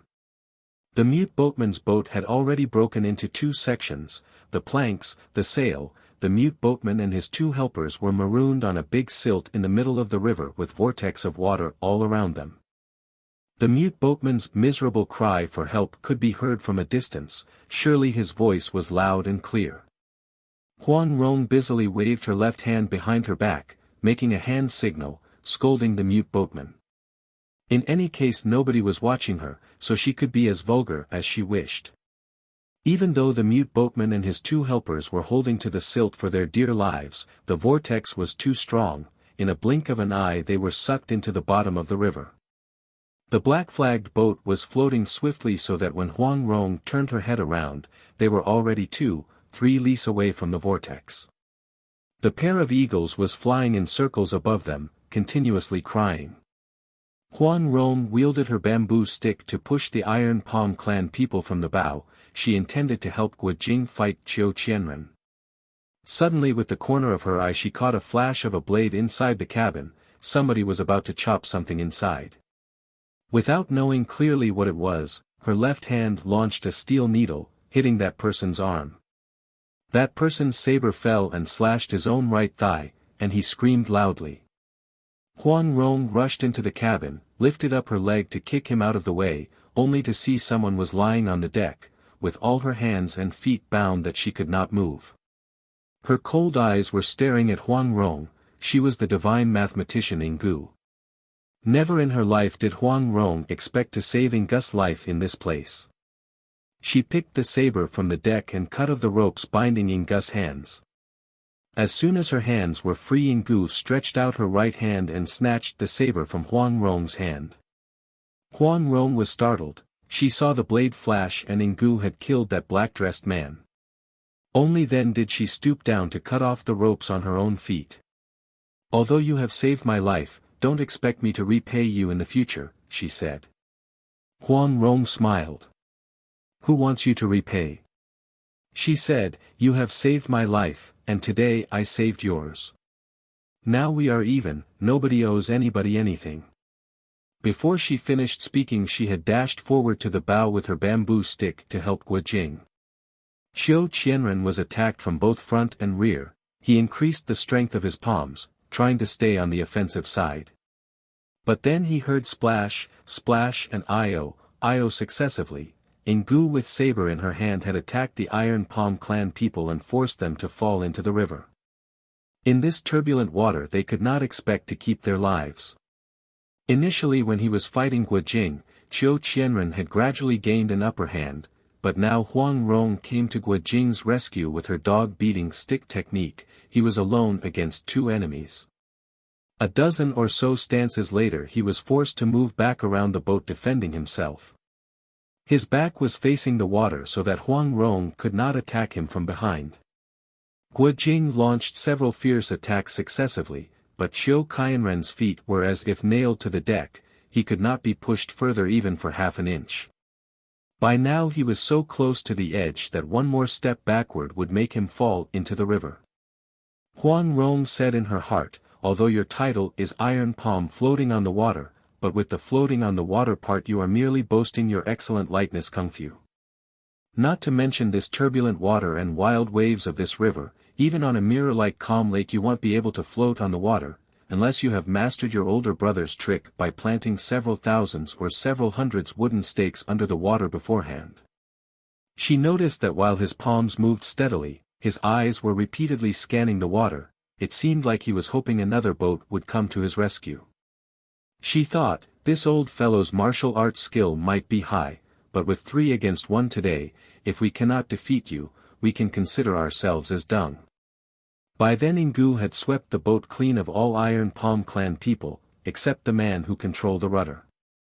She saw Guojing and Huang Rong could not gain an upper hand. She coldly said, "Little girl, move away, I am coming." Hearing the condescending tone in her remarks, Huang Rong could not help but be angry. Her bamboo stick moved forward and she launched 2 stances successively, while her feet kept moving forward. When Qiu Qianren stepped aside to evade, she leaped backward 2 steps while pulling Guojing's sleeve and said, "Let her fight." Guojing used his palm to guard, then he pulled back. Ingu coldly said, "Qiu Bangzhu, your reputation in Jianghu cannot be considered small, but while I was resting in an inn unguarded you used incense to drug me. It was low, even for you. You are captured by my subordinates, what else do you have to say?" Qiu Qianren replied, "If I personally went into action, using only this pair of hands I would be able to capture even 10 divine mathematicians." Ingu coldly said, "When did I ever offend the Iron Palm clan?" Qiu Qianren replied, "These 2 little thieves without authorization broke into our Iron Palm Peak's holy ground. Why did you give them asylum at the Black Marsh? I spoke nicely to you asking you to release them, but you dared to lie to me. Do you think I, Qiu Qianren, am an easygoing person?" "Ah, turns out it was because of these 2 little thieves," Ingu said. "If you have the ability, go and get them, I won't mind other people's business anymore." After saying that she went back several steps and sat cross-legged on the side of the boat. Her face looked indifferent. It seemed like she determined to watch the tigers fight, expected Jing and Rong, 2 people in Qiu Qianren, to suffer injury. Her action was truly unexpected by Qiu Qianren, Guojing and Huang Rong. It turned out that when her plan to assassinate Reverend Yiding was thwarted by Guojing in disguise, and then seeing Yiding bare his chest to her, suddenly she realized Yiding's kindness to her and she did not have a heart to make a move. She went down the mountain dejectedly, with memory of the tragic death of her son lingering in her mind. She stopped by at an inn to spend the night, confusion, anger and resentment filling her heart, putting her in a very vulnerable situation. Right at that time the Iron Palm clan people used incense to drug her. Otherwise, with her skill and intelligence, how could she fall into the hands of some lowly, nameless juniors? Right now she saw Guojing, Huang Rong, 2 people. She wanted to vent her anger and frustration by hoping those 3 people all die in this rushing river. Huang Rong thought, "All right, we will cope with Qiu Qianren first, we'll deal with you later." She made a facial signal to Guojing and 2 people, one with a bamboo stick, the other with his pair of palms, attacked Qiu Qianren side by side. In a moment 3 people were engaged in a fierce and inextricable combat. Ingu watched the fight with rapt attention. She saw that even though Qiu Qianren's palm technique was swift and fierce, in the end it would be difficult for him to score victory against these couple. She noticed Qiu Qianren kept moving step by step. It looked like he was trying to defeat the enemies by a surprise attack. Guojing was concerned over Huang Rong's condition. Her serious injury had just recovered, she might lose her strength if this fight was prolonged. "Renjir," he said, "take a rest for a while, then you can come back to help me later." "All right," Huang Rong said with a smile. She raised her stick and withdrew from the fight. Ingu saw the closeness of these 2 people. Guojing loved Huang Rong very much. "Throughout my life, when did someone treat me this way?" she thought. From envy she became jealous, from jealousy came hatred. Suddenly she stood up and called out, 2 against 1, what kind of skill is that? Come, let us 4 people fight in 2 pairs to determine victory or defeat. She reached into her pocket with both of her hands and took out 2 bamboo planks. Without waiting for Huang Rong to reply, the pair of planks went down vertically and swept away horizontally, attacking Huang Rong. "You are a crazy old woman," Huang Rong cursed her, "no wonder the old urchin did not love you." Ingu raised her eyebrows and intensified her attacks. Once she went into action, the situation on the boat changed considerably. Although Huang Rong's dog-beating stick technique was exquisite, her internal energy level was still inferior to Ingu's, not to mention after a heavy injury her internal strength had not fully recovered. her movements were not as agile as they used to be. She had to rely on the sealing technique with all her strength to barely guard herself against the enemy. Ingu was slippery as a fish, the jolting and swaying of the boat only added to her fierceness. On the other front Guojing fought Qiu Qianren. For a while it would be difficult to decide victory and defeat. After receiving instructions from Reverend Eden on the internal energy cultivation, his level of energy actually increased one layer. To his own surprise, by exerting all his strength he was able to protect himself thus far. On the other hand, Qiu Qianren was baffled by Ingu's action. First she acted as his enemy and did not care to help either side, suddenly now she came to lend him a hand. Inwardly he was delighted, his spirit rose and his palms became fiercer. He believed with a prolonged fight he would eventually subdue Guojing. Qiu Qianren saw Guojing's palm wipe out fiercely. He leaned sideways to avoid a frontal attack, his right palm high, left palm low, they clapped down together. Guojing responded by stretching out his palms and four palms collided with a great force. "Hey!" Two people shouted together and both withdrew 3 steps. Qiu Qianren stumbled toward the stern and grabbed the rudder to steady himself. Guojing's left foot tripped on a rope and he nearly tumbled down. Afraid of the enemy's subsequent attack while his defense line was empty, he continued by rolling down on the deck while readied his palms to protect his body. Qiu Qianren thought victory was at hand. Watching the enemy tumble down and at a disadvantage, he let out a long laugh and stepped forward. In the meantime Ingu had succeeded in making Huang Rong huffing and puffing, panting for breath. She saw beads of sweat trickling down her forehead. She was delighted. Suddenly she heard the laughter. She was greatly shocked. Her countenance abruptly changed and absent-mindedly she withdrew the attack with the bamboo plank in her left hand. Huang Rong saw this opportunity and she did not want to miss it. The bamboo stick in her hand turned to attack Ingu's chest. But as the bamboo stick was about to hit the Shen Tsang, divine storage, acupoint on her chest, Ingu's body shook as if she was suffering from a sudden illness. "So it was you." Ingu screamed and pounced toward Qiu Qianren as a mad tiger. Qiu Qianren saw her with arms opened wide, fiercely throwing herself at him without any regard for her own life. Her mouth opened wide, exposing rows of white teeth, as if she wanted to bite him alive. Although his martial arts skill was high, seeing this disregarding her own life kind of attack he could not help but was startled. Hastily he leaped sideways to evade and called out, "What are you doing?" Ingu did not answer, she kept throwing herself on him. As soon as her feet landed, she would pound him again and again.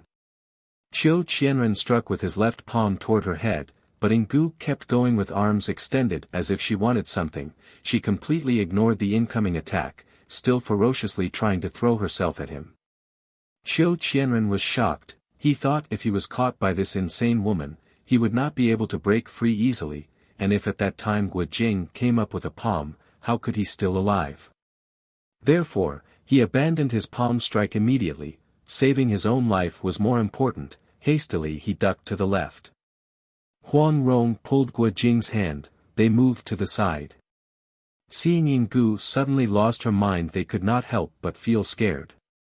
They saw Ingu madly pounced forward, her mouth let out "heh, heh" sound, her lips opened to reveal her teeth, trying to embrace Qiu Qianren without regard of her own life. Although Qiu Qianren's martial arts skill was high, but Ingu attacked him like she did not want to live anymore. He could not keep up with her. He was forced to dodge to the west and evade to the east.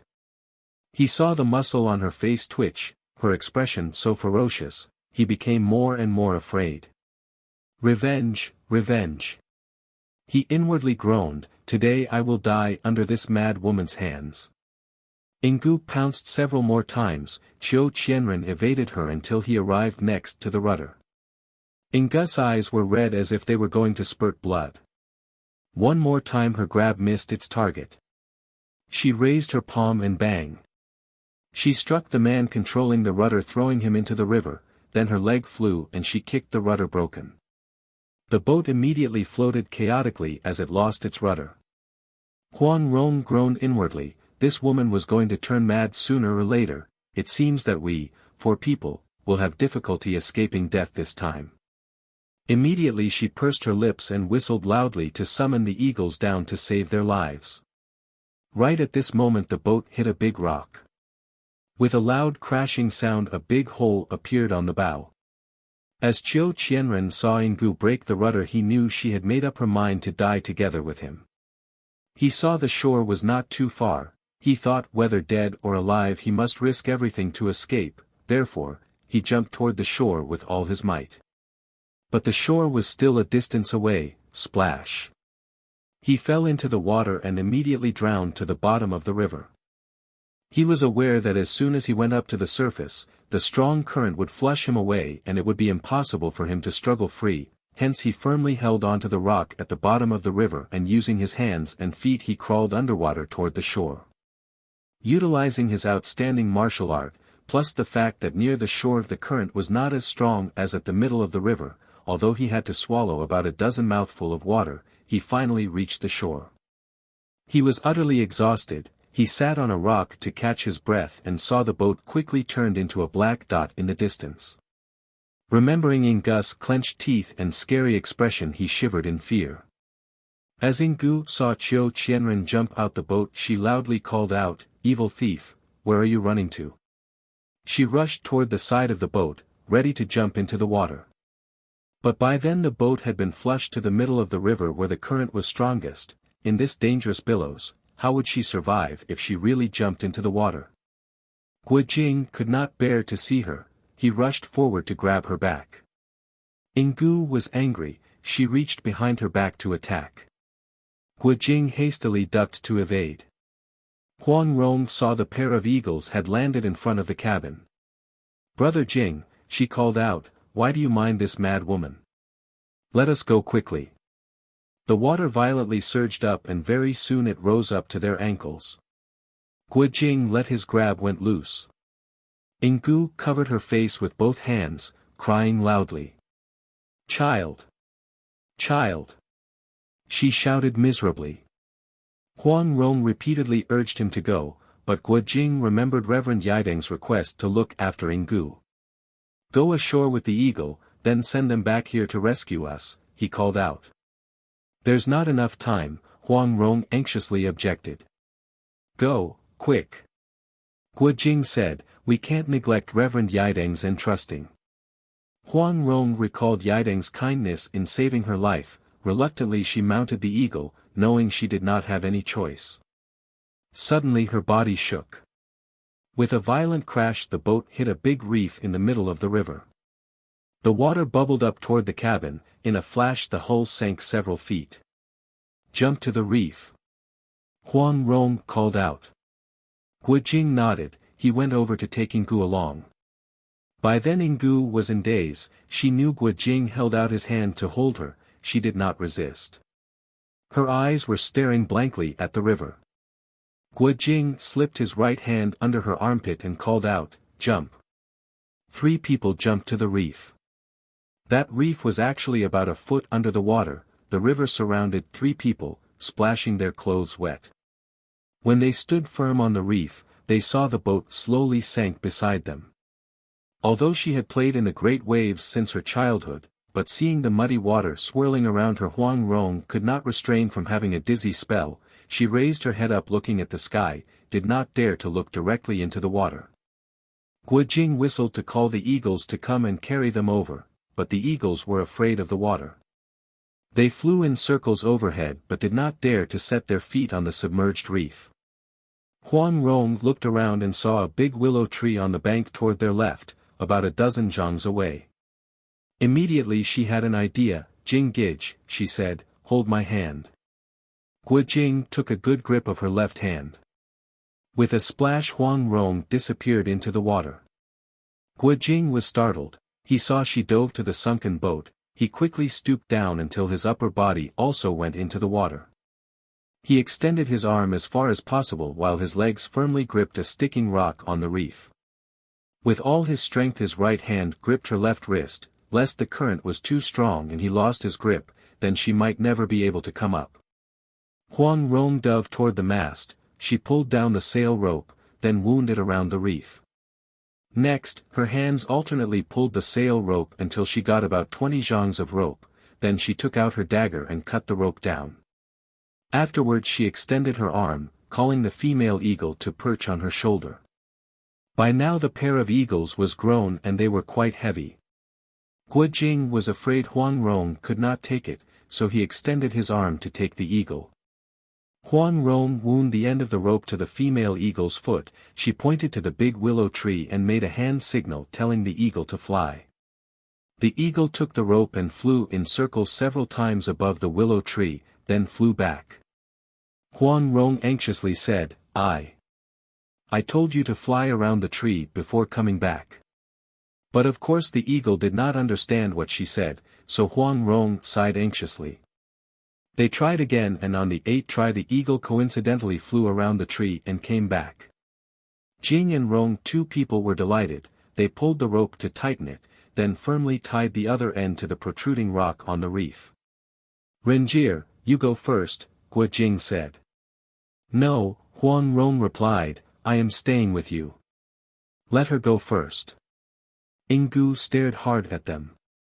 Without saying anything, using both hands she pulled herself along the rope, coming ashore.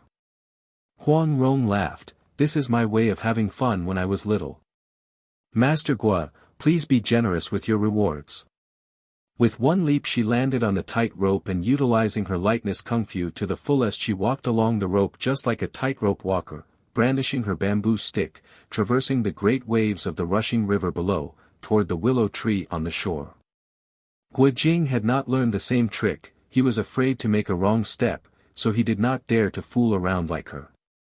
Just like Yinggu, he used both hands to pull himself hanging on the rope, heading to the shore.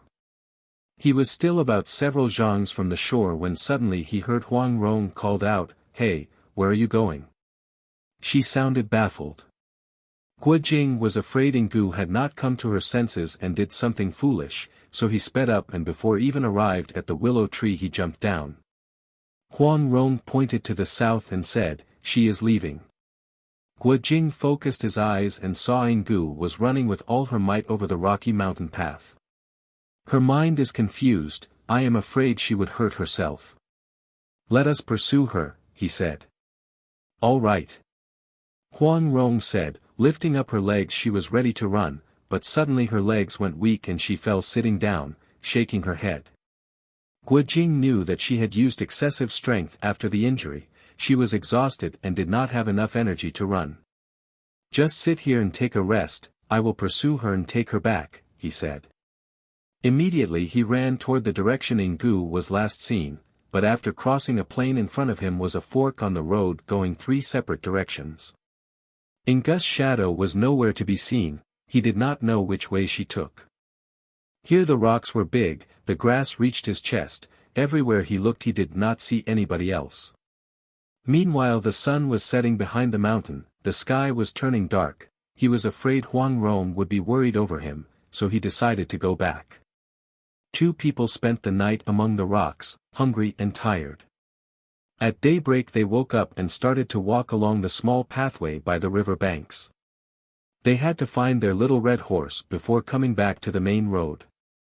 After walking for half a day they found a small inn by the roadside, they bought 3 chickens, 1 for them to eat, while with the other 2 they fed their eagles. The pair of eagles perched on top of a tall tree, eating their cockerels that the feathers fluttered down like snowfall. They were eating heartily when suddenly the female eagle let out a long cry, dropped the half-eaten cockerel, raised its wing and flew to the north. The male eagle followed its mate with an anxious cry. Those 2 eagles sound very angry, I wonder what they saw. Guo Jing said. Let's take a look, Huang Rong said. 2 people ran along the main road. They saw the eagles fly in circles in the distance, suddenly they swooped down and soared up again. They circled several more times, then swooped down again. They are fighting an enemy, Guo Jing said. They sped up their steps and after about 2-3 leagues they saw a row of houses standing very close to each other, it was a small town. The pair of eagles circled above this town, it seemed like they had lost their enemy's track. Guo Jing and Huang Rong hasted to the outskirt of the town, they tried to call their eagles down, but the eagles ignored them, they kept circling above as if they were still looking for the enemy. I wonder with whom do these eagles have big enmity with, Guojing said. Only some times later the pair of eagles finally did come down one after another. The male eagle's left foot was dripping with blood from a really deep saber cut, looked like if its muscle and bone were not strong, that foot would be chopped through. The female eagle's right claw was firmly grabbing a piece of blackish object. They looked closer and found out that it was a piece of human scalp, with a big clump of hair on it. It looked like the scalp was freshly plucked right from a head, with stains of blood still around it. Huang Rong applied some cut wound medicine on the male eagle's foot. Guojing flipped over the scalp he took from the female eagle and muttered, "This pair of eagles is so tame ever since they were small, they had never harmed anybody unless they are provoked, how could they suddenly fight with someone?" "Something is amiss here," Huang Rong said, "if we can find this person who lost the scalp, we'll understand everything." Two people went into town and found an inn to spend the night, then they went out separately to inquire. But that town was rather big, with quite a large number of people around. They investigated until dark, but did not find the slightest clue. "I've been everywhere to look for a person without a scalp, but could not find anything," Guojing said. Huang Rong smiled, "A person without scalp could always wear a hat to cover his head," she said. "Ah!" Guojing exclaimed, suddenly enlightened. He remembered seeing quite a lot of people wearing hat in town, but of course he could not take their hats off one by one to take a look. By daybreak the pair of eagles came back with their little red horse. Guojing and Huang Rong were worried about Hong Qigong's injury, also the martial art match at the Misty Rain Tavern on the Mid-Autumn Festival was drawing near. Besides, the enmity the eagles had with whoever was not that important, so they decided to start their journey to the east immediately. Two people rode on the speeding little red horse with the pair of eagles followed above them. Along the way Huang Rong kept talking and laughing, playing around, looking a lot more lively than she was. Sometimes far into the night she was not willing to take a rest. Guojing knew she was exhausted, he often urged her to take a rest, but Huang Rong simply ignored him. Sometimes late at night she sat cross-legged on the bed chit-chatting with him over some trivial matters. One day from the western Jiangnan road they arrived at the southern road within the Zhejiang border. They had been riding the horse for a whole day. It was not too far from the eastern seashore. They stopped by an inn to spend the night. Huang Rong borrowed a shopping basket from the innkeeper. She wanted to go to town to buy some meat and vegetables to prepare some dishes.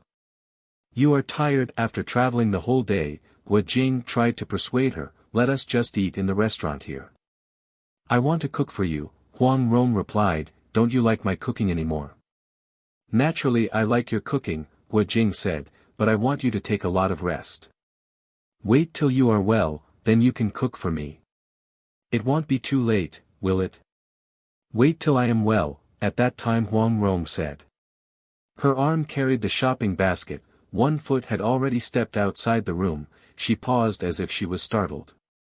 Guojing did not understand her thought, he gently pulled the shopping basket from her arm and said, "That's right. Wait till we find Shifu, then we can enjoy the food you prepare together." Huang Rong stared blankly for half a day. Finally she returned to the bed and soon she looked like she was asleep. The innkeeper came with their food. Guojing called her to eat. Huang Rong jumped out of bed at once and said with a laugh, "Jing Gij, we want eat this food, come with me." Guojing complied and followed her out of the inn. They walked toward downtown. Huang Rong randomly picked a house with white fence wall and black door, a rich family's house. They circled to the back and leaped over the wall, broke into the house. Guojing did not know what was going on, but he followed her nonetheless. Straightaway Huang Rong went to the front hall only to see the hall was bright with candles, the host was having a party. "Wonderful!" Huang Rong called out in delight, "I picked the right house." Giggling and walking forward she shouted loud and clear, "Everybody get out of my way." There were 3 banquet tables in the hall, the host and about his 30 guests were startled. They saw her as a beautiful-looking young girl. They looked at each other, puzzled. Huang Rong casually seized a fat man, her foot moved to trip that fat man, sending him tumbling to the floor. "You still don't want to scramble?" she said with a laugh. The guests scrambled at once in great confusion. The host cried out, "Guards! Where are the guards?" Amidst the commotion, two martial art instructors led about a dozen villagers with sabers and sticks in their hands came rushing in. With a laugh, Huang Rong rushed forward and with two moves she flattened the two instructors. She snatched a saber and brandished it, creating a bright white light, pretending she was about to make a kill. The guests screamed in terror, they staggered along and running against each other trying to escape. As the host saw the unfavorable situation, he tried to slip away, but Huang Rong reached out and pulled his beard, her right hand brandished the saber as if she was going to chop him away. The host was so scared that he dropped to his knees and with a trembling voice said, Nu De Wang, lit. Female Big King, De Wang was how the people addressed a robber. Good miss, you want gold or silver, I will certainly present everything to you. Please just spare my old life. Huang Rong laughed, who wants your money? She said, I want you to accompany us to drink. Grabbing his beard with her left hand she pulled him up. The host was in pain but he did not dare to cry out. Huang Rong pulled Guo Jing along to sit at the head table. Everybody sit down. Huang Rong ordered, why are you still standing? Raising the saber in her hand she hacked down and the saber stuck on the table. The guests were startled and scared, they crowded around the other two tables, nobody dared to sit at the head table. Huang Rong shouted, you don't want to accompany me drinking, do you? Whoever don't come over, I'll butcher him first.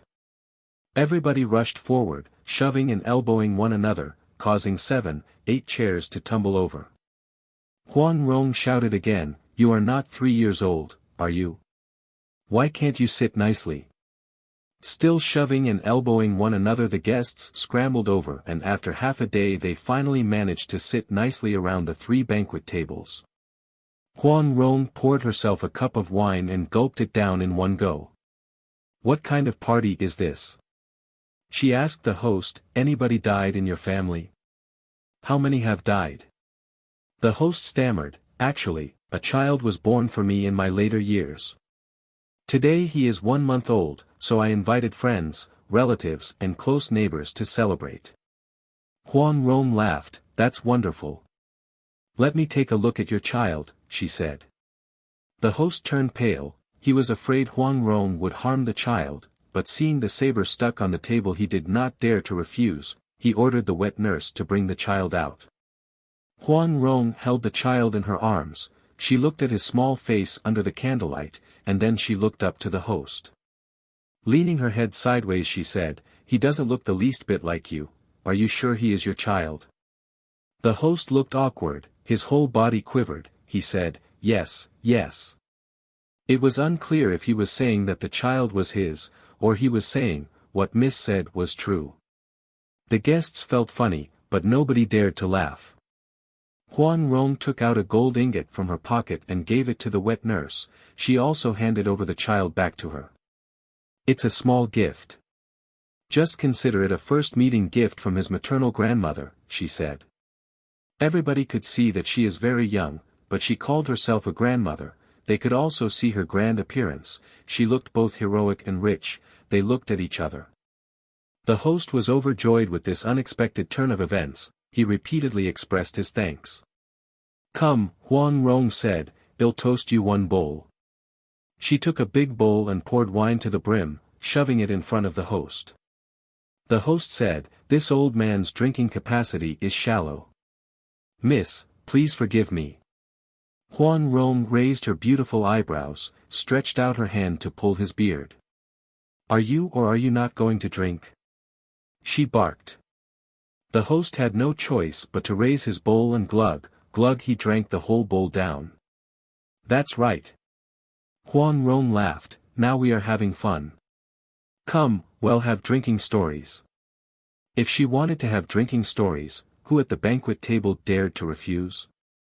But the guests around the table were not rich merchant or educated people, only peasants and villagers. How could she find a true scholar among them?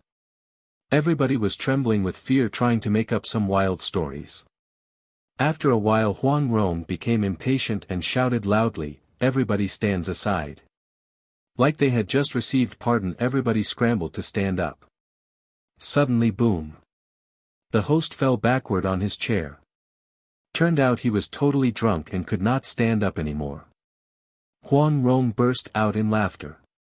She kept drinking wine and talking with Guo Jing as if there was nobody else around, letting the guests helplessly standing on the side just watching them. They were eating and drinking until the first watch of the night. Several times Guo Jing tried to persuade her, and finally Huang Rong had enough and was willing to leave. Returning to their inn, Huang Rong asked with a laugh, "Jing Gij, are you having fun today?" Guo Jing replied, "Without reasons you scared people to their deaths. Why bother to come in the first place?" "I am looking for my own well-being and enjoyment," Huang Rong said. "Why would I bother over other people's life and death?" Guo Jing was startled. He felt her manner of speaking was rather unusual, but momentarily he could not figure out the profound meaning behind those words. Huang Rong suddenly said, "I want to go out and take a walk. Are you coming?" "It's the middle of the night," Guo Jing said. "Where do you want to go?" "I think that child is amusing," Huang Rong said. "Grandmother wants to hold him and play with him for a few days, then they'll give him back to his family." "How can you do that?" Guo Jing anxiously said. Huang Rong only smiled and headed out the door, leaping over the wall. Guo Jing hastily overtook her, pulled her arm trying to stop her. "Renjie, you have played around for a long time," he said. "Don't you have enough?" "Definitely not enough," Huang Rong stood still and replied. She paused for a second, then continued, "I want you to keep me company. Only then will I have enough fun. In a few more days you will leave me, you will be with that Princess Huazheng, she definitely won't let you see me again. Our time together is numbered. Each day that passed means one less day I am with you. I want to make one day lasts like 2 days, like 3 days, like 4 days. Still it's not enough for me. Jing Gij, I don't want to sleep at night, I want to play around and talk with you. Do you understand my feelings? Please don't try to stop me." Guo Jing grabbed her hands tight. He felt deep compassion and love. "Renjie," he said, "I am so dumb, I have never realized you have this kind of love to me." Speaking to this point he actually did not know what else to say. Huang Rong smiled slightly. "Father used to teach me to read many classic poems about anxiety, about hatred, and the like. I only know that he missed my departed mother, that's why he loved to read about those kinds of things. Today I discovered that happiness and joy only come for a moment, but pain and suffering are the matters of a lifetime." The crescent moon rose atop the willow tree, the night was as cold as the water, gentle breeze brushed their clothes. Initially Guo Jing was ignorant, even though he knew Huang Rong's deep feelings toward him, he did not realize she loved him this much. As he listened to her speaking, everything that happened all throughout that day became clear to him. He said in his heart, "I am a crude and straightforward man. In the future I won't be with her. Although I will certainly think about her often, miss her, eventually I will get over her. But what about her? She will live alone on the Peach Blossom Island with only her father to keep her company. Won't she be lonely?" He thought further, someday her father will die, then only some deaf and mute servants will accompany her. She loves to have new ideas, doing new things. With nobody to accompany her, won't she die of boredom? Thinking about these things his body trembled involuntarily. His grip on her hands tightened, his eyes stared hard at her face. "Renjie," he said, "even if the sky falls down, I want to be with you on the Peach Blossom Island for as long as I live." Huang Rong trembled, she raised her head and said, What did you say?" Guo Jing said, "I don't care about Genghis Khan, about Princess Huazheng. All my life I want to be with you." Huang Rong let out a soft cry and buried her head in his bosom. Guo Jing stretched out his arms and embraced her tightly. This matter had been vexing him for a while. This moment, ignoring everything else, he suddenly made up his mind. His heart felt happy and relieved. Two people hugged each other tightly, they had forgotten everything else around them. After a while Huang Rong gently asked, "What about your mother?" "I will fetch her and take her to the Peach Blossom Island," Guo Jing replied. "Aren't you afraid of your master, Jebei, and your sworn brother Tuole?" Huang Rong asked again. "They love me very much, but I can't have a divided heart," Guo Jing answered. "What about your 6 masters of Jiangnan? What about Ma Daozhang, Taoist priest, Qiu Daozhang? What will they say?" Huang Rong asked. Guo Jing heaved a sigh and said, "They will surely be enraged, but I will slowly talk to them earnestly. Renjie, you must not leave me, I also won't leave you." Huang Rong said with a laugh, "I have an idea. We can go hiding on the Peach Blossom Island and do not come out forever. My father arranged the island in such a mysterious way that even if they come to the island, they won't be able to find you and scold you." Guo Jing thought this idea of hers might not be appropriate. He was about to ask her of a better idea when suddenly they heard footsteps about a dozen zhangs away outside the room. 2 nightwalkers were using their lightness kung fu rushing from the south heading north. One of them said, "The old urchin has fallen into Brother Peng's trick, we don't have to be afraid of him. Let us go quickly." The Legend of the Condor Heroes Chapter 33. Impending Disaster. At this moment Guo Jing and Huang Rong were enjoying happiness and contentment in their hearts, they did not want to mind other people's business. But hearing the old urchin 3 characters their hearts were stirred. They both jumped at the same time and pursued those 2 men. The men's martial arts skills looked ordinary, they did not have the slightest idea that they were being followed. Leaving the town they ran for about 5-6 lis more before turning into a valley. They heard continuous shouts and curses coming from behind the mountain. Guo Jing and Huang Rong picked up their speed and followed into the valley. They saw that a bunch of people were gathered on a part of a field. 2 of them had torches in their hands. In the middle of the field Zhou Batong was sitting motionless. It was not clear if he was alive or dead. Facing Zhou Batong there was someone sitting cross-legged, wearing a red kasaya. It was Lingji Shangren, lit. Upper/above man, a respectful term to address Buddhist monk. He too, was motionless. On Zhou Batong's left there was a cave. Its entrance was small, so anybody wanted to enter must stoop down. Outside the cave there were 5-6 people shouting and cursing, but nobody dared to get within a few zhangs of the cave, as if they were afraid something might come out of the cave and hurt them. Guo Jing recalled one of the night walkers say, "The old urchin has fallen into Brother Peng's trick," and now he saw Zhou Batong was sitting motionless just like a corpse. He was afraid that Zhou Batong was injured, he was very anxious and was about to jump forward when Huang Rong pulled his arm and whispered, "Before we do anything, let's investigate what happened first." 2 people hid behind a mountain rock and looked at the people outside the cave.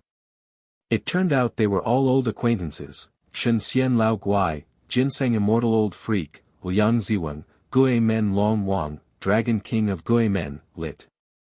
Ghost Gate, Sha Tong Tian, Qian Shou Ren Tu, Thousand Hands Butcher, Peng Lianhu, San Tu Jiao, 3-headed Scaly Dragon, Ho Tong Hai, plus the 2 night walkers they followed earlier. The light from the torches illuminated their faces and Jing and Rong recognized those 2 as Liang Ziwang's disciples. Guo Jing had fought them the first time he learned the 18 dragon subduing palms. Huang Rong thought that now these people were not Guo Jing's and her matches, she looked to all directions but did not see anybody else. With a low voice she said, "With the old urchin's skill, how could these several fellows defeat him? It seems like the western poison Ouyang Feng is lurking somewhere." She was about to think of a way to investigate further when Peng Lianhu shouted loud and clear, "Thief male servant bird." I know this one sounds weird, but it is the literal translation. I'll leave it to the editors to find a more suitable curse words. If you don't come out, old man here will smoke you out. From the cave came a stern voice, "Whatever stinky tricks you have, bring it on. Guo Jing recognized it was his de Shifu, first master, Ku Zhen's voice. He did not care if Ouyang Feng was lurking around somewhere. Shifu! He shouted, your disciple Guo Jing is here. His hands had already made some moves while he was still shouting. He grabbed Ho Tonghai's back and flung him aside. The people outside the cave were thrown into confusion. Sha Tongtian and Peng Lianhu made a simultaneous attack. Liang Ziwen turned around Guo Jing's back, ready to make a sneak attack. Ku Zhen inside the cave heard everything. He raised his hand and launched a dueling, poisonous water caltrip, toward Liang Ziwen's back. The projectile carried a fierce gust of wind. Liang Ziwen hastily lowered his head, the dueling flew over his head, cutting several strands of his hair.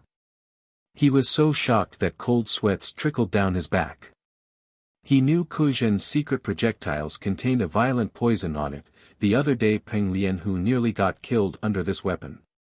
Hastily he leaped back several zhangs, stretched out his hand to feel the top of his head. Luckily his scalp was not injured.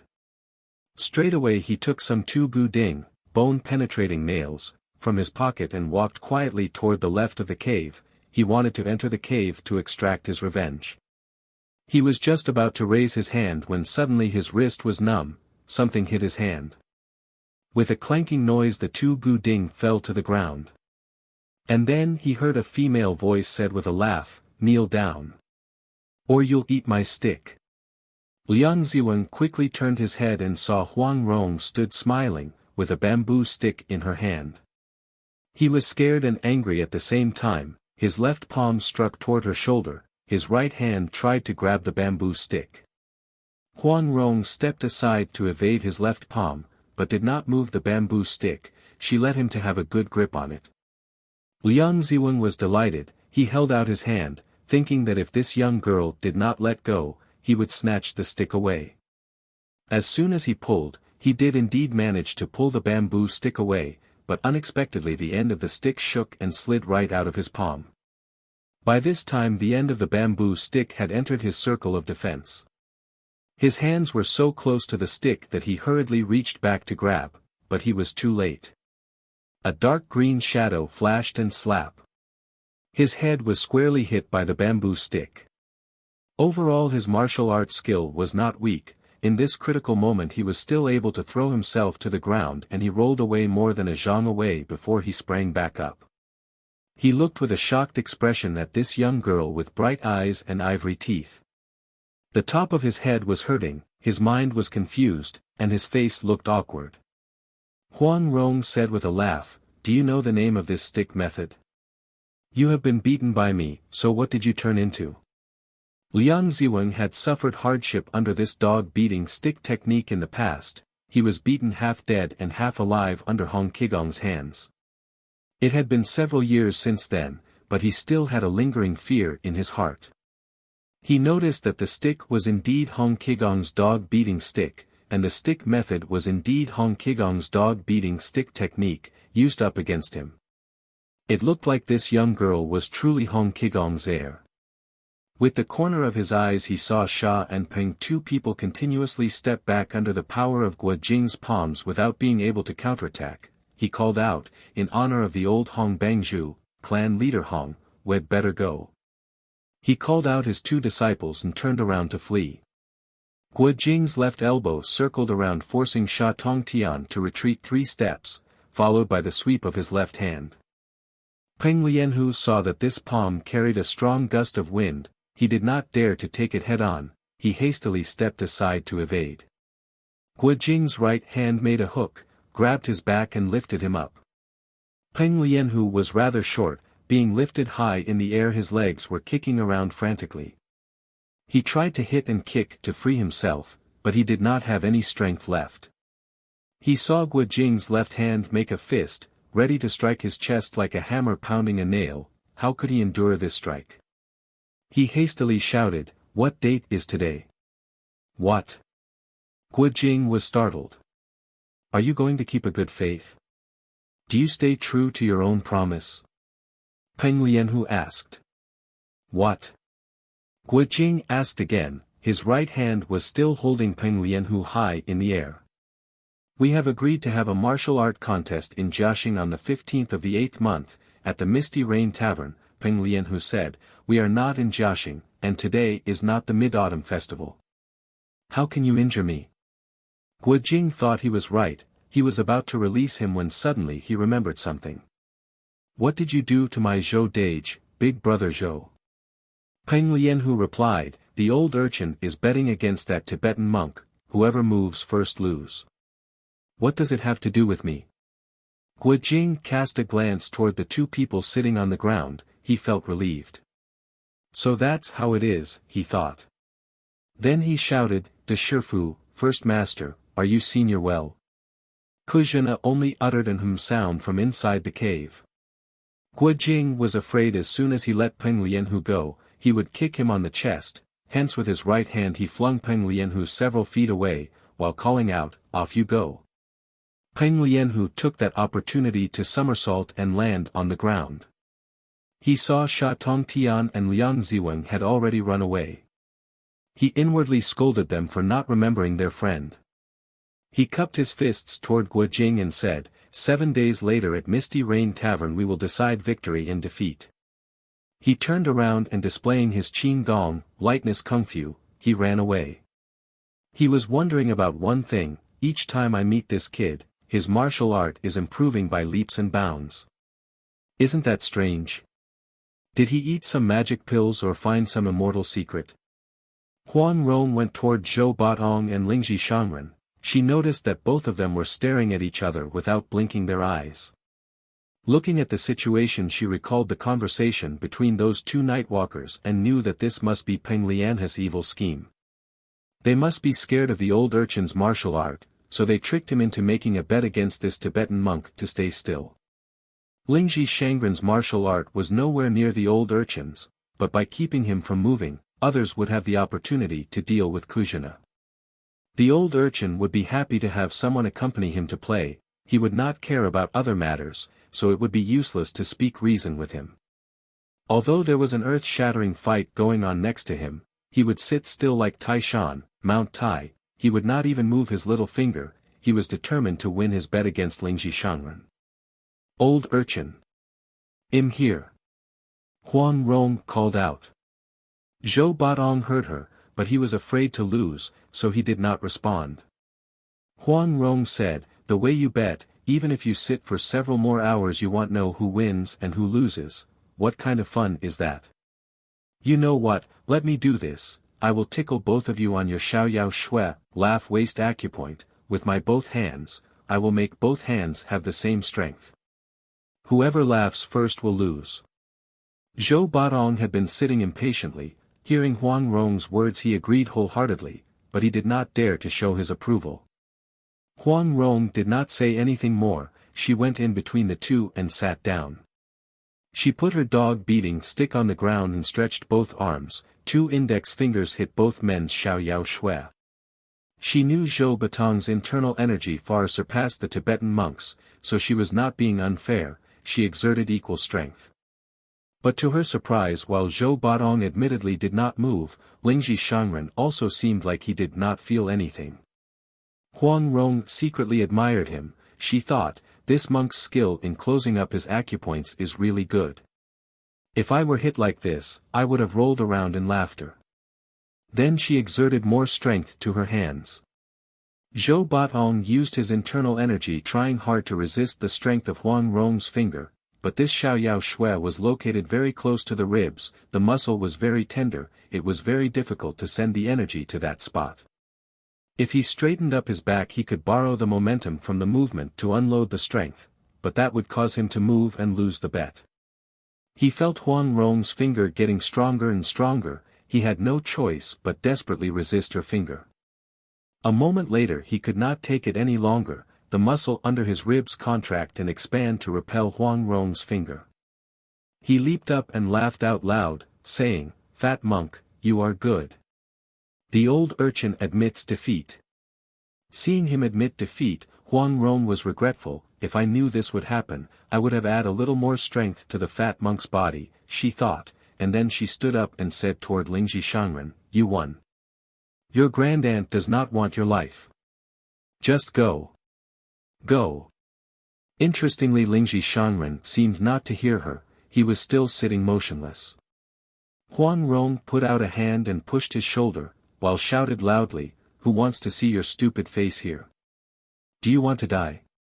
She only pushed lightly, but to her surprise Lingji Shangren fell down to the ground, still in the cross-legged sitting position, just like a wooden carving of Buddha. Zhou Baotong, Jing and Rong were stunned. Huang Rong thought, could it be that his closing up acupoint skill is not perfected yet and he died while doing it? She held out her hand to feel his breathing and found that Lingji Shangren was still breathing. Immediately she understood what was going on, she was angry but amused at the same time. To Zhou Baotong she said, "Old urchin, you fell into others' trick without knowing it. You are really dumb." Zhou Baotong opened his eyes wide. What? He was angry. Huang Rong said with a smile, "You unseal his acupoints first, then we'll talk." Zhou Baotong rolled his eyes, then he stooped down and traced Lingji Shangren's body. He tapped several places and found out that 8 of Lingji Shangren's major acupoints were sealed by someone else. He jumped up in anger and shouted, "That did not count. That did not count." "What did not count?" Huang Rong asked. Zhou Baotong replied, "His friend sealed up his acupoints after he was seated, of course this fat monk could not move. Even if we sit for 3 more days and nights he won't lose." Turning toward Lingji Shangren lying on the ground, he called out, "Come, well, compete again." Seeing Zhou Baotong was exuberant, he was not by any means injured, Guo Jing was worried about his shifu. He no longer listened to Zhou Baotong talking nonsense, he sneaked into the cave to see Kuzhina without saying anything. Zhou Baotong stooped down to unseal Lingji Shangren's acupoints while talking non-stop, "Come, well, compete again, well, compete again." Huang Rong coldly said, "What about my shifu? Where did you throw him?" Zhou Baotong was taken aback. "Io!" He cried and turned around, rushing toward the cave. He moved so abruptly that he almost collided with Guo Jing at the cave entrance. Guo Jing was holding Kuzhin's hand, leading him out of the cave. He saw his shifu was wearing plain white cloth and white headband. Guo Jing was startled. "Shifu?" He asked, "Have any of your family members died? Where are heir shifu, second master, and the others?" Kuzhina raised his head to the sky without saying anything, 2 lines of tears flowed down on his cheeks. Guo Jing was shocked, but did not dare to ask. Then he saw Zhou Baotong was helping someone else going out of the cave. That person's left hand was holding a wine gourd, his right hand holding half a chicken, his mouth busily nibble on the chicken leg, a broad smile on his face, and he kept nodding his head. He was none other than the 9-fingered divine beggar Hong Qigong. Jing and Rong, 2 people were overjoyed. "Shifu!" They called out together. Kuzhin's face suddenly appeared very angry, he lifted up the iron staff and fiercely hit the back of Huang Rong's head. The staff movement was swift and fierce, it was a lethal strike from the Fuimo Zhang Fa, demon subduing staff technique, which he had painstakingly trained to perfection in the Mongolian desert, with the intention to use it against the blinded Mei Chaofeng. It was created so that even though Mei Chaofeng could hear the staff's wind, she would not be able to evade it. Huang Rong had just seen Hong Qigong after a long time and was squealing with delight, she had never guarded against any sneak attack from her back. By the time she was feeling the wind, the blast of the iron staff had already enveloped her completely. Guo Jing saw the staff was about to shatter her skull, in his desperation his left hand swept horizontally shoving the staff aside, while his right hand stretched out and grabbed the head of the staff. In panic he had used too much power, without realizing that by this time his strength had increased tremendously. The move of his left palm was from the 18 dragon subduing palms. Kuzhina felt a sudden surge of strong energy. He was unable to block and the iron staff fell down from his hand, he himself also tumbling down to the ground. Guo Jing was startled, hastily he stooped down to pick him up. "The Shifu! First master," he called out. Guo Jing saw Kuzhen's nose was swollen and two of his teeth were broken. Kuzhen spat the teeth, along with some blood, into his palm. "For you," he said in a cold voice. Guo Jing was dumbstruck.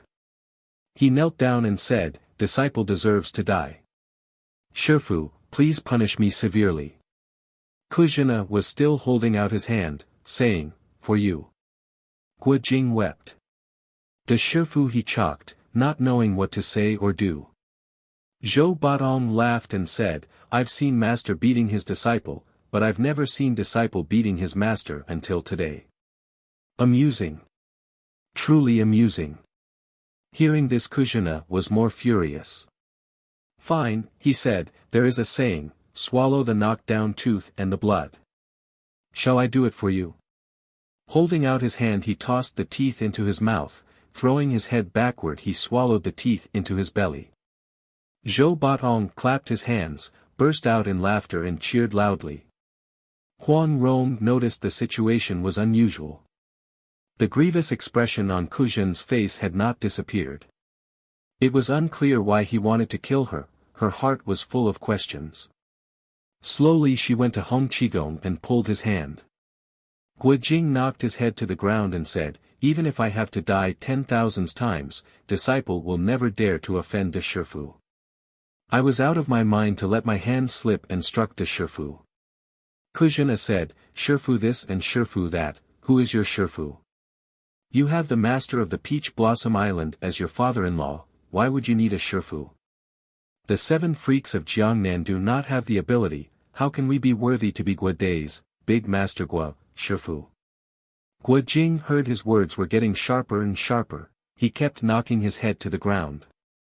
Finally Hong Qigong could not bear it much longer, he interrupted by saying, "Kudaxia, great hero Ku, master and disciple spar with each other, somebody losing control is a common occurrence.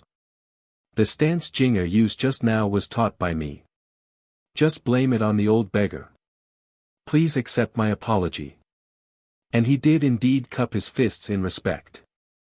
Listening to Hong Qigong, Zhou Batong thought, why don't I say something too? Thereupon he said, "Kudaxia, master and disciple spar with each other, somebody losing control is a common occurrence. The technique brother Guo Jing used to grab your iron staff just now was taught by me. Just blame it on the old urchin. Please accept my apology." And he also cupped his fists in respect. He was just talking nonsense and meant it as a joke, but Kuzhen was livid. He believed Zhou Batong intentionally insulted him, and as a result he also regarded Hong Qigong's good intention as a bad one. With a loud voice he said, "You, Eastern heretic, Western poison, Southern emperor and Northern beggar, always think that your martial arts skills are matchless and you can turn this world upside down. Humph. I say many of your deeds are not righteous, certainly nothing good comes out of you." With a surprised voice Zhou Batong asked, "Hey, what did the Southern Emperor do to you that you include him in your curse?" Huang Rong was listening quietly on the side, she knew the more they talked, the worse the situation had become.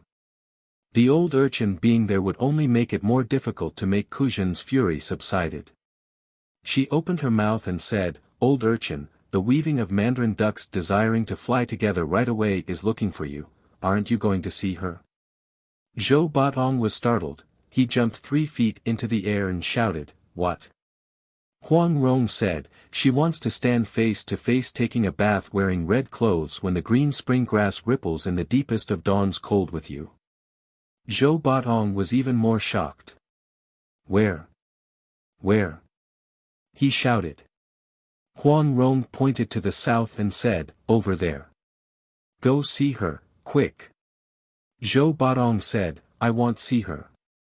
"Good miss, I will do whatever you tell me to do, just don't ever tell her that you have seen me." Before he even finished talking, his feet moved and he ran to the north. "I'll hold on to your promise," Huang Rong called out. From a distance came Zhou Batong's reply, "Once the old urchin make a promise, I won't regret it." As the words "regret it" came out of his mouth, like a flash of lightning his shadow had already disappeared. Huang Rong's original intention was for him to see Yinggu.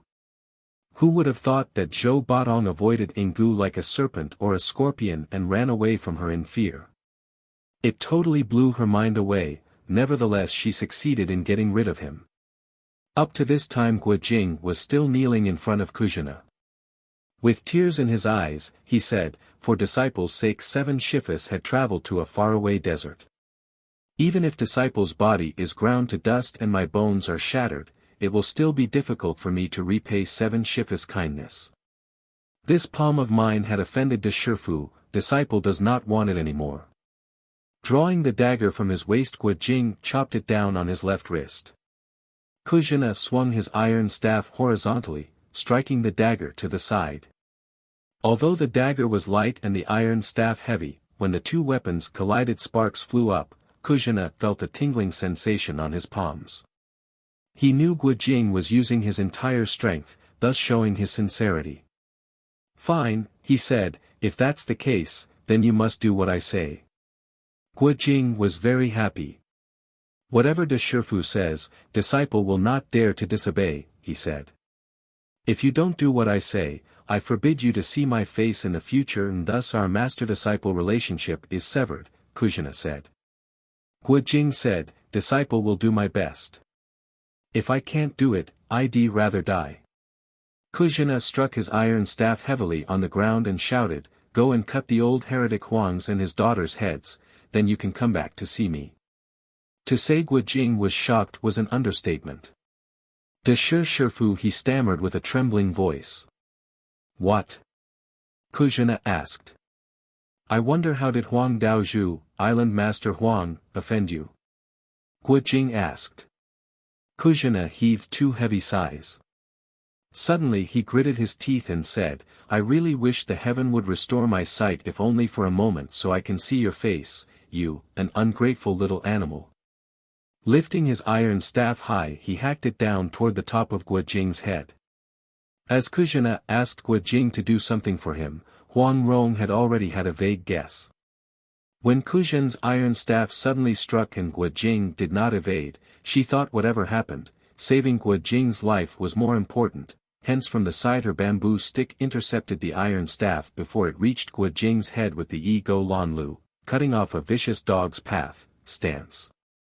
As it hit the iron staff, the bamboo stick shook and coiled around the staff, pushing it slanting sideways.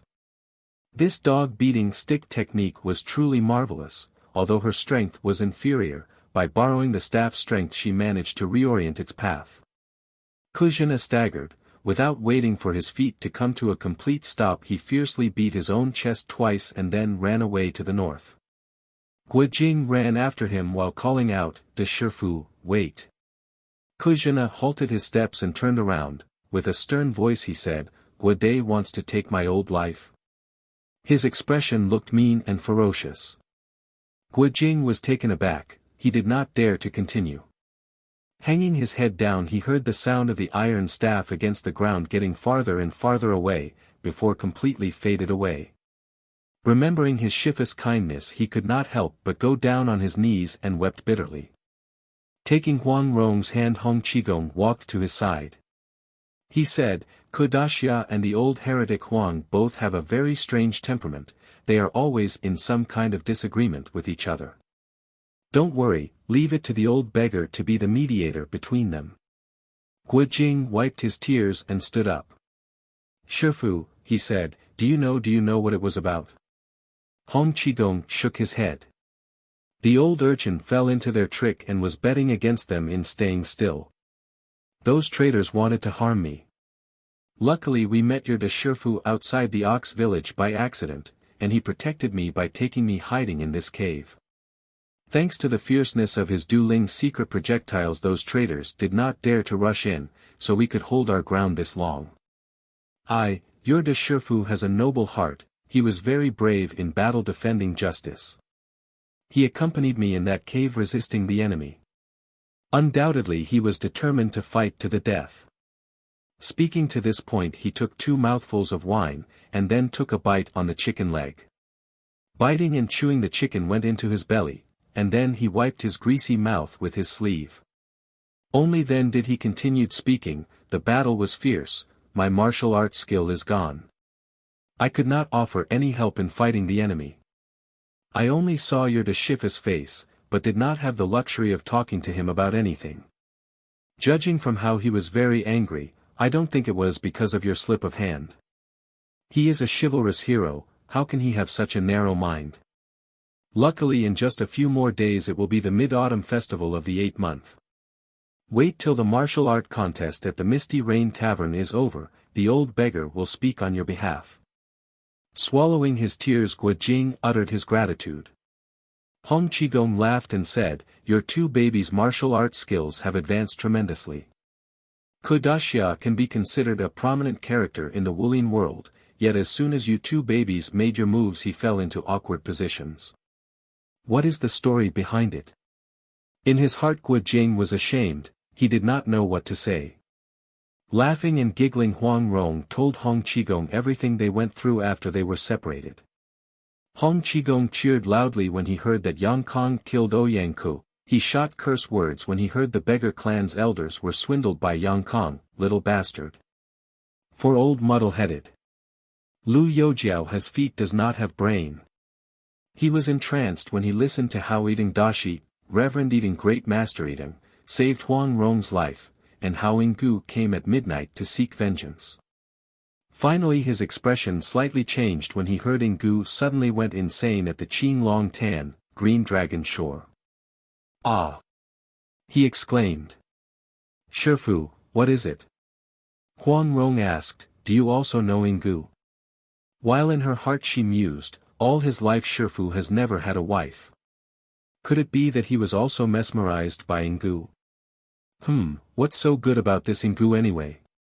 Mystifying, acting like a mad woman, but can captivate the attention of so many experts of the Wulian world. Luckily Hong Qigong's answer was pleasing to her ears. Nothing, Hong Qigong said, I don't know Yinggu, but when Emperor Duan left home, meaning, become a monk, I was there by his side. That day he sent a letter to the north, inviting me to go to the south. I knew he wouldn't send for the old beggar if he did not have a very important matter. I also remembered Yunnan's ham, the over-the-bridge rice flour noodle, and the chunk of cakes and delicacies, so I left at once. When I saw him, his face was haggard, like he was suffering from a serious illness. It was completely different from when I saw him during the sword meet of Mount Hua, where he looked alive with a dragon or a tiger's appearance. I felt very strange. After I have been there for a few days with the pretense of discussing martial art, he wanted to teach me the Xian Tian Gong, inborn/innate strength/energy, and Yi Yang Ji, solitary young finger. The old beggar thought, in the past his solitary young finger was in a level ground with my 18 dragon subduing palms, the old poison's toad stance, the old heretic Huang's Pai Kong Zhang, splitting the air palm, and divine flicking finger. Nowadays he had mastered Wang Chongyang Xian Tian Gong. In the second sword meet of Mount Hua the title of #1 martial artist in the world would certainly belong to him. Why would he want to pass on these two special skills to the old beggar, without any reason whatsoever? If he wanted to exchange knowledge, why wasn't he willing to learn my 18 dragon subduing palms? There must be something behind this. Later on the old beggar mulled over this matter. I talked to him and his 4 main disciples. Finally I found a clue. It turned out that after he passed on these 2 skills to me he was going to commit suicide. Only why he was grieving so much, even his own disciples were unclear. Huang Rong said, Shifu, Emperor Duan was afraid that after he died nobody will be able to control Ouyang Feng anymore. That's right, Hong Qigong said, when I found out, I was adamant of not willing to learn anything from him. At last he told me the truth. He said that although his 4 disciples were loyal and diligent, their minds have been occupied by the kingdom's affairs for a long time, that they could not concentrate on training martial art, hence it would be difficult for them to achieve success. It seemed like the Chuanjin 7 masters' martial art also could not reach the pinnacle of perfection. He said it was fine for me not willing to learn the solitary young finger, but if the Xian Tian Gong is lost, he would not have any face to meet Wang Chongyang Zhenren, lit. True/real person, a respectful term to address a Taoist priest, in the underworld. I asked him to reconsider his decision, but my persuasion was useless. Only, I was unyielding in my stand not to learn from him, with the hope of saving his life. Emperor Duan could not change my mind. Finally he relented by abdicating his throne and becoming a monk. I was by his side the day they shaved his head. It has been more than 10 years ago. Finally this enmity can be resolved, this is very good. Shifu, Huang Rong said, we have finished telling our story, what about you? About me? Hong Qigong asked, at the imperial kitchen I ate 4 dishes of yuan yang wuzhen kwai, minced 5 treasure mandarin duck, it was enough to satiate my craving, and then I ate lychee fruit and kidney, quail soup, sheep tongue in thick sauce, snail in ginger and vinegar sauce, oyster fermented in sheep's tripon, and on he listed the name of the dishes he ate at the imperial kitchen, while constantly swallowing his own saliva and licking his own lips. Why is it that later on the old urchin could not find you? Huang Rong interrupted. Hong Qigong smiled. The imperial kitchen chefs repeatedly found their prepared dishes vanished into thin air. They thought there was a fox fairy making disturbance in that place, so they burned incense and lighted candles to worship me. Later on they told the chief of the imperial palace guards, who then dispatched 8 palace guards to the imperial kitchen to catch the fox. The old beggar thought it was a serious situation, and neither the old urchin nor his shadow could be seen. I had no choice but slipped away to a remote part to hide for a while. That place was called Yi Lu Hua Tang, Green Calyx Flower Hall, or something. It was full of plum flower trees. From the look of it, it was the winter quarter where that fellow, the emperor, spends his days enjoying the plum blossoms. Only it was the middle of summer, except several old eunuchs sweeping the ground every day early in the morning, not even a ghost's shadow came to that place. The old beggar was free to roam around. Everywhere in the imperial palace there were things to eat, even 100 beggars won't die of starvation in that place. Thereupon I was able to heal my injury in peace and quiet. I stayed there for more than 10 days. One day in the middle of the night I suddenly heard the old urchin's voice pretending to be a ghost, and then the voice turned into dogs howling and cats meowing. He was turning the palace upside down with the noise. And then I heard some people call out, Hong Qigong, Hong Lao Yizi, Old Master Hong Qigong, Hong Lao Yizi. I took a peek. Turned out they were Peng Lianhu, Sha Tong Tian, Liang Ziwen, and the other crafty fellows. Ah! Huang Rong exclaimed in surprise, why did they look for you? I thought it was very strange too, Hong Qigong said. As soon as I saw them I went back into hiding. Who would have thought that the old urchin had already spotted me? He was ecstatic. He dashed forward and hugged me, saying, thank the heaven and thank the earth for letting me find you at last. Immediately he ordered Liang Ziwen and the others to follow behind us. How could Liang Ziwen and the others listen to the old urchin's order? Huang Rong wondered. Hong Qigong laughed and said, at that time I was also racking my brain but could not figure out the reason. All I can say was that they were very afraid of the old urchin. Whatever he said, they did not dare to disobey. He ordered Liang Ziwen and the others to follow behind us, while he carried me to the ox village to find you 2 people. Along the way he told me that he had looked for me everywhere but could not find me. He was very worried. And then quite by accident he bumped into Liang Ziwen and the others by the city wall. In his frustration he beat each and every one of them really bad, and then ordered them to comb all streets and alleys the whole day and the whole night to look for me. He said they had been searching around the imperial palace for a while, but the palace was huge while I was hiding in a remote place. All throughout, they did not see me. Huang Rong said with a smile, I did not expect the old urchin to be that smart, able to make those devil heads to follow his orders obediently. I wonder why they did not run away. Hong Qigong smiled and said, the old urchin employed a mischievous trick. He rubbed some dirt from his body and made more than a dozen pills. He forced them to take 3 pills for each person, said that this poison would react in 7 by 7, 49 days. The poison was so lethal and nobody in the world other than himself would be able to neutralize it. If they were obedient, he would give them the antidote on the 48th day. Although these wicked thieves half believed and half doubted, they certainly could not take a risk with their own lives. In the end they did not have any choice but to believe, and they were compelled to listen to the old urchins yelling and screaming, without daring to defy. Initially Guo Jing was grieving, but hearing Hong Qigong's story he could not help but smile. Hong Qigong continued, when we arrived at the ox village we could not find you too. The old urchin again forced them to go out and search for you.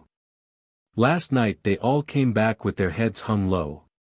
The old urchin scolded and cursed them. He was getting angrier and angrier until suddenly he said, if by tomorrow you still cannot find those two babies Guo Jing and Huang Rong, I will make urine pulp pills and give them to you. Of course they began to get suspicious and repeatedly provoked him to talk. The old urchin was screaming and kicking. Finally they found out that the pills they took earlier were not poison at all.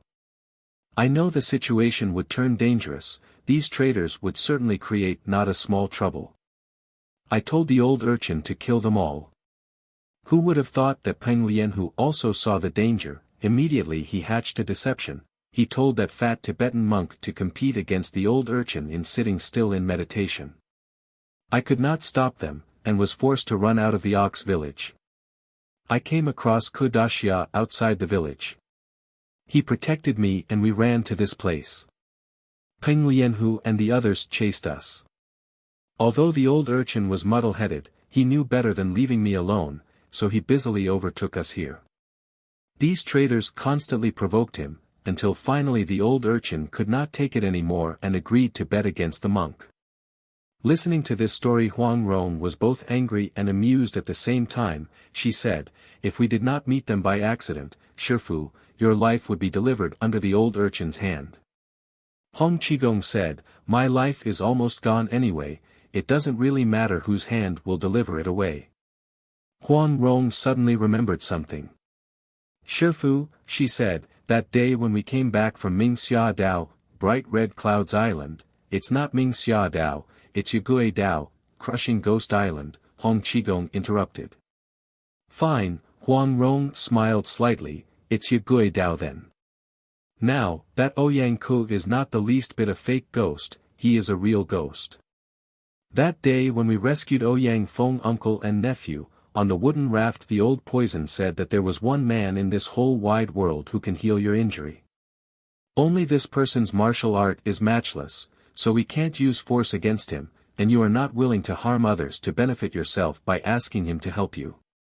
At that time you were not willing to mention this person's name. Later on Jing Gij and I went to Xiangxi. Naturally now we know that other than Emperor Duan then, or Reverend Eating now, there is no one else. Hong Qigong sighed, if he used a Yang Ji, solitary young finger, to attack my Qi Jing Ba my, lit. Marvelous/mysterious passage 8 pulses, Kwok and Huang Yusher from Wuxiapedia translated it as, 8 extraordinary channels, without a doubt he would heal my injury. But this kind of skill will injure his own internal strength for as long as 5 years or as few as 3 years, it's hard to say. Let's just say that he does not care about the second sword meat of Mount Hua, but he is already over 60 years of age, just how much longer is he going to live? How can the old beggar open his mouth and ask for his help? Shifu, Guo Jing said happily, this is great. We don't need anybody's help, I can go through your Qi Jing Ba mai. Hong Qigong was surprised, what? He asked. Huang Rong said, Jing Gij recited that babbling and mumbling part from the manual and Reverend Eating has translated it for us. He told us to tell you, Senior, to use this technique to open your own Qi Jing Ba mai. Straight away she recited Yidang's translation from memory. After listening to this Hong Qigong pondered for a long time, and then he jumped in joy and exclaimed, wonderful. Wonderful. I believe I will need only about 1.5 years to recover. Huang Rong said, in the Misty Rain Tavern martial art contest our opponent will surely invite Ouyang Feng to help their side. The old urchin's martial art might not be inferior to his, but he is a wild person. I am afraid he won't show up during the competition time. We must go to the Peach Blossom Island to get my father's help to ensure victory. What you said is not wrong, Hong Qigong said, I will go to Jiaxing first, the two of you go to the Peach Blossom Island. Guo Jing was reluctant to leave his shifu, he insisted on escorting Hong Qigong to Jiaxing. Hong Qigong said, I will ride your little red horse. If there is any problem along the way, the old beggar will just run away. Who can chase after me? Immediately he mounted the horse. With a couple of glug he drank his wine, and then pressed the horse's belly with his legs. The little red horse let out a long neigh toward Guo Jing and Huang Rong, as if it did not want to leave them, and then galloped like the wind to the north. Guo Jing watched until he could not see Hong Qigong's shadow anymore. He also recalled how Kuzhina wanted to kill Huang Rong, his heart was heavy. Huang Rong did not try to comfort him. She went alone to find a boat for hire, then they set sail toward the Peach Blossom Island. When they arrived on the island, they immediately sent the boat away. Huang Rong said, Jing Gij, I am going to ask a favor from you. Will you promise to grant it? What is it? Guo Jing asked, I don't want to do something I won't be able to do. Huang Rong laughed and said, I am not going to ask you to cut off your 6 masters' heads. Guo Jing was upset. Renjir, he said, can't you not mention this matter anymore? Why can't I mention it? Huang Rong countered, you may have already forgotten about it, but I can't. Even though I am good to you, I don't want you to cut down my head. Guo Jing sighed and said, I really don't understand why De Shifu was so angry. He knew you are the love of my life. I'd rather die 1,000 times, 10,000 times, than hurting you the least bit. Huang Rong could hear the sincerity in his voice, her heart was moved. She pulled his hand and leaned against his body.